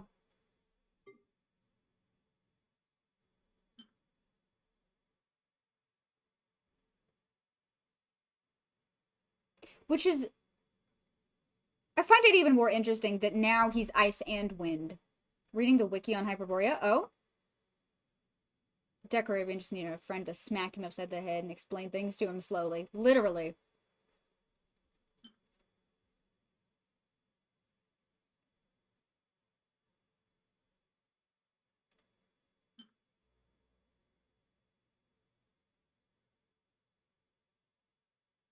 Oh, yeah.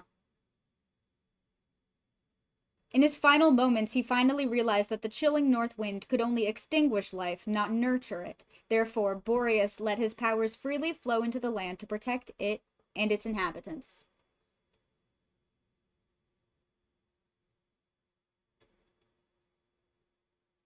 The Hyperboreans were said to live beyond mountains, which protected them from the cold north wind. What area do we know is mountainous and was protected from Boreas' eternal storm?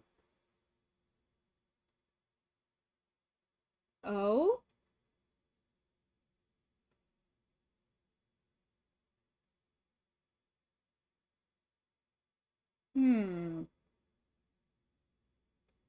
Granted, they lived on a mountain, yeah.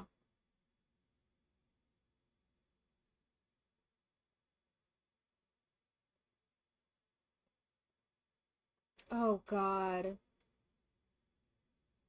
Which implies that the underground expansion of Mondstadt, where they were also building a big fucking tower in the middle of the city. Uh-huh. Yeah. Yeah. I saw something the other day, and I haven't been able to actually verify it, but apparently if you continue to try and go down underneath, like, the tower in the center of Old Mondstadt just keeps going down, and if you try to, like, go all the way down, you get a, unique, out-of-bounds line from Paimon. I finally found proof of something I've been wondering for a long time. How important is Boar Princess? Ooh, I don't actually know. I haven't really dug into Boar Princess. Yeah, I haven't been able to verify this yet. Actually, I think we're gonna try it right now. I saw it the other day. I don't know if it's true. I could be lying to you. I don't even remember where I saw it. But I saw something.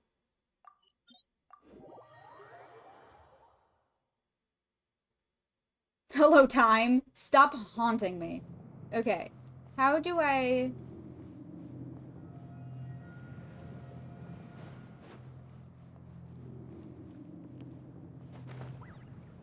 No, I want to, like, keep going down.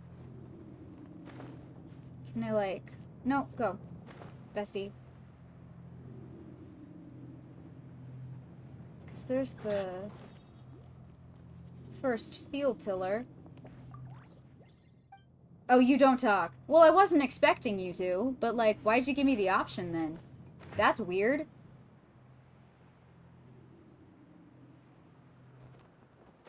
Oh, can you just keep going? Like here?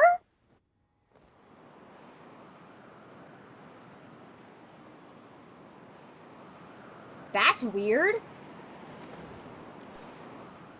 Huh. I mean, it is different, but I don't think it means anything. Still, it is weird that it just keeps going.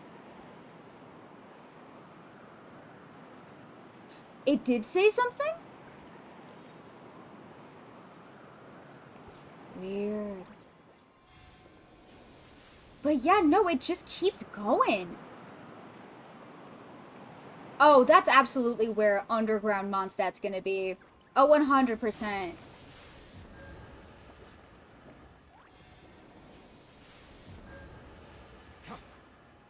There's gonna be more Mondstadt. 100%. Holy shit. Well? Well?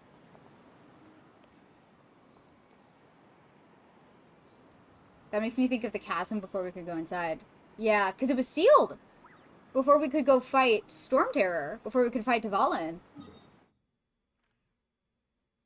Good God.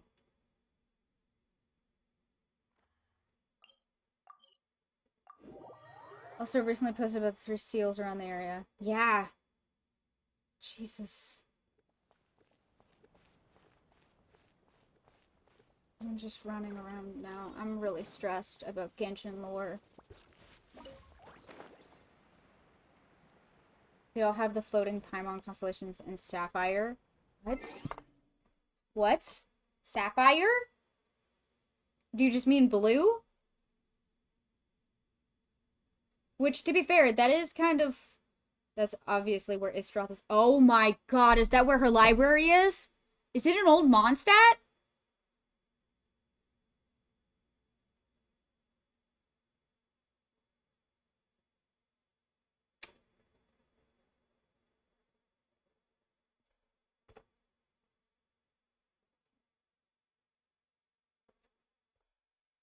Oh my god. Okay.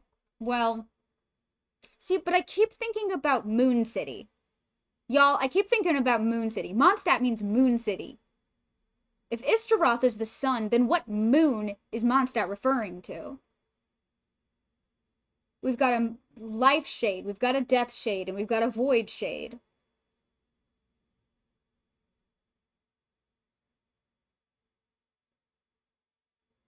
The idea of wind being trapped underground isn't favorable.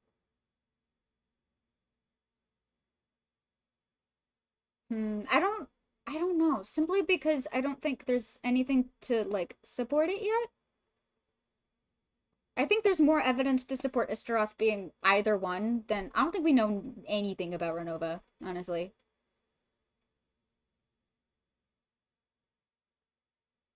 Other than, yeah, she is vaguely connected to Natlan, but, like, we don't really know anything about her aside from that. Yeah. I think Istaroth could really go either way.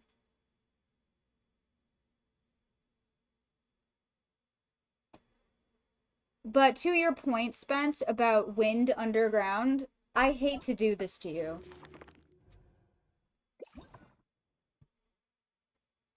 But I hate to before sun and moon you, but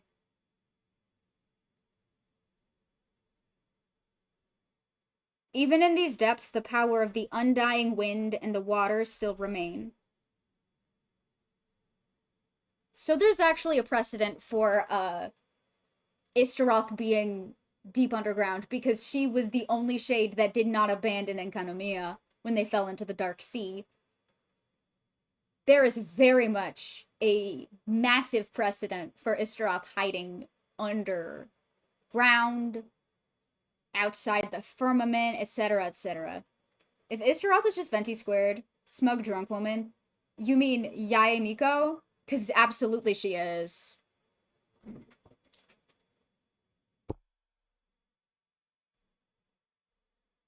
It would also be fascinating if Decarabian is still alive. Hmm. Yeah, we don't really know what happened to him, huh? Oh, wait, what is this?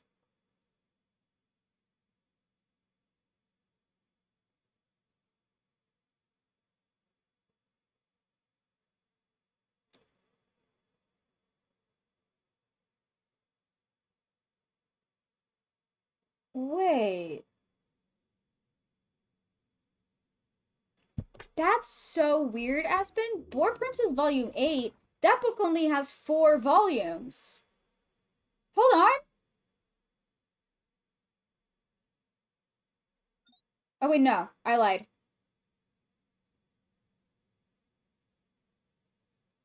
I don't know why I thought there were only 4. I was thinking of another book. Oh my god.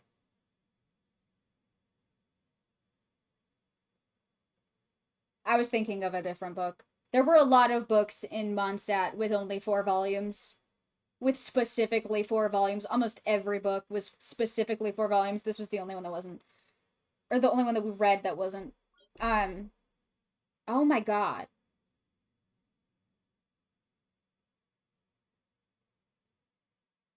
Hey, where's volume 8? Also, the fact that there are 7, and there's a mysterious 8th out there somewhere.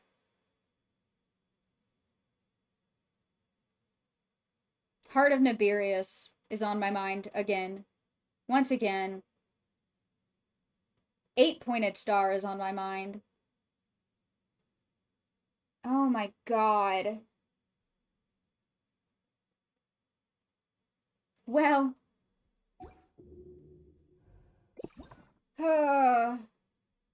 They overthrew him, and I think one book says he's dead, but we do not know.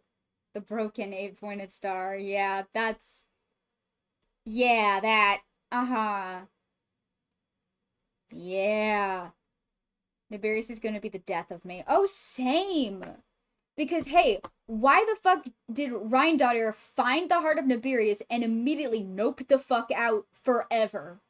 Hey, Frankie, weren't you yelling earlier about a missing 8th chapter of the Fontaine book?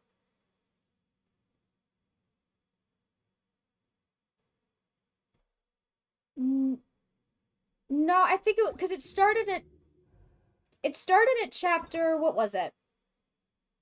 It started at I don't think it was 8th.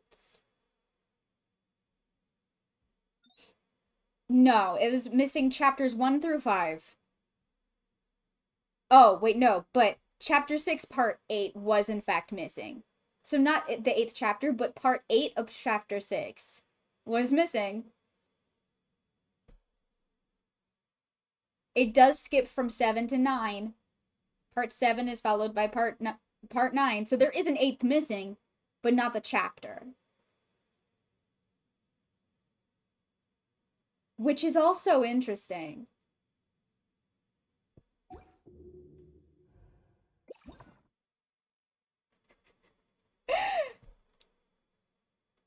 Oh my god.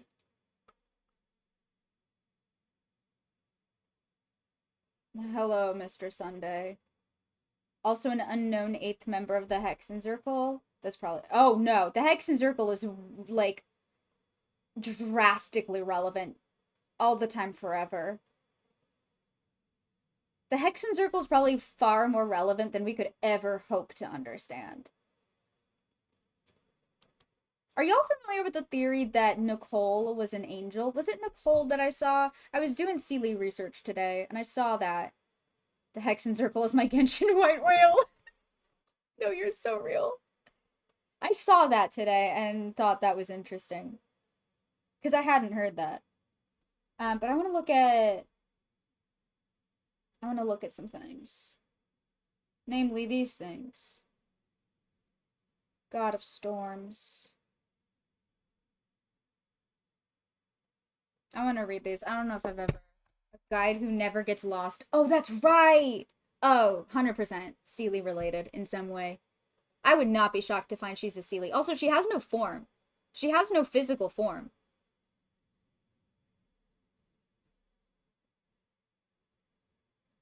Hey, do you guys remember the story of the Seelie that had like mortal lover? A guide who never gets lost, a guide, yeah. I 100% think Nicole's a Seelie.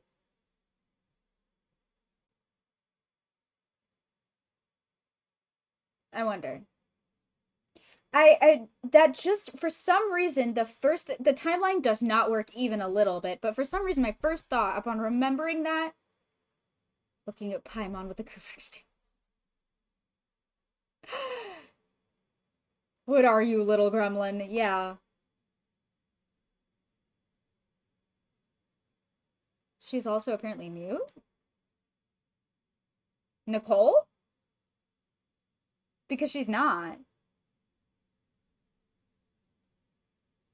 Nicole isn't mute. We hear her talk. She doesn't have like a physical form, as far as we know, but like she's talked to us. Yeah.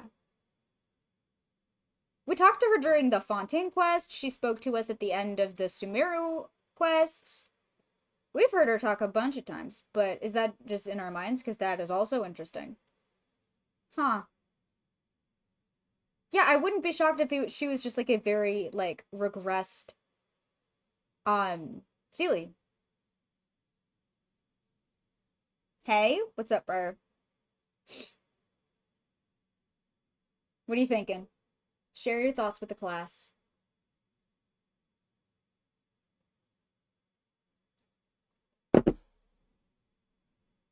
Oh my god. But no, I want to read these because first of all, I don't know if I've ever read the Mondstadt, uh-oh. Not to give us another Istaroth trail to chase, but, uh-oh. Uh-huh. No, give it to me. I can handle it. I'm ready, a new page of notes to take. Formless person who can talk into our minds.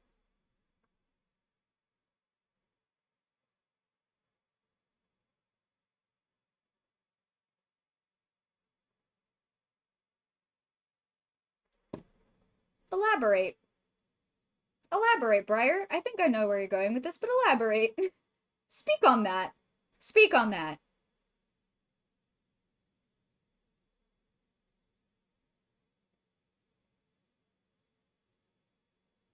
Hmm.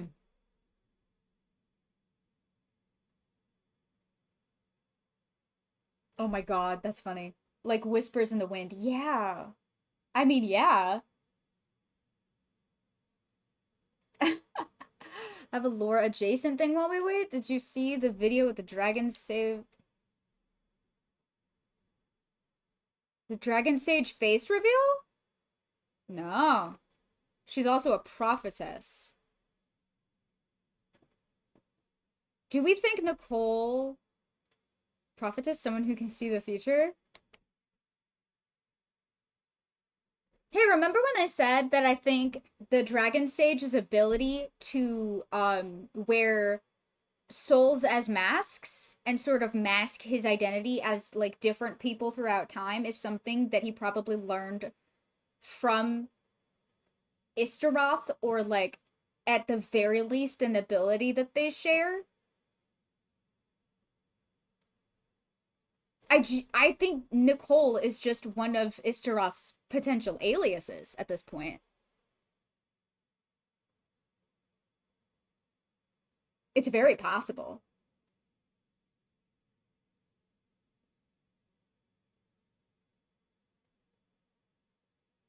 Which makes me wonder even more about the, like, tea sets found at Dawn Winery. Hello, Bug! Hi, Bug! Oh my god, we're dying of lore. What's up? Space, please! I have so much to yap about, not even gonna lie. Welcome, we're yapping. We're having a great time yapping. Does have to be everywhere, so being a member of the Hexen Circle is par for the course. Oh, absolutely. About my wishes? Oh no. I just want to know if he's gonna be on the Yumi. Hey Ace, what's up? How you doing? Welcome. Welcome, friends. We're screaming about Istaroth fucking again. I can't escape her. She's haunting me. Genuinely, I think she's haunting me at this point. Me specifically.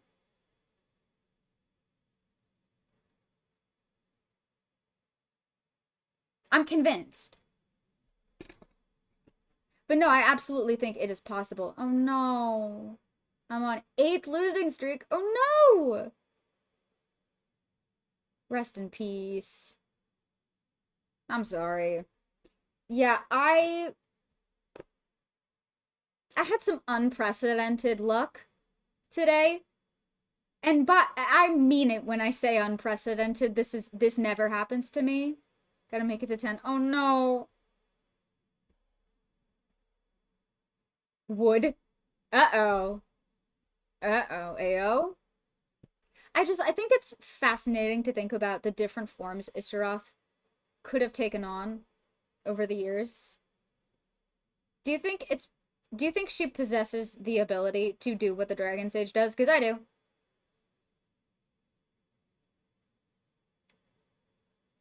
I do.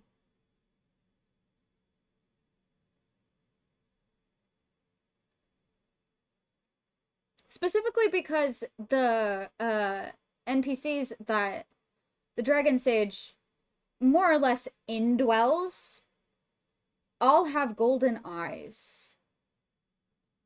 And golden eyes is something that is heavily associated specifically with Istaroth. Namely when it comes to, like, her fox parallels. It's white foxes with golden eyes, aka the traditional kitsune. Golden-eyedness is something heavily associated with Istaroth. The fact that the Dragon Sages, or Sunday. Is that how Venti looks like his dead friend using...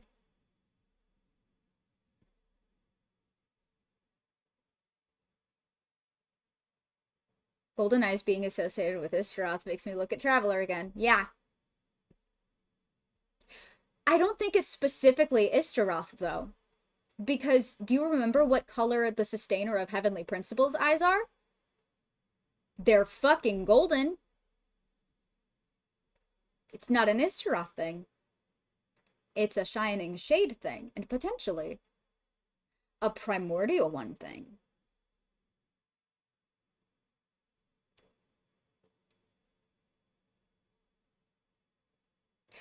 It's a real question, and there's a non-zero chance that that's how it works. Also, yes, Sunday does have golden eyes. As does Jingyuan, as does a lot of characters in Star Rail. I've been thinking about that a lot. Traveler, give me your fucking secrets. I'm shaking you. Yes. You know me, I use Yaya on my team as my healer, and she's on Banner. As one who's saving for Shenhe, I have a lot of wishes. I decided, you know what, I'm gonna pull for Yaya cons. I'm at 10 pity, so I pull, I get Dragon's Bane, Widzith, Favonius Sword, C2 Fischl, Stringless, Ahazo, and Early Cushing, and no Oh no!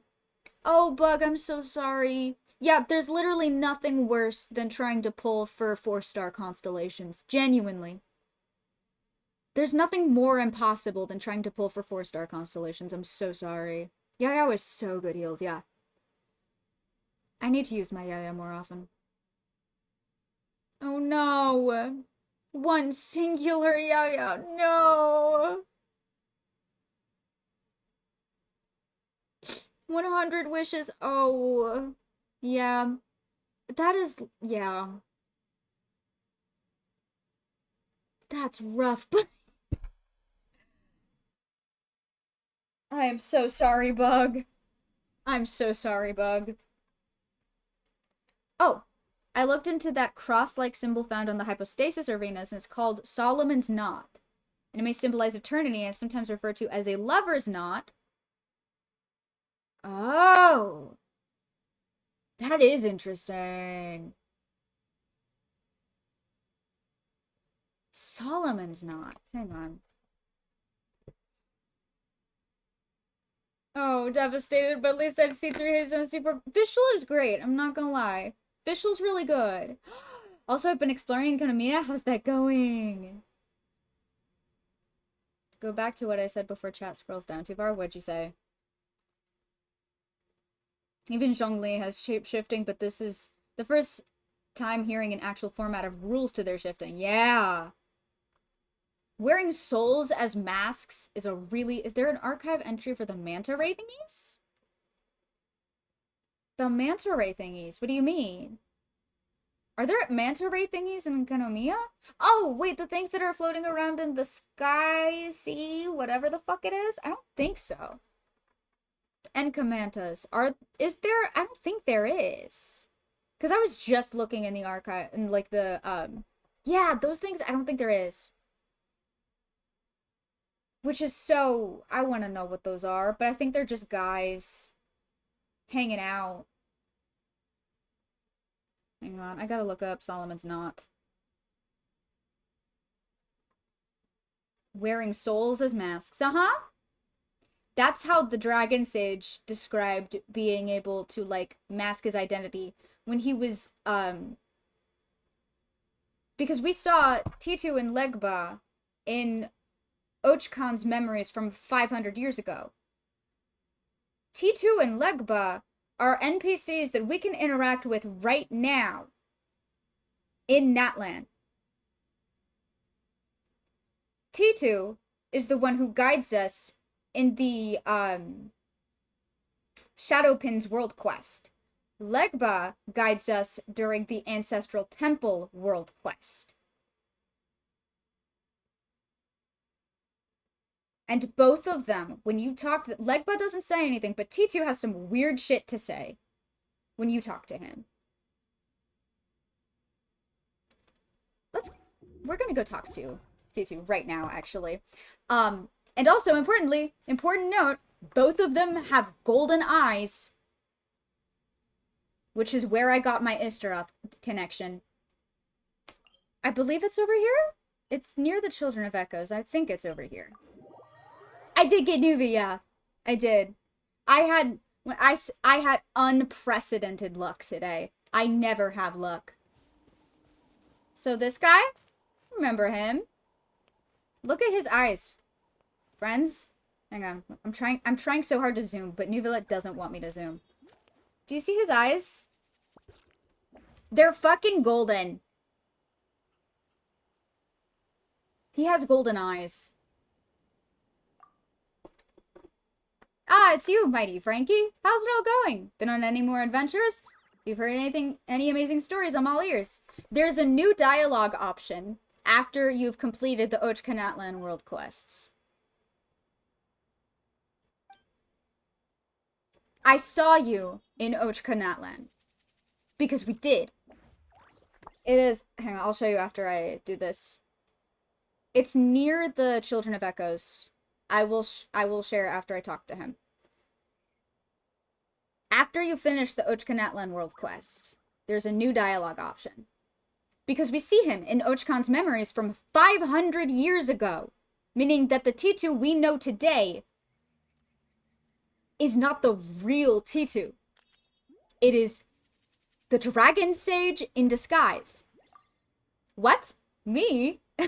You must be joking. I've never been there, that's for sure. I am simply a storyteller from the Children of Echoes. T2 is just a name. Anyone could be called T2. Perhaps the one you saw was someone using that name.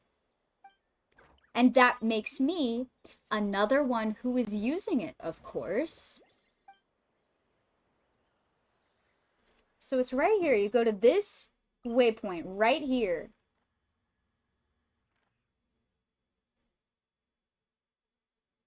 It's the Dragon Sage. That's the Dragon Sage.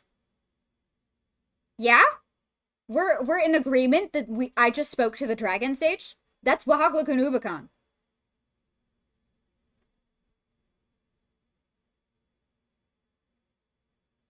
Now, Legba, you can find him over by the Ancestral Temple. He doesn't have any new dialogue following the Ochkanatlan quest. However, his eyes are also golden. They're also golden. And he was also present in Ochkan's memories from 500 years ago. Yeah. Oh, I've been spiraling about this for weeks. I was so sure I shared this somewhere. Hey, Wahagla-kun, I'm going to attack you. I agree. I think I might have... The other guy does not have new dialogue. It's just T2. I don't know why.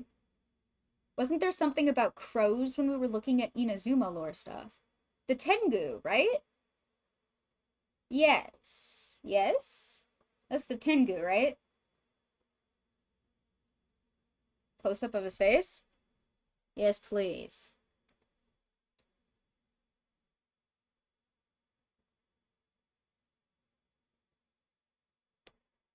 Yeah, his eyes are gold. He has golden eyes. Doesn't got slender lines for pupils, though.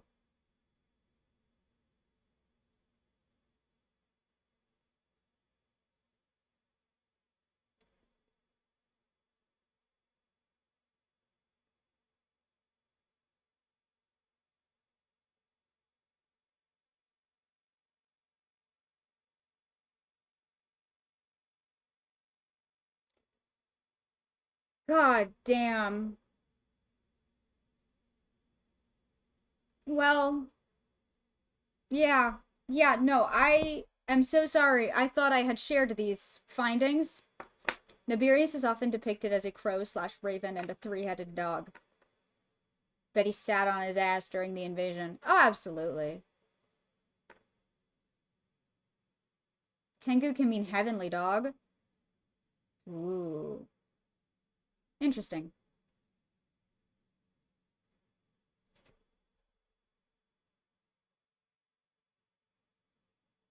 Because the Tengu are very bird-like, yes? I mean, Kujo-Sara.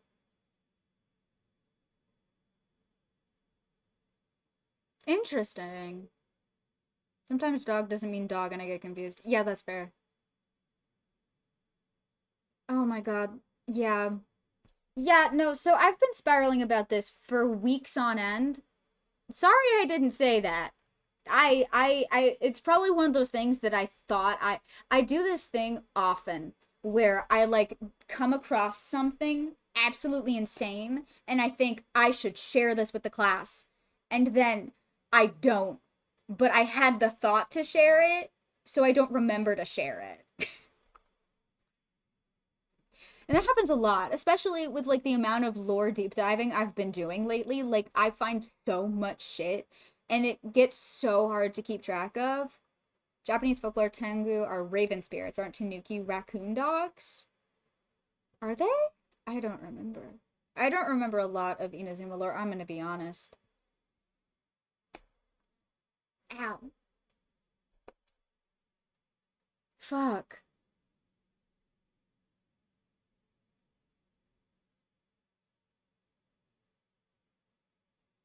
Like, that's the thing. I could literally pull up my obsidian notes. Tanuki are colloquially called raccoon dogs. Incredible. They're real animals. They're adorable. Oh, I love that. I could genuinely just pull up my obsidian, my entire obsidian vault. That is, oops, all Genshin notes. It is fucking disastrous in here. The amount of insane miscellaneous shit that I have in here. I have multiple folders titled miscellaneous Genshin notes or variations of miscellaneous Genshin notes. Tengu themselves aren't dogs, but the literal translation of Tengu is heavenly dog. Yeah. That is interesting.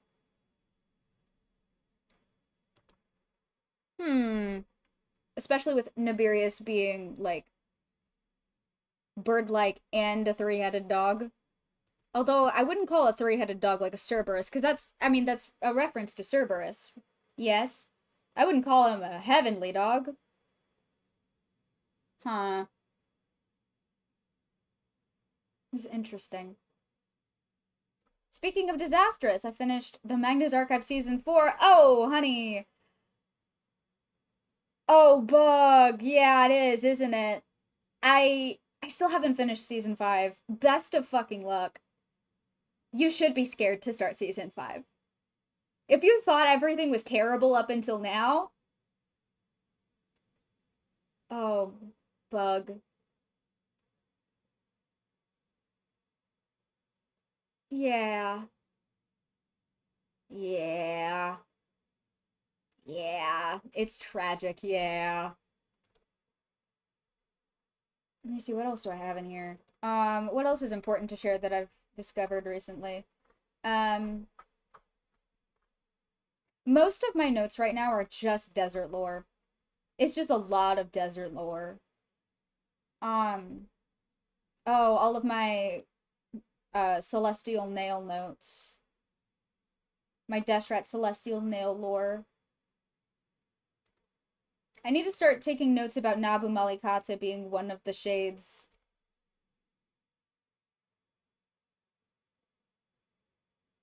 Considers Nefarious and Cerberus to be the same demon. Ooh. I've read that, yeah. I think that's why there's a three-headed dog association. Or, like, that association comes from the fact that Nefarious is associated with the three-headed dog. The Watcher is the most terrifying entity? Yes! Which is funny, because that's the entity I would move... Oh, yes. Agreed. Same. He wrote some books about demons. Oh my god. Oh my god, speaking of demons, that what I have to say has nothing to do with demons. I do think we're gonna have to wrap it up.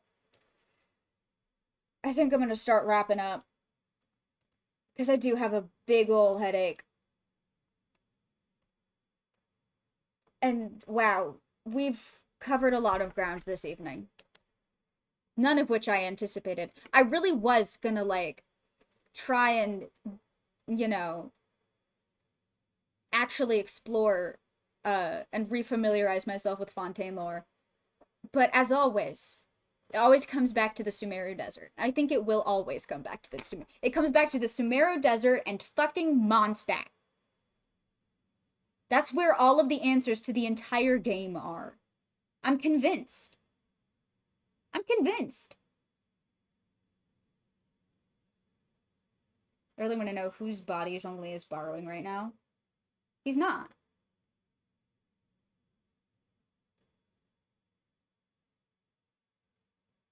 I don't think there's any reason to believe that that isn't his body.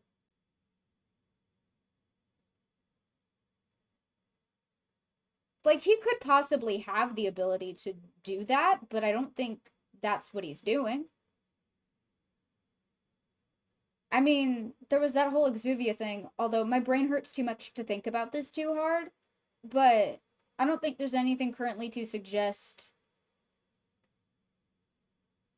I missed something big. Uh-oh. Something about Nabu Malikata staggering toward Fontaine as she bled out. Yeah. Oh yeah, bug. Fuck. We kind of fell down a rabbit hole where I started theorizing that the 3 moons and the 1 sun made up the 4 shining shades of the primordial one. In which I theorized that if that's the case, Nabu Malikata is most likely the shade of life. I think there is information in the game to support that theory. First of all, the city of Aikanum, which was the city she created for the Jinn, was also known as the City of the Moon Maiden. But more than that, the story of how Nabu Malikata first came to Tevat was that she wandered the desert for, like, weeks on end, like, profusely bleeding out everywhere, and everywhere that she bled, oases sprung into existence and life bloomed. Her blood created life everywhere she went. That's how the Jinn were born.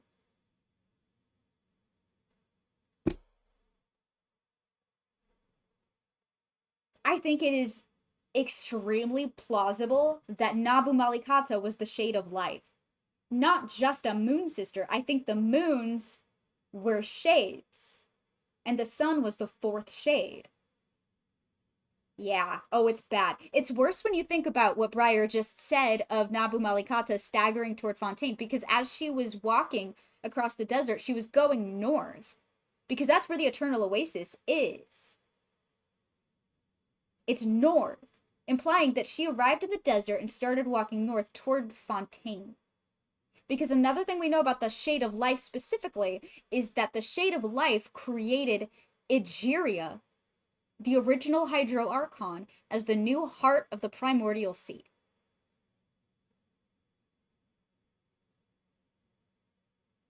Implying that Nabu Malikata may have been trying to reach her daughter.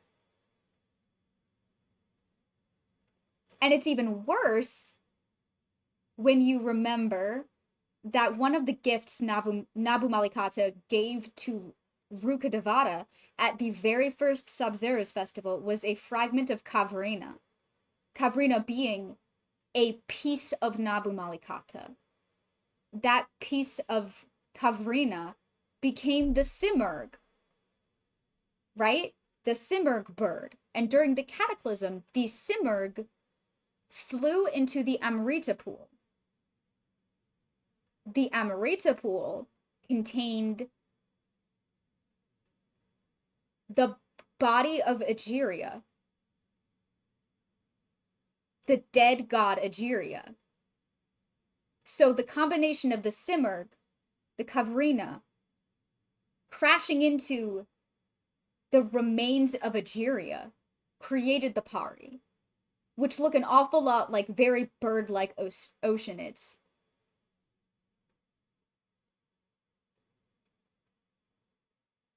Eclipse dynasty, solar eclipse happening when the sun is covered by the moon.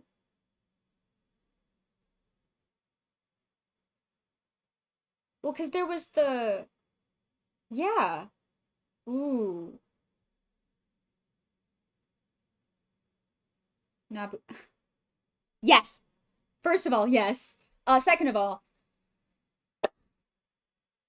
You... Solar eclipse, absolutely. There could be something there. And Moon's getting murdered, yeah.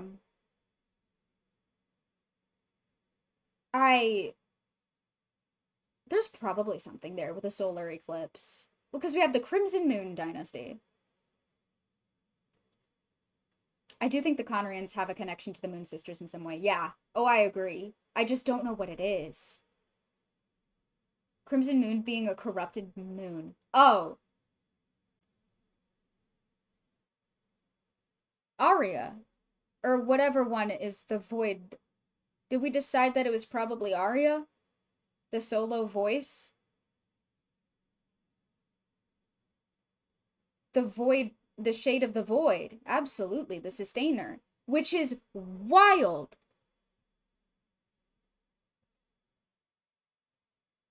Given with the heavenly principles. Given the destruction of Conria. Fun fact about the sustainer and the void.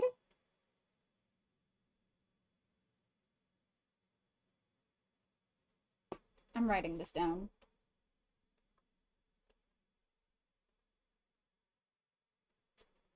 Yes! She does. She looks like the Hersher of the Void. Yep.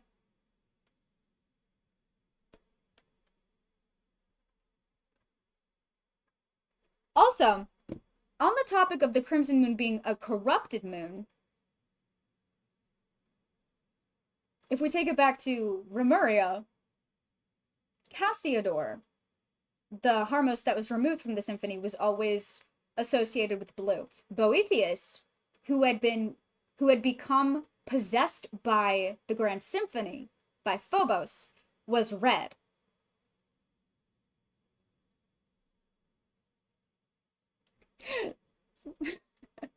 Do you have neighbors who think you're crazy if the walls are thin? No, just my parents, who probably do think that I'm insane. But I think also I've always been like this, so mostly I just think they're used to it. I'll ask my mother if she thinks I'm crazy. She'll probably say yes. Arya, the Shade of the Void, is the corrupted moon, the sustainer of the heavenly principles. Yeah.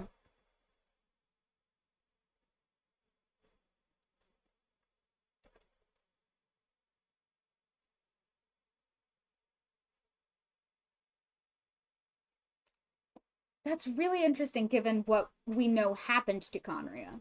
If the sustainer was... Huh. Oh, I'm gonna have to, like, deep dive on this. Because there's a lot about the Crimson Moon dynasty that I find interesting. Namely, Arlecchino in particular's connection to it.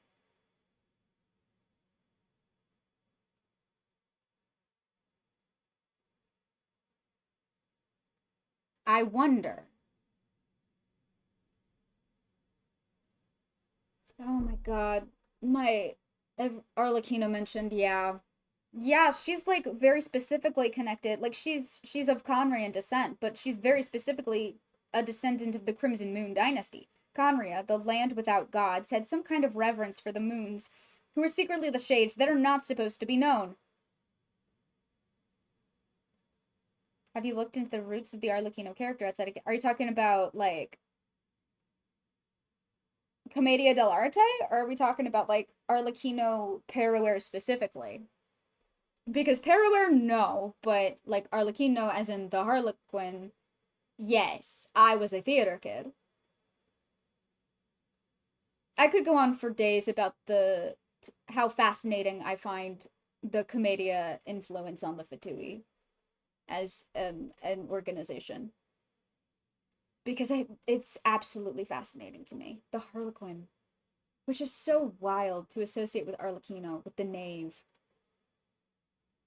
with Perrower. I think that's really interesting. Yes, point and laugh.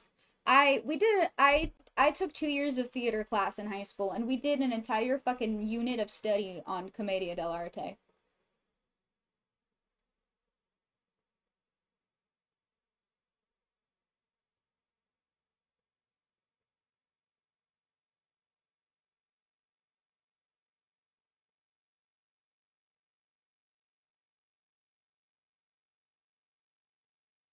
You know what's also interesting about the Harlequin?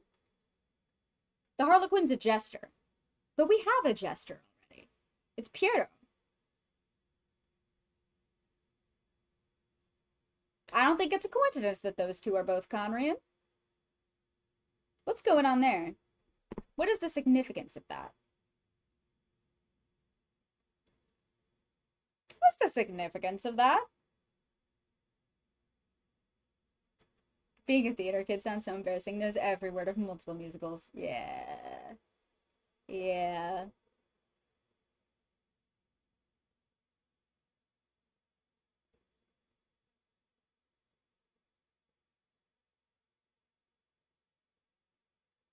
Oh, I forgot about Piero. It's spelled differently, but... Oh, the pantomime.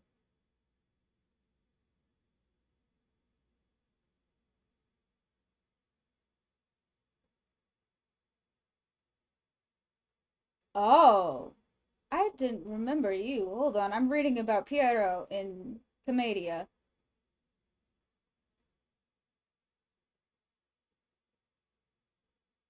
Sad clown, yeah.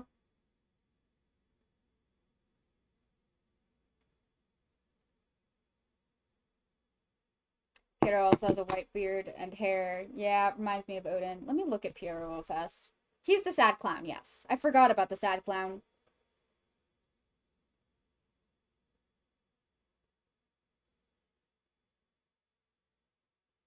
Oh, he does have one eye covered. Alright, Odin. Okay, Odin.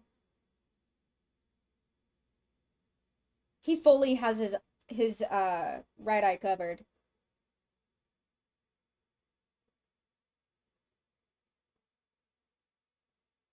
Pack it up, Odin. Literally.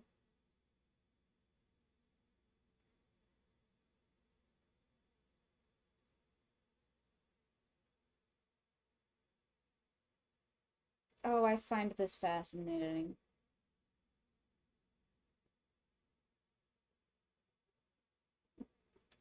I'm putting something in the Genshin channel right now, and then I think it's time for me to go to bed. To be fair, there's a lot of Odin imagery and stuff in relation to Connor. Oh, absolutely, 100%. Oh! Briar? The crest on his head does look like our Pari friend's crest, Sorush, yeah. Oh, you're absolutely right. Just saw that. Fascinating. Alright.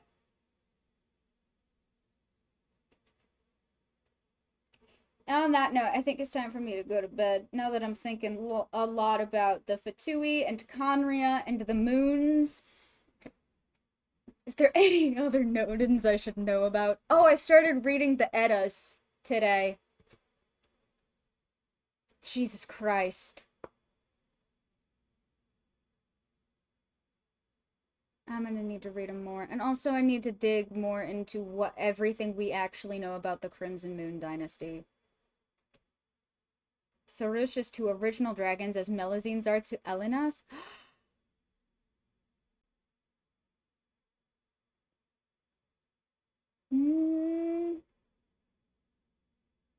Probably not, no. Because the Melazines were born out of Elenas. Sorush has absolutely no connections to dragons whatsoever, actually. Because the Pari were created by Kavrina that came from Nabu Malikata and the remains of Egeria. No dragons. None dragons, actually. Unless I don't actually have a follow-up for that. What's your thought on that, Briar? Give me your thought, and then we're going to sleep. I need to go to sleep so fucking bad. Oceanids also have that crest. Ooh, that's right. They were made by someone who replaced a dragon as a heart of the primordial. That's true. Oh, that's true. Hang on, where's... Hang on. Real fast. May I present? Yeah.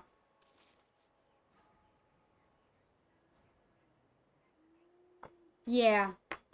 Could be somehow. I feel like... I do wonder how that works. Like, did Malikata, like, model Egeria after the dragons in some way? Like, what?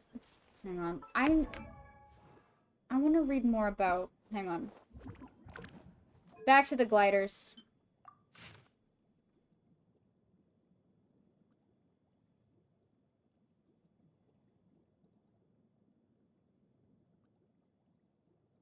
That heart had like nobility unto a dragon, but lacked its outer form, and had the majesty of a god, yet was bereft to any divine duty. And though it was created by a ruler of humans, its substance and essence were all original matter from this world, entirely without outside elements.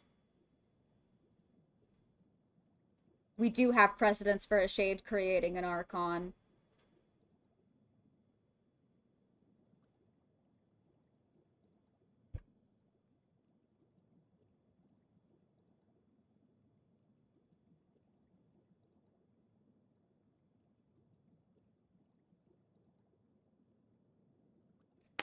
Yeah, I was thinking about that too. Though it was created by a ruler of humans, its substance and essence were all original matter from this world, entirely without outside elements.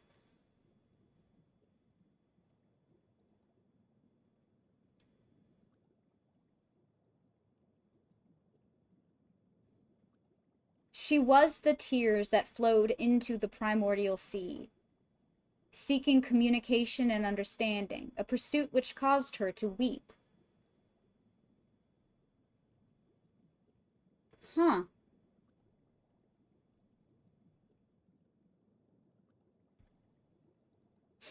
Yeah.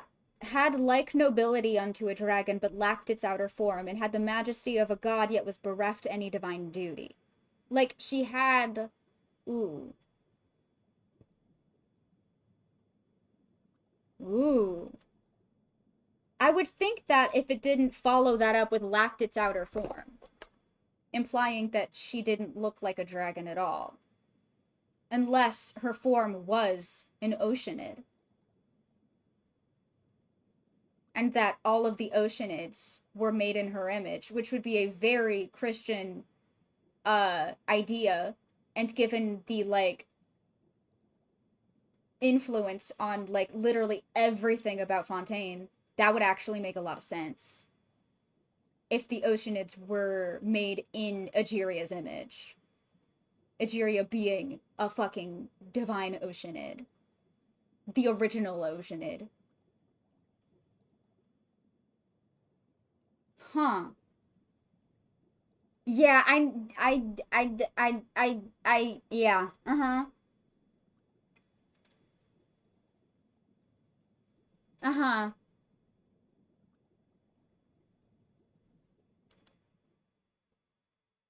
She made them in her image, doing a sin of creating life for vanity reasons. Yeah. And also just, like, creating new life was something she wasn't allowed to do. Or, like, no. Like, it was that she, like, made them people. I don't know. I'm really tired. I'm gonna go to bed. I'm gonna go to bed right now. Gold also loves creating life, it's so true. I'm gonna go lay face down on the floor for several minutes and decompress, and then on Friday, we'll scream about lore again, because that's all we fucking— I'm gonna try and do some Crimson Moon Dynasty lore digging tomorrow. I'll see what I can come up with. Your homework is